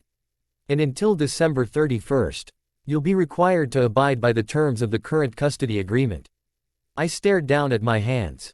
That meant there was no way I could get out of going back home for Christmas. The judge sat back in his chair. Do either of you have any more questions? I shook my head, glancing furtively at Charlie. He did the same and the judge pushed a paper toward us. Okay, then, if you'll both just sign here. Charlie took a pen and scrawled his signature at the bottom of the paper and then passed it to me. My hand shook as I signed as well, and I pushed the paper back. That's it, Judge Walker said, rising. You'll receive a notice shortly after the new year that everything has been completed. Charlie rose and shook the judge's hand. Thank you for doing this. Of course. Charlie, you take care of yourself. I want to see you come through this with your head up. He nodded and the two of them said goodbye. The judge strode out a door at the side of the room, leaving us alone. Charlie turned back to me. Sitting on the edge of the table. Are you doing okay? He asked me. I nodded. It's not too tough on you, being home alone. I bit my lip. I hadn't told him that Carlisle had basically moved in. And I didn't intend to. He already seemed stiff and unfriendly with Carlisle and I knew it wouldn't get any better if he knew about our relationship. It's fine. I miss you, though. He nodded toward Carlisle, who was still sitting at the back of the room, reading his magazine. He seemed oblivious to the fact that we were finished with the meeting. You spend a lot of time with him. I shrugged, unable to meet his gaze. He comes over a lot to make sure everything is okay. You know, you can always go to Billy's. I know you and Jacob are close, might be good for you two to spend some time together. I've seen Jacob a couple of times. He perked up. Yeah, you two are doing all right. I nodded. You know, Bells, I always thought maybe you and Jake. Since you were so close growing up and all. He shifted uneasily. I didn't meet his gaze. Well, you know, Edward and me, I reminded him. Right, Edward, you two are still. He trailed off. I nodded. He's a really nice guy, Dad. Good. That's good. We fell into an awkward silence. Well, he finally said, I should get back. I had to get special permission to come out for this. Okay. I stood up and gave him a quick hug. I started to pull away, but he tightened his arms around me and held me close. Baby, just don't let anybody take advantage of you, he said in my ear. I know I put you in a tough spot, but I want you to be safe. I'm fine. Really. You don't have to worry about me. He released me and stood back. Okay. Will I see you on Sunday? I wouldn't miss it, I promised him. Forcing a smile. Good. He patted his pockets awkwardly. I'll see you then. He turned and walked back through the double doors, nodding stiffly to Carlisle as he passed him. Carlisle flipped his magazine closed and stood up. Ready to go. I murmured a yes, moving slowly back to him. He held Charlie's jacket out for me and helped me into it, keeping his hand on my shoulder as he directed me back out of the courthouse. Carlisle Cullen's point of view. Bella was quiet all through lunch and on the car ride home. I tried not to press her, but I was worried. She seemed oddly disconnected. So I was pleased when we pulled up in front of her house and I saw two familiar cars parked out front, Alice's and Sam's. I could hear Alice and Jacob talking to one another in the den, but Sam wasn't with him. I listened for him and heard his breathing and the thump of his heart in the trees behind the house. It was clear he was in wolf form, and I wondered if he was concerned about something. Bella didn't seem to notice the cars. She stared blankly at the dash of my Mercedes as I turned it off and moved around the car to help her out. I drew her into the house. She blinked in surprise when she heard the voices in the den. Bella. Jacob appeared in the doorway and smiled broadly. Hey, girl. Hope you don't mind us barging in. It was too cold outside to wait for you. Jacob. The blankness faded from her face and she moved to him, hugging him tightly. I closed my eyes. Thank you, Sam, I whispered. It seemed that seeing Jacob was just what she needed. Hey, drive. Fang, Jacob grinned, giving me a wave. I smiled. Good afternoon, Jacob. Isn't it a little early for you to be out of school? Yep, he said casually, turning back to the den with Bella. He grinned at me over his shoulder. I'm ditching. I chuckled and hung up my coat. I started to follow the two of them into the den, but Alice emerged and came to my side. I need to talk to you for a minute, she said, her eyes grave. All right. Do you mind if Sam is privy to the conversation or do we need to take this elsewhere? Actually, I think he should hear this too. Maybe he can help. I ushered her into the kitchen and we sat at the table. I'm worried about Charlie, she said. I keep getting these little flickers, just glimpses, like he hasn't really made up his mind. She frowned and stared out the kitchen window at the trees behind the house. He's getting ready for something. He set up Bella's emancipation and today he made plans to call and talk to a lawyer about his will. His will? I frowned. Is Charlie sick? I don't think that's it. I think he's considering killing himself. I went still, her words echoing in my head. No, I whispered. It would destroy Bella. My head buzzed with the information and I started thinking about time. How long did we have to change his mind? If he was planning ahead to make sure that Bella would be all right, I doubted that he would make a move before her emancipation was complete. That meant we had until the end of December to convince him that he needed to stay alive. December 31st, I said, letting Alice and Sam in on my thoughts. That's when Bella is no longer under his care. So we have almost a month and a half, Alice said solemnly, picking up on the direction of my thoughts. I nodded. Perhaps Billy and Harry could help. Sam, would you mind passing along the information? Sam gave an answering bark from his place in the woods and I took it as an assent. When is Charlie slated to get out of daybreak? Alice asked. Just a few days prior to that. His inpatient therapy is complete on the 28th of December. And Bella's supposed to be out of town still, right? I frowned. I'm not completely sure. She hasn't spoken much about her plans for Christmas. A pucker appeared between Alice's eyebrows. Maybe the therapy will help him, she said, though it was clear she didn't hold out a lot of hope for that. It may. I heard Jacob and Bella heading toward the kitchen, and Alice pushed herself out of her chair. I'm going to run home and see if the others have any suggestions, she said quickly. Hurrying away before the two entered the room. Hey, Doc, Jacob said, smacking my shoulder as he came in. Sorry about last time. I sort of lost my temper, you know. He smiled winningly. No offense and all. None taken. I'm glad to see you're feeling better. He shrugged. I don't really get sick, at least not for long. He opened the refrigerator and pulled out a bottle of beer. And his smile told me he was challenging me. I raised an eyebrow. That may not be the wisest choice, Mr. Black. If you ever want your father to allow you over here again, you'll consider finding something else to drink. Bella rolled her eyes at Jacob. He smirked and put the beer back, taking a soda instead. Big fan of these age laws, are you? He asked me. Not really. I think they're fairly ridiculous. Most of the time. However, I imagine your father would feel differently. How do you know? I smiled. So like Ephraim. Far be it from me to speak for him. By all means, take the beer. The consequences are yours alone. How about we just don't tell him? He grinned, cracking open his soda can and sitting down at the table next to me. He grabbed Bella's hand and pulled her onto his knee. The two of them looked very comfortable together, and it reminded me of Charlie's words earlier, how he had hoped that Bella and Jacob might have a relationship. I felt a twinge of jealousy over that thought now. We wouldn't need to tell him, I pointed out. Your father has keen senses, he would smell it. Give it up, Jacob, Bella laughed. You know Billy would freak out. But Jacob wasn't ready to let it drop. So your philosophy, he pressed, is that it's okay to overlook certain laws as long as you don't get caught. My philosophy is that certain laws are rather ridiculous. And as you're not intending to binge drink or drive while intoxicated, I can't see a good reason for denying you a beer.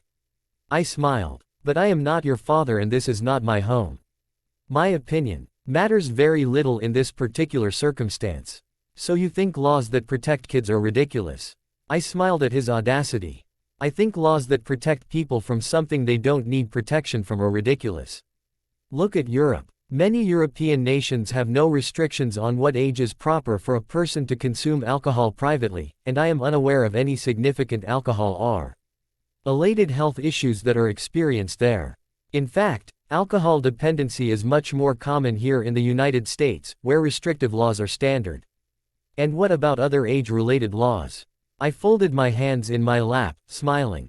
I wasn't going to make this any easier for him than he was making it for me.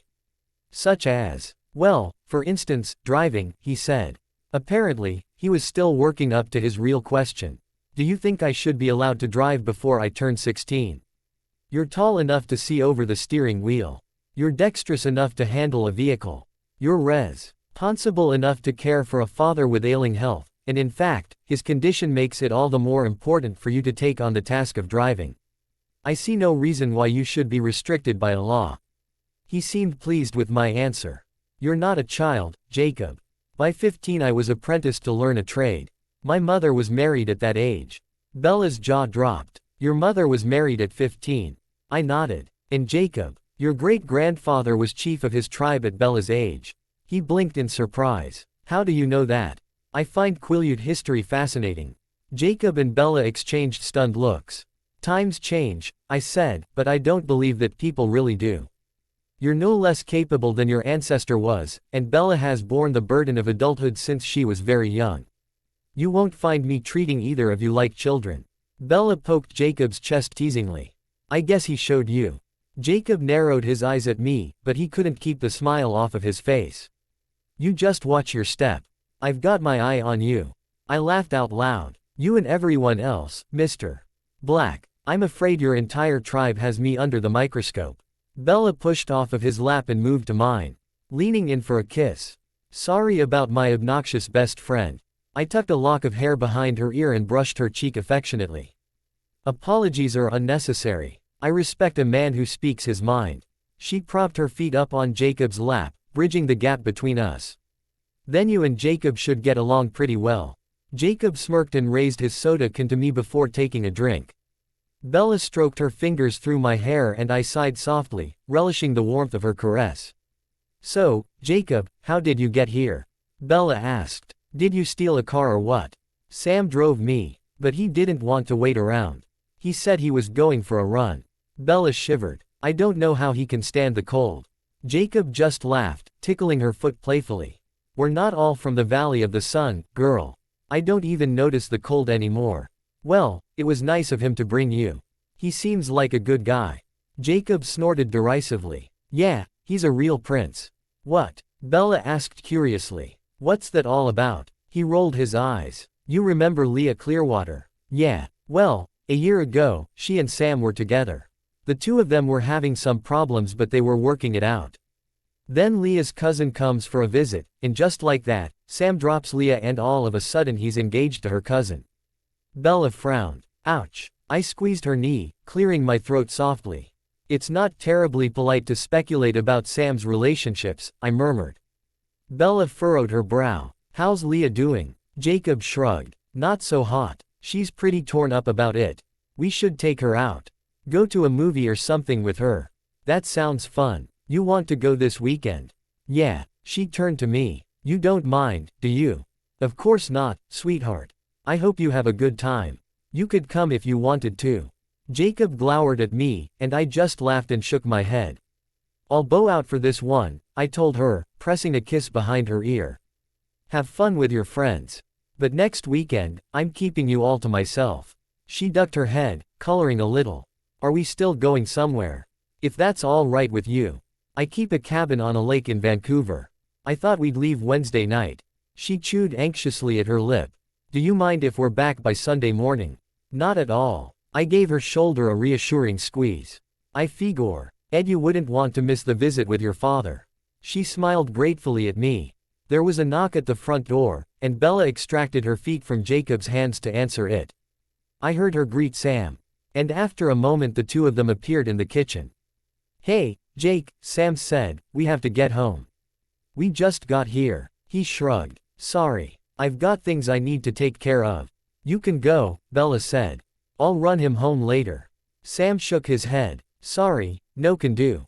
We need to go. Jacob scowled at him. Don't be pushy. I'll be home later. Sam sighed wearily. Jacob, get in the car. I don't have time for this. No, Jacob said, jerking out of his seat. You may think you're hot shit because you're on the council, but you're still just a self-absorbed prick. Jacob, Bella said softly, moving to his side. She tried to take his arm, but he shook free of her grasp and shoved her back. She stumbled and fell to the floor, giving him a shocked look. I leapt to my feet. Jacob, control yourself, I said sharply, moving to help Bella up. He rounded on me, fury simmering in his eyes. Oh, I'm the one who needs to control myself. Heat rolled off of him and I saw him start to quiver.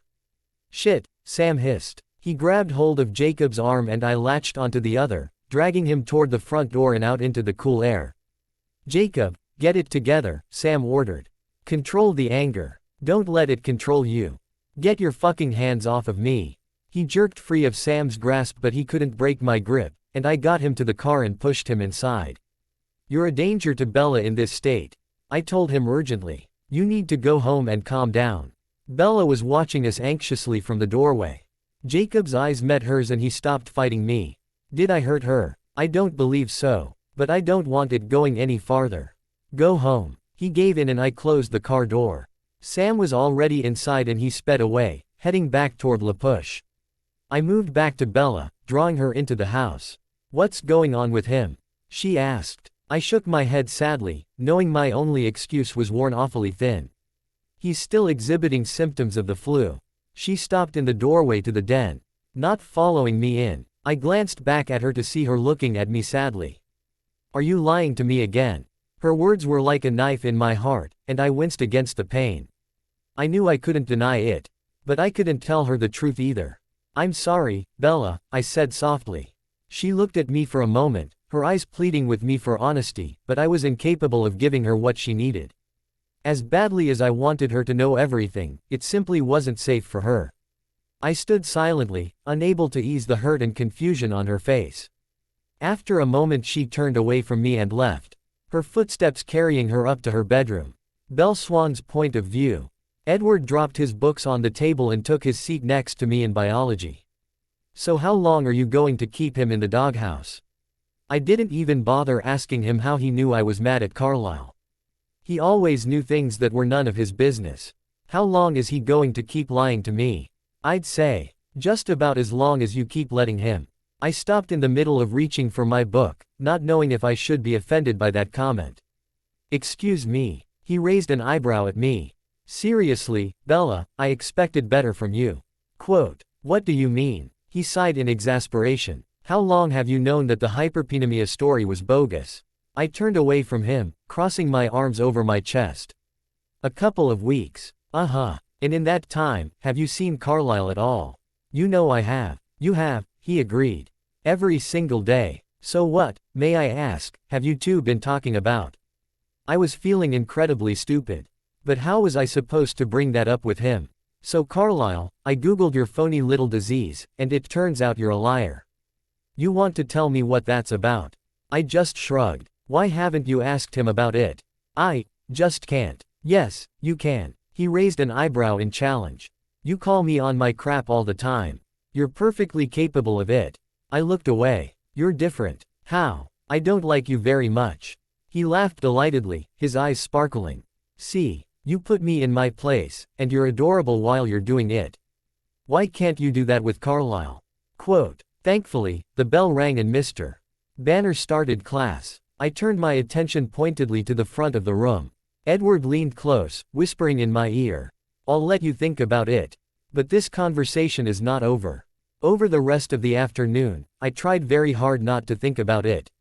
I buried myself in my biology work, ignoring the looks that Edward shot me during class. When the biology assignment was done, I pulled out my other homework and started on that. Edward, surprisingly, let me get away with it. I might have thought he had let it go. But as we were leaving the classroom he dropped an arm over my shoulders. We're not done, he said in a sing-song voice, then kissed my cheek quickly and headed off to his next class. Gym was a mess, so no change there. I couldn't focus on what I was doing and I fell 3 times, but everyone was so used to it that they just ignored me. Coach Clapp didn't even bother telling me to walk it off anymore. It was embarrassing, though, and it made me forget about Edward's interrogation until I was heading to my truck after school. Alice usually waited for me and came to hang out with me after school. But today it was Edward leaning against the door of my truck. Awesome. I unlocked the door for him and let him in, then climbed behind the wheel. So, he said, do you have an answer yet? To what? Carlisle lied to you. And you know he did. You lie to me all the time. Yeah, that's my point. I lie to you and you call me to the carpet for it. Why don't you do the same thing with Carlisle? I looked away, starting my truck and focusing on pulling out of the parking lot. Bella, you know, you've got a lot of nerve, I snapped at him. You pushed and pushed until the two of us started. I don't know, whatever it is we're doing, and now you're trying to drive a wedge between us. What kind of a person does that? He drew back, looking hurt. I'm not trying to drive a wedge between you. Then what are you doing? Quote, I'm trying to figure out where your backbone disappears to when you're with my father. I flinched, stung by his words. I'm sorry I can't be like you. I'm not asking you to be like me. I'm asking you to be like you. You're not the kind of person who just lets someone railroad you like that. Says the guy who's constantly trying to. Exactly. Trying. Bella, you don't let me. So why do you let him? I don't let you. I demanded. Maybe you don't quite remember how you never tell me the truth about anything. He paused. Don't I? I flicked a glance at him. Then stared out at the road again. I told you about Alice, didn't I? About what she sees. And I told you how Carlisle felt about you. And I told you to ask Jacob why we couldn't go to the reservation. If I couldn't give you a straight answer, I at least tried to get you to it. You're congratulating yourself for making me ask Jacob about some ridiculous superstition of his father's. Edward shifted uncomfortably in his seat, staring out the window. Right, he muttered. Superstition. My intuition was flickering, tugging annoyingly at my consciousness. Why did Edward take the Ute legends so seriously when he obviously knew they were unfounded? They were unfounded, weren't they? I mean, of course they were, so why was he looking so solemn? I parked in front of my house and climbed out, slamming my door after me. I'm still waiting for an answer, Edward Said, trailing after me. What are you expecting? I fumbled with the door lock and shoved into the house. I toss Ed my keys on the table by the door and stormed up the stairs, Edward following close behind me. You want me to say I'm a complete idiot when it comes to him? I yelled. You want me to tell you that? Every minute I'm with him feels like borrowed time. I spun around to face him. You want me to tell you that I know he's completely crazy to want to be with me, and as soon as this, whatever this is, gets it all hard. I know he's going to bail. There were tears in my eyes when I finished and I spun away from him, stomping into my bedroom. I threw my backpack on the bed and sprawled out next to it, burying my face in my pillow. I heard Edward's light step on the floor as he moved slowly into the room, and I felt the mattress dip as he sat down next to me. I swallowed hard, unable to keep the hot tears from seeping from my eyes but determined to hold back the sobs. I forced myself to breathe deeply into my pillow, struggling to compose myself. I felt Edward's cool hand on my back, rubbing soothing circles. Is that what you think is happening here? That Carlisle is just messing around with you? I couldn't answer him. If I spoke, I would break down. I couldn't break down. couldn't show just how desperate I was to have Carlisle love me, not even to Edward. Not even when he already knew. If I never admitted it, maybe it wouldn't destroy me when Carlisle left. Hey, Bella, look at me. He tried to nudge me onto my side, but I refused to move. Listen, you have to understand something about Carlisle. He doesn't just play with people. In fact, he has never, in his entire life, had a relationship with a woman. Quote, the lump in my throat eased slightly. He's had plenty of offers. I've seen the most incredible women throw themselves at him, trying to get him to look their way. But he doesn't pay them the slightest bit of attention. He stroked my hair affectionately. The first time he has ever even really looked at a woman was when he met you that day at the hospital. I wanted to slap him for making up something so ridiculous. I turned on my side and glared at him. Knock it off. He frowned. What? I'm tired of you lying to me. Don't make this out to be something it's not. Something it's not. He hesitated. Do you not feel the same way about him? I turned back into my pillow, burying my face again. He was silent for a moment before speaking again. No, he said. No way. Look at this, you've framed both of the pictures I've given you of him, and you keep them by your bed. You slept with the book he lent you. His voice was pained and uncertain. I'm not buying it. You love him. I know you do. I wrapped my arms tighter around my pillow. Isabella Swan, please tell me you're not just playing games with Carlisle. I shook my head, as hard as it was to admit my feelings. I couldn't stand for him to believe something so utterly sacrilegious. I love him, I choked, my words muffled by my pillow. He sighed, sounding relieved. That's what I thought. Okay. So, what? Do you not realize that Carlisle loves you? I wanted to. His words from the previous morning kept slipping through my mind. For excessive love my love is dumb. I wanted him to mean them. I wanted those words to be more than just a poem he had picked out of the first book he'd come across. I wanted to believe that he hadn't told me that he needed me the way I needed him because he needed me too much. Ridiculous. Please talk to me. I rolled onto my side, tears streaming onto my pillow. I'm scared, I choked out. I love him. I couldn't stand it if he left me. Edward Brew shed a tear from my cheek with his thumb. Let me get this straight. You won't take Carlisle to task because you're afraid that if you make your relationship challenging for him, he'll end it. I sat up, pulling my legs up to my chest. And nodded. That's stupid. I looked away, wiping furiously at my eyes. Thanks a lot. You're a real pal. Listen, he said, Carlisle is close to everyone in my family. He loves them like crazy. And so do I. But he's not as close to any of them as he is to me, and none of them drive him half as crazy as I do. I nodded my lip. You remember that friend of his I told you about, Ephraim? I nodded. Ephraim was even worse than I am. He never let up. He was constantly challenging Carlisle over one thing or another, and Carlisle loved it. I've never seen him hurt so bad over losing someone. And Carlisle has lost a lot of friends in his lifetime. My heart tightened in my chest for him. Even when I was supposed to be mad at him, I was still completely wrapped up in him. And your friend Jacob, I mean, he doesn't exactly avoid the tough issues, you know. And Carlisle thinks he's all that in a bag of chips. What's your point? I asked impatiently, tired of being lectured. My point is that challenging Carlisle doesn't push him away. It draws him in. He reached out and tugged gently at a lock of my hair. He's already fascinated with you. You want to seal the deal. Quit letting him lie to you.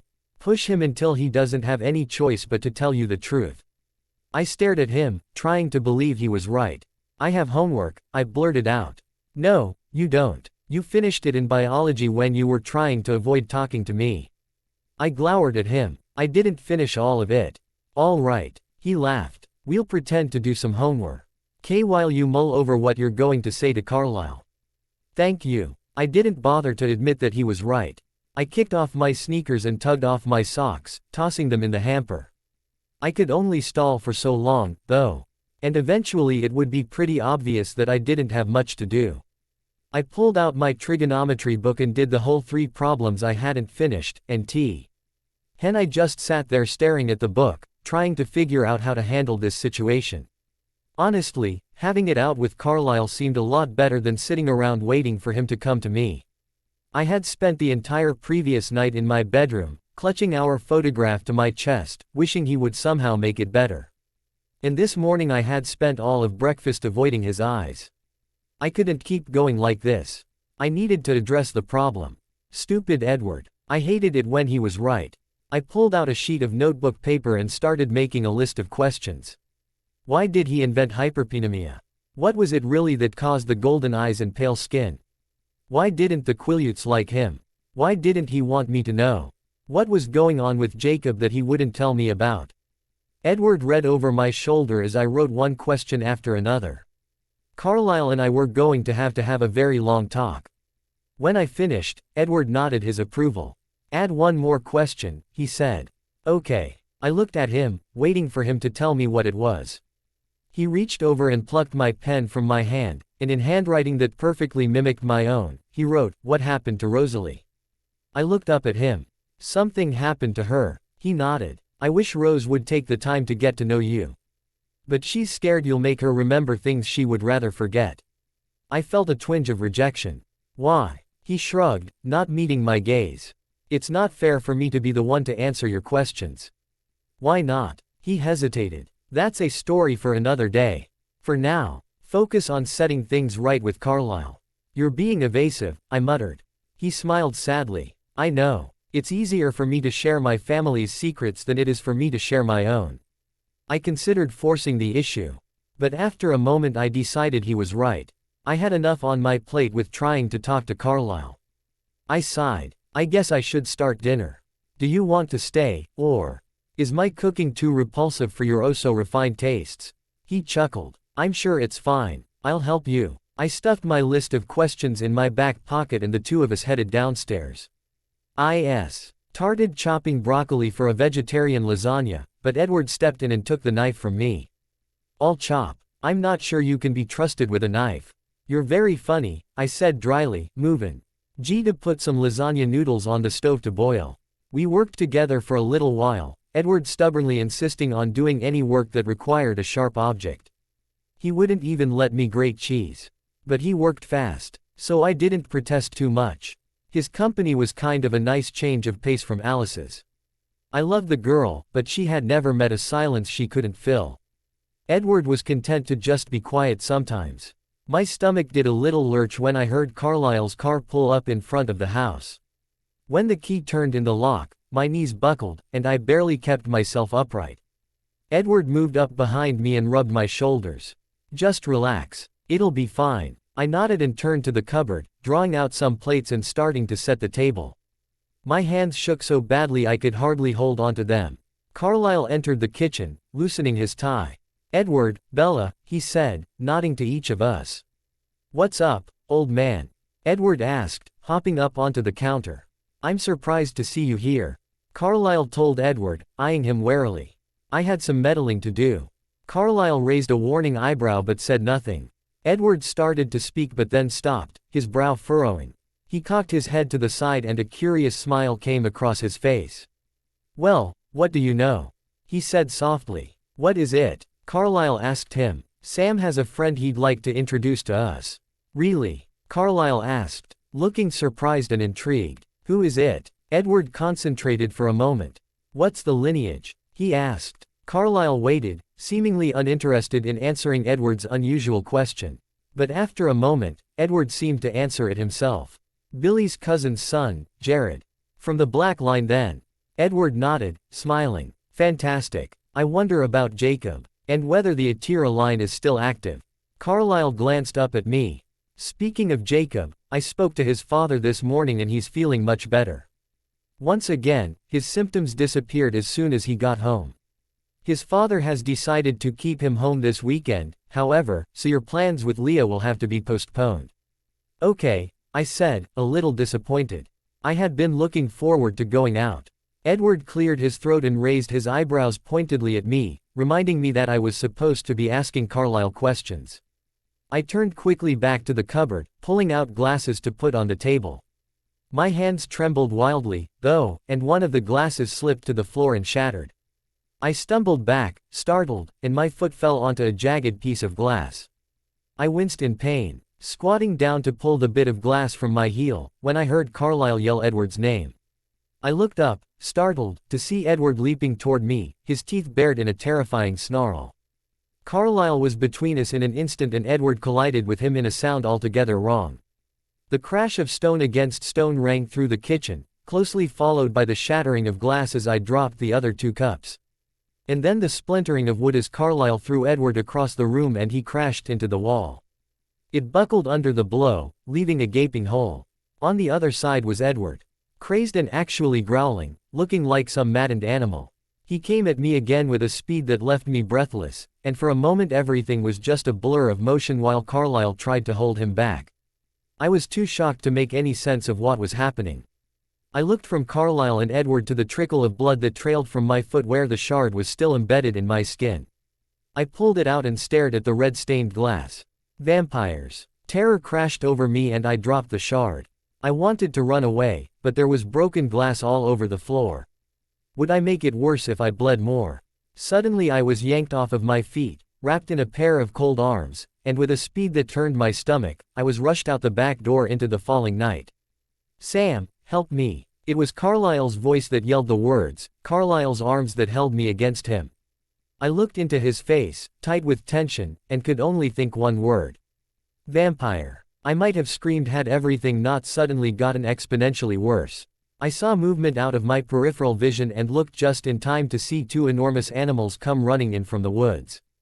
At first I thought they were bears, a huge black one and the second a deep brown, but as they leapt at us, it occurred to me that they were canine. Wolves. Giant ones. I cringed, waiting for impact. But only felt a rush of air as the wolves soared overhead and crashed to the ground behind us. I whipped my head around, trying to keep my eyes on them as Carlisle spun around to face them. He brown beast had Edward pinned to the ground and he writhed in agony beneath them, his fingers clawing at his throat. "Sam," he croaked desperately. "Help me, please." The black wolf sunk his teeth into Edward's arm and he cried out in pain. The brown did the same with his other arm, and the 2 animals started loping toward the trees again, awkwardly pulling him along with them. Edward didn't even try to struggle against them. He just scratched at his throat, still squirming in pain. "Edward," I whispered, not knowing whether I was more afraid of him or for him. Carlisle stood stiffly, watching them go. His face twisted in a look of devastation. "Carlisle," I gasped. "Edward, I won't let him hurt you," Carlisle murmured, still staring into the trees.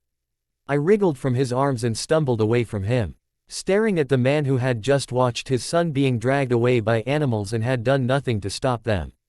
He turned his sad, golden eyes on me. "Bella," he murmured placatingly.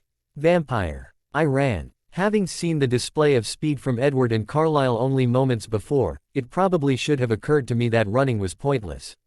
But I did it anyway.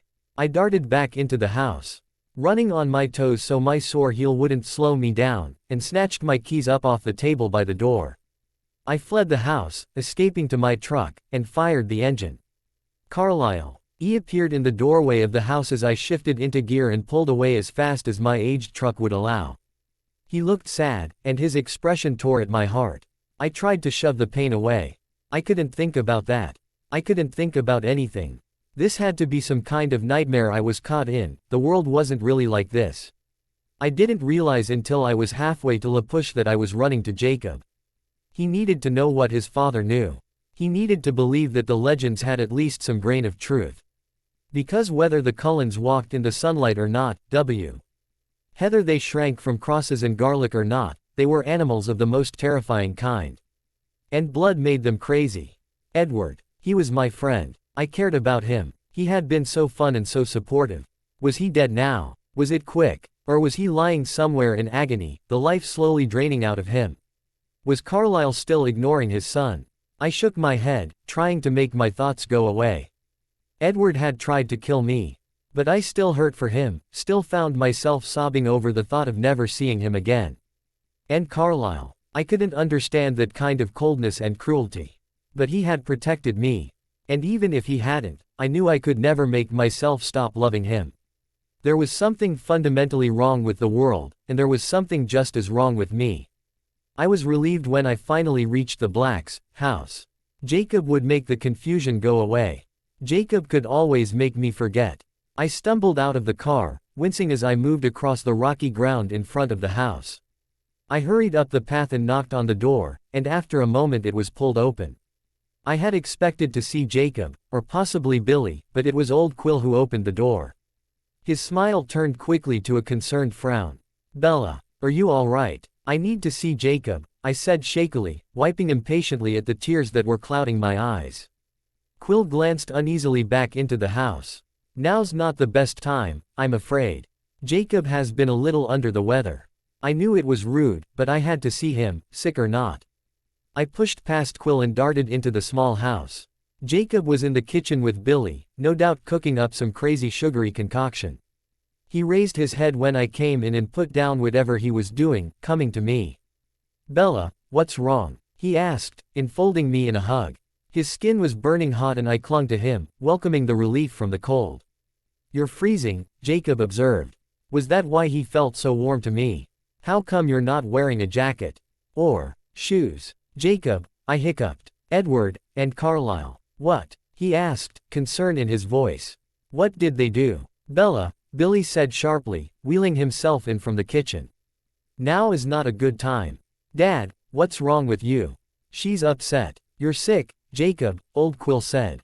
"I feel fine." I pulled back and looked him over carefully. "Are you okay?" He waved away my concern. Looking annoyed. "I'm sort of feverish and shaky is all. Nothing bad." Billy wheeled up next to us, giving me a stern look. "I'm sorry, Bella, you need to go. Jacob can't have visitors right now." I looked at Billy, hurt by his words. He had never asked me to leave before. He had never made me feel the least bit unwelcome. "Stop it," Jacob yelled at him. "She's my friend. And she can be here if she wants." He was so furious that I could feel him trembling. "Bella, Billy, get back," old Quill ordered loudly. Billy complied immediately, rolling back into the kitchen, but I clung to Jacob. I needed him. His trembling intensified, though, and I wondered if Jacob's illness was more serious than he was letting on. Suddenly a hand clamped around my arm, and with a strength that belied his age. Old Quill yanked me away from Jacob and dragged me swiftly out the front door. "Stop!" Jacob yelled. He stomped furiously after us into the cold night air. I turned to look back at him. To tell him to go in and go to bed, but as my eyes fell on him, he suddenly stopped. I watched his face clench in pain, watched his shoulders hunch, and he seemed to grow. No, he was growing.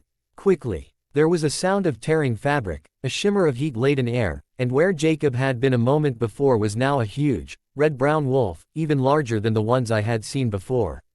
Or maybe I was just closer. Old Quill released my arm and jumped between me and the growling wolf. "Jacob," he said evenly, "you need to control your anger before it controls you." I gaped at the monster. "Jacob." The wolf suddenly winced and cowered away from us, whimpering softly. "No," I whispered. I stumbled back and turned, running away again. I rushed to my truck and climbed in, turning it on. And once again pulling away as fast as I could. I turned the truck back toward Forks, but I knew I couldn't go home. Carlisle might still be waiting, and Edward. Edward wouldn't be. I bypassed T-Town and headed toward the only other place I could think of. I needed Charlie. He may have left me hurting before, but he was safer than everything else. I shook my head, wishing I could just stop thinking. I turned on the radio and cranked up the volume, trying to make the music drown out my thoughts. Music was safe. The radio was safe. I would go to Charlie, he was safe. By the time I got to Port Angeles, I still hadn't woken up from my nightmare. I found daybreak easily, but nearly cried when I saw that the main offices were darkened. The polite receptionist I saw every Sunday wasn't sitting at the desk behind the glass double doors. I choked back a sob as I scrambled out of my truck and ran to the doors.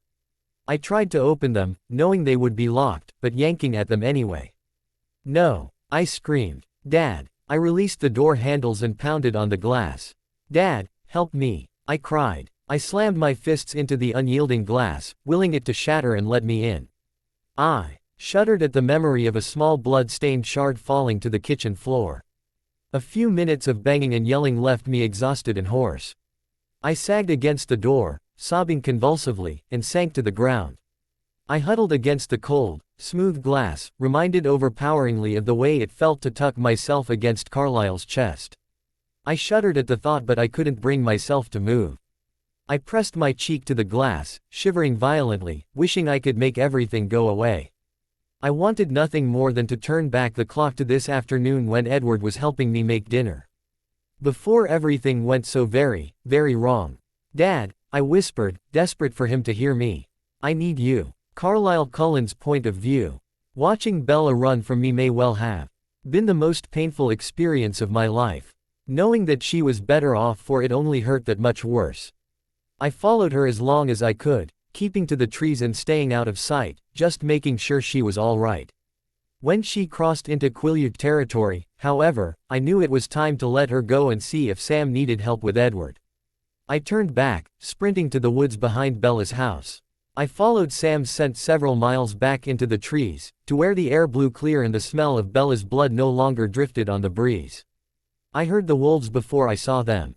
One of them paced anxiously around the forest floor, but as I approached, the other tore off through the trees, heading west toward La Push. After another moment I arrived at a small clearing. The brown wolf crouched, ready to spring. But I ignored him. Edward sat slumped against a tree opposite me, his hands gripping his messy hair. I strode over to him and stopped a couple of feet away. Edward. He had caused this. He had made Bella fear me. His head came up, his eyes tortured. Carlisle, he choked. I'm so sorry. I stared coldly down at him. I could summon no sympathy for the man, not after watching him try to kill my girl. Please, he whispered. I love her, you know I do. I've hunted every night, I barely breathe when I'm with her, I've done everything I could to keep her safe. His pleading couldn't penetrate the coldness that had settled in my chest. You spent the afternoon with her. He nodded hesitantly. Alone. His face crumpled. Carlisle, you were alone. I demanded again. He swallowed hard. Yes. Had she dropped that glass 5 minutes earlier, she would be dead, I said icily. He gripped his hair hard, burying his face in his knees. I'm sorry, he said, his voice shuddering. I'm so sorry. I stared at him a few moments longer. Edward, my son, my friend, and my first real companion in this life. I want you out, I said softly. He raised his head, devastation on his face. What? Pack your things tonight. I want you gone by sunrise. No, please, he begged. I won't go near her again, I swear. I'll stop coming here, I'll quit school. His eyes begged for leniency. Please, don't make me leave. There's no place for you here, I said flatly. I want you out of Forks. No, it wasn't Edward who answered, but Jasper. He was running toward the clearing. And I looked back over my shoulder, awaiting his arrival. You're not making any decisions like this, Carlisle. He appeared through the trees and stopped by my side, watching the wolf warily from the corner of his eye. You need to cool off and get your head figured out first. Jasper, I nodded curtly to him. I expected Alice. Yeah, well, I'm calling her as soon as I figure out where things stand with you. Seems Sam messes with her all-seeing eye. He turned to the wolf and nodded. I assume that's you. It was all I could do to pull myself together enough to show common courtesy and introduce them. Jasper. This is Jared, I said softly. And Jared, I'm Carlisle, and of course you've met Edward. I gestured to him, but I couldn't bring myself to look at him. I'm sorry he had to meet under such unpleasant circumstances. Jasper raised an eyebrow. There are two. I nodded. Jasper looked down at Edward, who was still hunched against the tree. Edward, go home. You and Esme take the night and go somewhere to settle your nerves. He shook his head. I need to talk to Bella. No, I snapped. You'll not go anywhere near her. She's gone to La Push, Jasper added. You can't see her anyway. I'm so sorry, Carlisle, Edward whispered, agony in his voice. I closed my eyes, wishing I could shut out the image of Bella's face just before she ran from me. I would never forget her fear. I would never forgive myself for knowingly allowing her to be with Edward when I knew what she was to him. I would ache for her the rest of my life. Jasper's phone rang and he pulled it from his pocket. Alice. Her voice was frantic. Bella just disappeared. I don't know what happened. 1 minute I was watching her with Jacob and the next she was gone. Sam went back to La Push, I said softly. Yeah, darlin'. There's a second wolf now, Jasper said, scratching the back of his head uneasily. So there's one with us, helping us keep an eye on Edward, I guess, and there's one back in La Push now. So maybe that's why you can't see Bella, he must be close to her. Oh, thank God, Alice breathed. What's happening with Edward? Jasper sighed. Guilt, he said. Plus Carly. Slee's head is a mess and our new wolf friend over here pretty much just wants to kill us all. So I'm thinking it's about time to wrap this up. Jasper, Alice said, her voice anxious again. She's leaving La Push, and she's really upset. She's not going home. She's going to Port Angeles to try to see Charlie. How's that working out? Alice sighed. She's going to freeze to death if somebody doesn't go get her. Jasper grunted. Well, make some decisions and figure out who she'll react to the best. Okay, hang on. Jasper gave me a look. Get ready for this, Carlisle. If Alice pulls your name out of the hat, you're going after her, and you're going to have to come up with something to say. I shook my head sadly. I won't force my company on her. You will if Alice tells you to, Jasper said firmly. I'm not hearing any arguments. I didn't matter. I had no doubt she wouldn't want to see me. Alice sighed in frustration. I can't see how it's going to go with Carlisle, whether because he's too stubborn to go or because Bella doesn't know how she'll react to him, I don't know. But it's not looking all that good for the rest of us either. Jasper frowned. What about Jacob? No, I said sharply. He's too close to phasing. It puts her at risk to be near him. I have a couple of ideas I want to try out, Alice said. I'll think of something, I promise. All right, Jasper said. We'll wait on your order. I'll get things wrapped up here and be home in a few minutes. He hung up the phone and sighed. Come on, Edward, let's get going. Edward stared into space, shaking his head. I almost killed her. I know, he said, and I could hear the sympathy in his voice. Jasper, I said sharply. Don't make this easier for him. He shot me a displeased glance. I'm not. But you need to back the hell off. You didn't work Emmett over this hard when he slipped up with his singers, and you've never been this rough on me when I've lost control. I started to snap at him, but he held up a hand. I know. I get it. She's your girl and nobody messes with your girl. But she's fine because you did your job. You looked after her. Jasper looked back at Edward and nudged him with his shoe. On your feet, boy. You're going home to Renesmee. Edward started to stand but Jared growled and he sank back onto the ground. Jasper arched an eyebrow at the wolf. Problem. Edward sighed. He doesn't think you'll be able to keep control of me. Jasper fixed the wolf with a lazy stare. While I certainly understand your concern, I should remind you that your territory is the reservation. We don't go there for exactly this reason, sometimes there are accidents. But you boys are out of your jurisdiction here, regardless of the situation. Edward rubbed a hand over his forehead. He's pointing out that we didn't have a problem accepting their help earlier. And if there were any danger, we would ask for it again, Jasper said, unmoved. We'll bring Bella home, and Edward will take Renesmee out of town for a day or two until things settle down. And since we understand that Bella is important to your chief's boy, we don't mind if you want to stick close and keep an eye on things. He says he doesn't answer to you. Edward muttered. Maybe not, Jasper drawled, but we all answer to the treaty. This is open territory and we'll decide how to handle ourselves on this side of the line. The wolf growled in discontent but backed up a couple of paces. Jasper looked down at Edward and kicked him sharply. Get your ass off the ground. I'm not going to ask you again. Edward hauled himself to his feet. And Jasper put a hand on his shoulder in a gesture of solidarity. Carlisle, coming or staying? I rubbed a tired hand over my eyes. I'll stay near her house. I want to make sure she's all right. Jasper nodded and he and Edward headed off through the trees. I sighed, running a hand through my hair. Jared, I can't thank you enough for your intervention tonight. He responded with a low growl. I apologize if Jasper rubbed you the wrong way. I know he can be abrupt. He lived a long time in a very militant coven.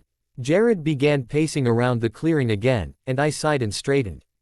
I'm moving closer to the house to wait for her. You're welcome to join me if you'd like. I didn't wait for an answer, but started through the trees, moving at a relatively slow jog. After a few moments, I heard him start after me, keeping pace with me but not bothering to catch up. Within a few minutes, I was close enough to the house to hear the sounds of Rosalie cleaning up inside. I stopped, staring toward the break in the trees and clasping my hands behind my back. Thank you, Rosalie, I said softly. She hurriedly finished scrubbing the blood from the floor and then headed out to join me. She grabbed me up in a hard hug, holding me tightly for several minutes, and I leaned my forehead on her shoulder, grateful for her support. After a while, she stepped back, but she laced her fingers through mine. "I'll come back and fix the wall tomorrow while she's at school." "I appreciate that. She'll be all right," she said, rubbing her hand up and down my arm. "Alice will take care of her." I nodded, feeling ill. It shouldn't be Alice taking care of her, it should be me. I should be the one going after her and bringing her home. But she was afraid of me. "I know," I said softly. She took a deep breath. "Carlisle, were we wrong? Was I wrong?" I pulled her closer to me, slipping an arm around her waist. "I don't know. I suppose it was overly optimistic too. Assume I could interact with her so closely and still keep the secret." She nodded, staring through the trees. "So, now," she said tentatively, "she's in danger from us, from the wolves, from the Volturi, from her father. And from her stepfather." I closed my eyes against the grim picture she painted. "Yes, I think that roughly sums it up." She was silent for a long time.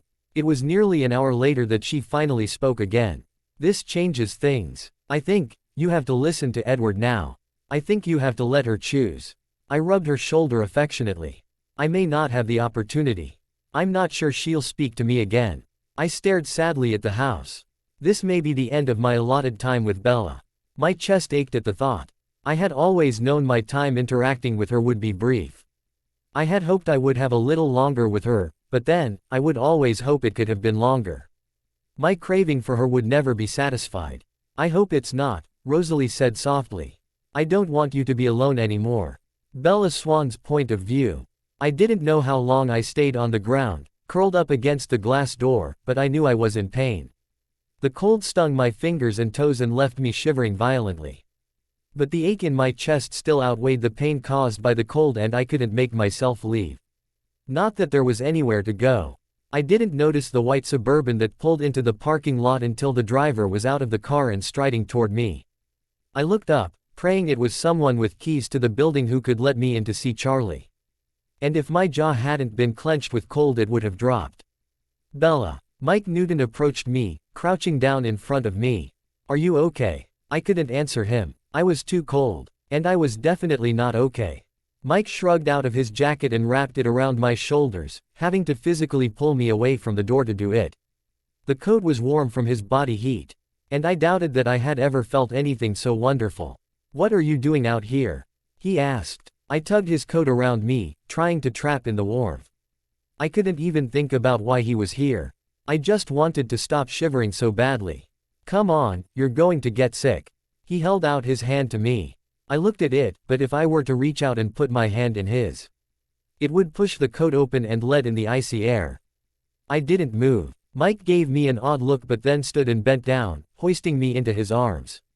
He staggered a little under my weight, but he did a quick adjustment and started walking hurriedly. I huddled against his chest, absorbing the heat that radiated from him as he carried me back to his Suburban, helping me get settled into the passenger seat before rounding the car and climbing in behind the wheel. He fired the engine and cranked the heater up as high as it would go. "Are you hurt?" he asked. "Do you need to go to a hospital?"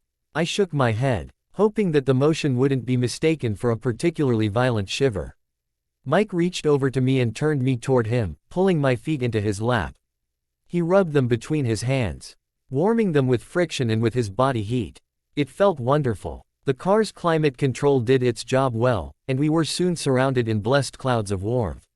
It was several minutes, though, before it penetrated deeply enough that I was able to stop shivering. Mike sat silently until my trembling stopped, not asking me any more questions until the shaking subsided. When I had finally recovered from the cold, he released my feet and I pulled my knees up to my chest.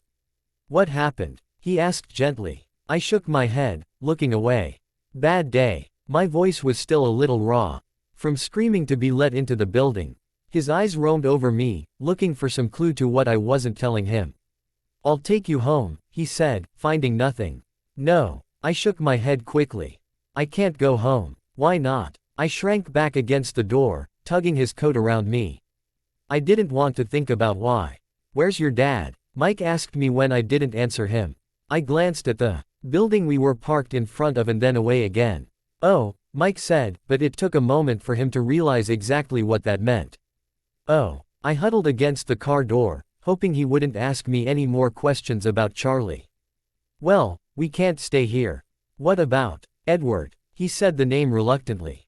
Edward. A spasm of pain rocked through my chest, mingled with fear and dread. He's gone, I choked. Mike eyed me carefully, but decided not to pursue that line of questioning. Okay. Well, listen, why don't you come back to my house tonight? I'm sure I can convince my parents to let you stay. And then we'll figure out what to do about all this in the morning. Relief washed through me and tears stung my eyes. I wouldn't have to go home or to La Push. Mike was shouldering the burden tonight. I pushed myself away from the door I was huddled against and leaned across the space between us, hugging him tightly. His arms came around me and he pulled my head down onto his shoulder, stroking my hair. It's okay, Bella, he said as tears started to roll down my cheeks again. I'm here for you. Thank you, I whispered, drawing back. Mike caught my hand and gave it a squeeze. Before pulling on his seatbelt and starting the drive back home. He called his parents on the way, explaining that I needed a place to stay tonight and wheedling them until they relented and allowed it. He didn't mention daybreak, for which I was grateful. I didn't pay much attention to where Mike was headed as he pulled into the Forks city limits, at least until he turned onto my street and pulled the Suburban up in front of my house. I froze, staring at the darkened structure. Mike, I said, fighting down the panic, I can't. I just thought we'd get you some things, he said. You know, a change of clothes, a toothbrush, some shoes. I shuddered. I didn't want to go into the house. We'll be quick, he promised. In and out. Would Carlisle be waiting inside? His car wasn't parked out front anymore. Maybe he had gone home. Alice would know I had come back here though. Would she be waiting? Mike got out of the car, and I reluctantly followed him. He grabbed my hand as we headed to the door, but released it once we got inside. Paranoia gripped me, and I moved through the downstairs rooms, turning on the lights and scanning them for anyone who might be waiting. Mike watched me, puzzled, but didn't say anything until we got to the kitchen. Holy shit, he said, looking at the damaged wall. What happened there? Edward tried to kill me. I turned away quickly and headed upstairs, searching all of those rooms as well.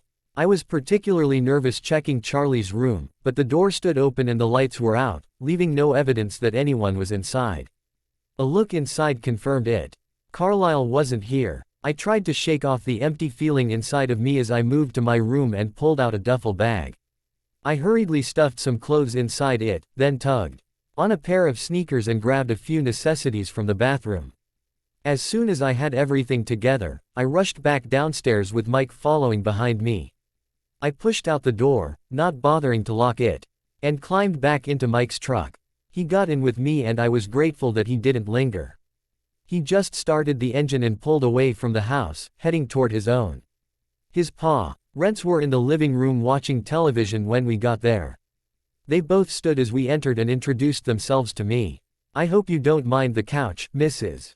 Newton said apologetically. I shook my head. I really appreciate this. We're going to go do some homework, Mike said, gesturing toward a hallway leading off the entry area. He took my arm and guided me away from his parents to a room down the hall. This is my room, he said, gesturing awkwardly.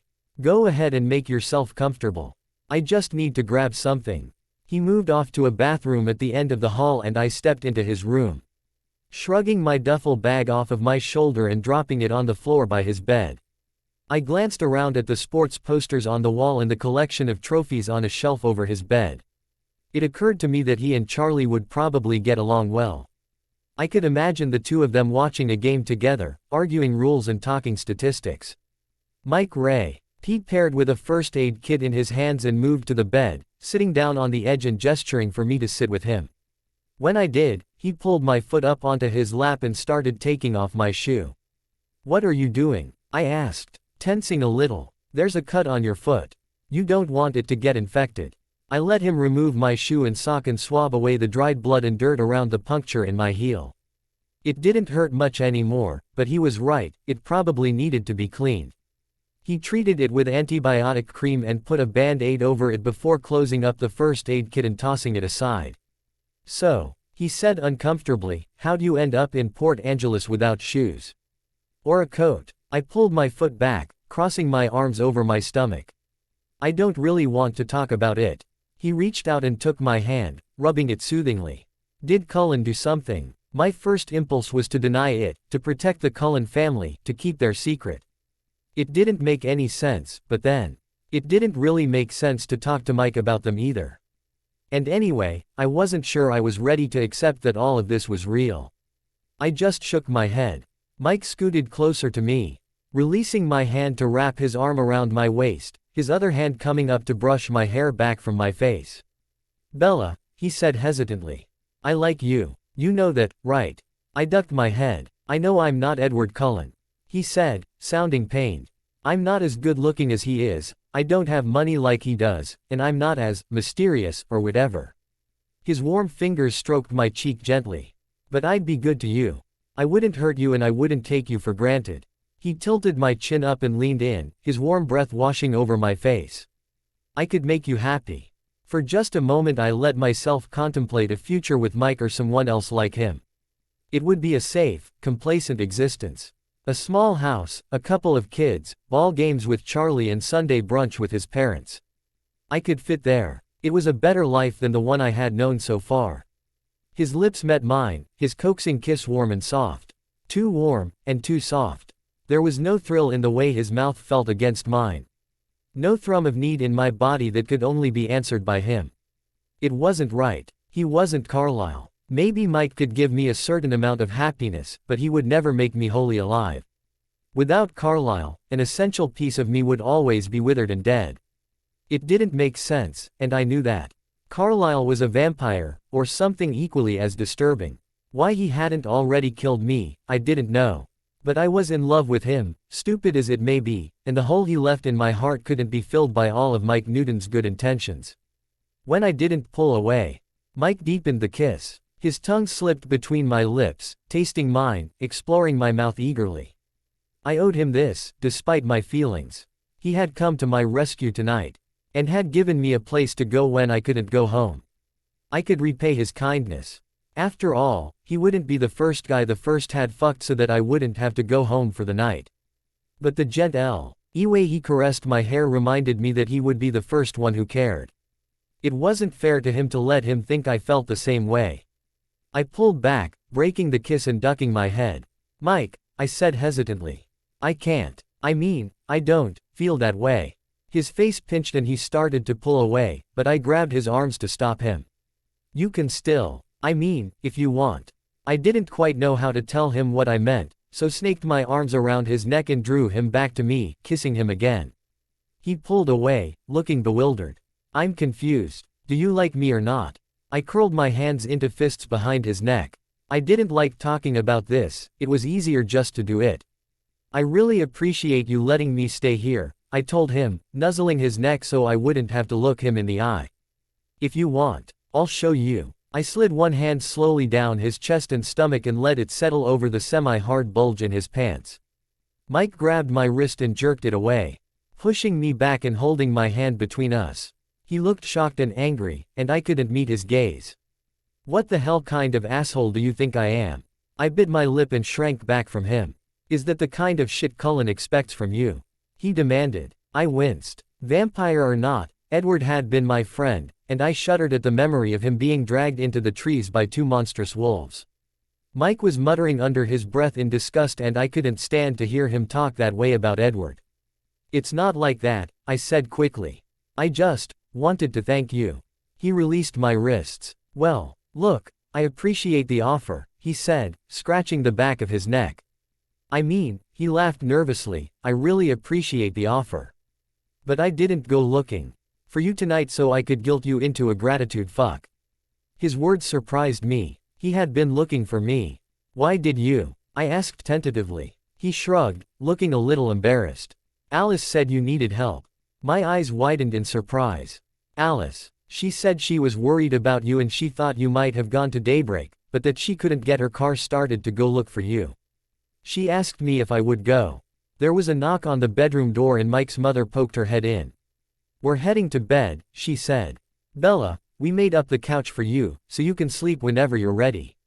Thank you, I said softly. Don't stay up too late, she told us, stepping out and closing the door behind her.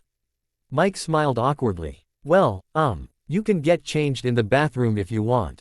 It's just down the hall here. He stood and moved out to the hallway, pointing it out to me. I followed him to the door. Thanks, I said. But he really deserved more than that. I mean, thank you. For everything. And I'm really sorry about, you know. I gestured toward where we had just been sitting on the bed, hoping he would understand what I meant. He wrapped me in a warm hug, and I once again felt the disparity between his embrace and Carlisle's. Don't worry about it, he said. Go ahead and get changed, and I'll help you get settled. I gave him a smile and then slipped into the bathroom, hurriedly changing into a pair of blue satin shorts with a matching top. I brushed my teeth quickly and then re-emerged from the bathroom. Mike's eyes widened a little when they fell on me. And he blinked rapidly, looking away. He cleared his throat. I'll just, this way, he said lamely. He led me back to the living room, where his mother had thrown some sheets over the couch. There was a pillow and a folded blanket on one end, and Mike spread the blanket out for me. I gave him a grateful smile and he blushed. Well, listen, if you need anything, you know where I am. Thank you. He nodded, moving backwards.